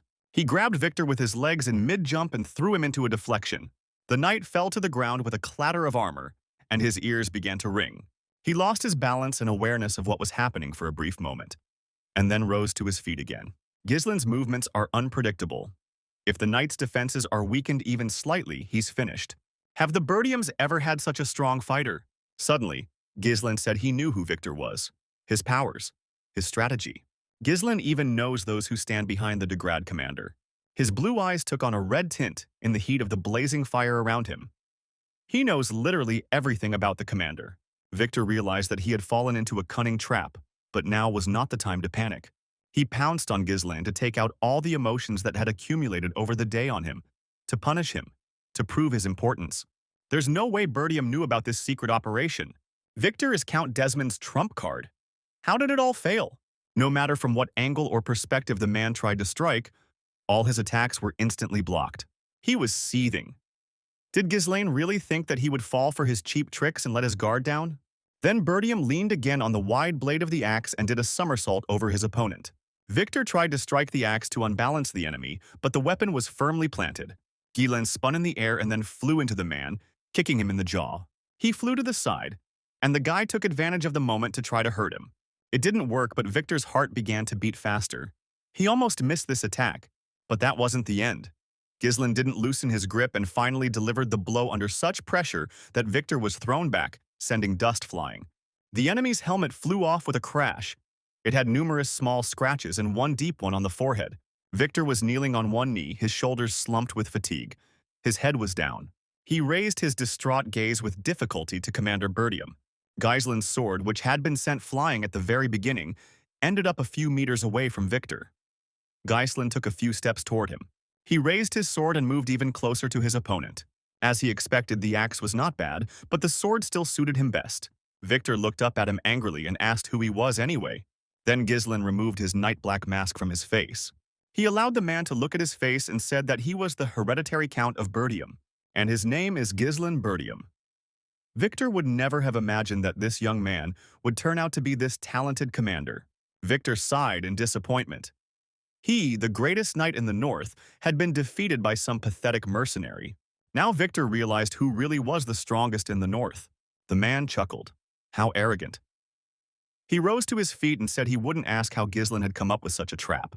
But in war, it is natural to use every chance to win. And what difference does it make? Which way? Because the main thing is the result. Victor activated his mana source and looked at his opponent with eyes shining with light. Ghislain agreed with the elder's thought and also activated his mana core. The guy looked seriously at the elder and suggested that he attack him first. This battle will be the final one in a fight that has lasted this long, bloody night. Their swords clashed in a fierce battle, and the clang of metal became so loud and frequent that it was deafening. Both opponents fought desperately and were not inferior to each other in any way. The initiative was constantly seized by one or the other, but they quickly equalized. But then, Victor tried to make a strong attack, but when he made his lunge, Ghislain suddenly jumped up and stepped on his hand with his foot. He jumped back from the sword and kicked Victor in the face with all his might, and he made a counterattack, but Victor's broken nose didn't stop him from reacting in time. He struck back with his sword so hard that Ghislain was thrown aside by inertia and ended up in the air. They stood opposite each other, and Ghislain looked at his elbow, where a fresh sword wound remained. Victor smiled, pleased that he had also managed to touch the young man, and then he pounced again, so as not to slow down the pace and finish off the enemy. But when Ghislain tried to wound him in return, the man abruptly turned away, covering himself with a long cloak. The guy didn't lose his composure and somersaulted over the knight to confuse him. In flight, he tried to strike from above, but Victor quickly got his bearings and parried it. The battle continued. Another clash, and another, and another. Because the forces were equal, it seemed as if they could fight forever. This is no longer a matter of measuring strength. The one who makes the first mistake and stumbles will lose. As they crossed swords, Ghislain decided to play on the surprise and suddenly loosened his grip, punching the man straight in the throat. He coughed and fell to the ground, but rolled away from the sword, preventing Ghislain from inflicting any more damage. Ghislain had to admit how good his opponent was. The difference between Victor and Ghislain, with his third core open, wasn't all that great. When Ghislain started the war in his past life by attacking the Desmond house, Victor also stood in his way. That time they were also approximately equal in strength, and the battle turned out to be hot.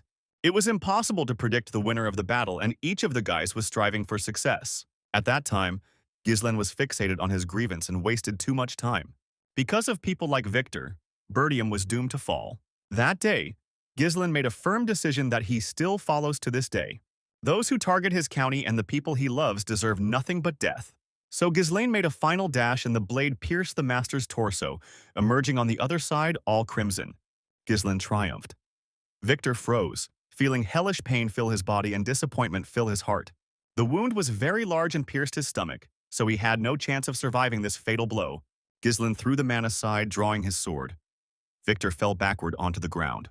Finally, he asked Ghislain for permission to ask him just one question. Covered in blood, he asked the guy who he was and where he came from. The Ghislain Victor knew was a complete loser and trash. He couldn't have changed so suddenly, although it hardly matters now. The answer won't save Mr. Victor. The commander groaned, and the last thing he said was words of gratitude to Ghislain for making it fun to fight with him.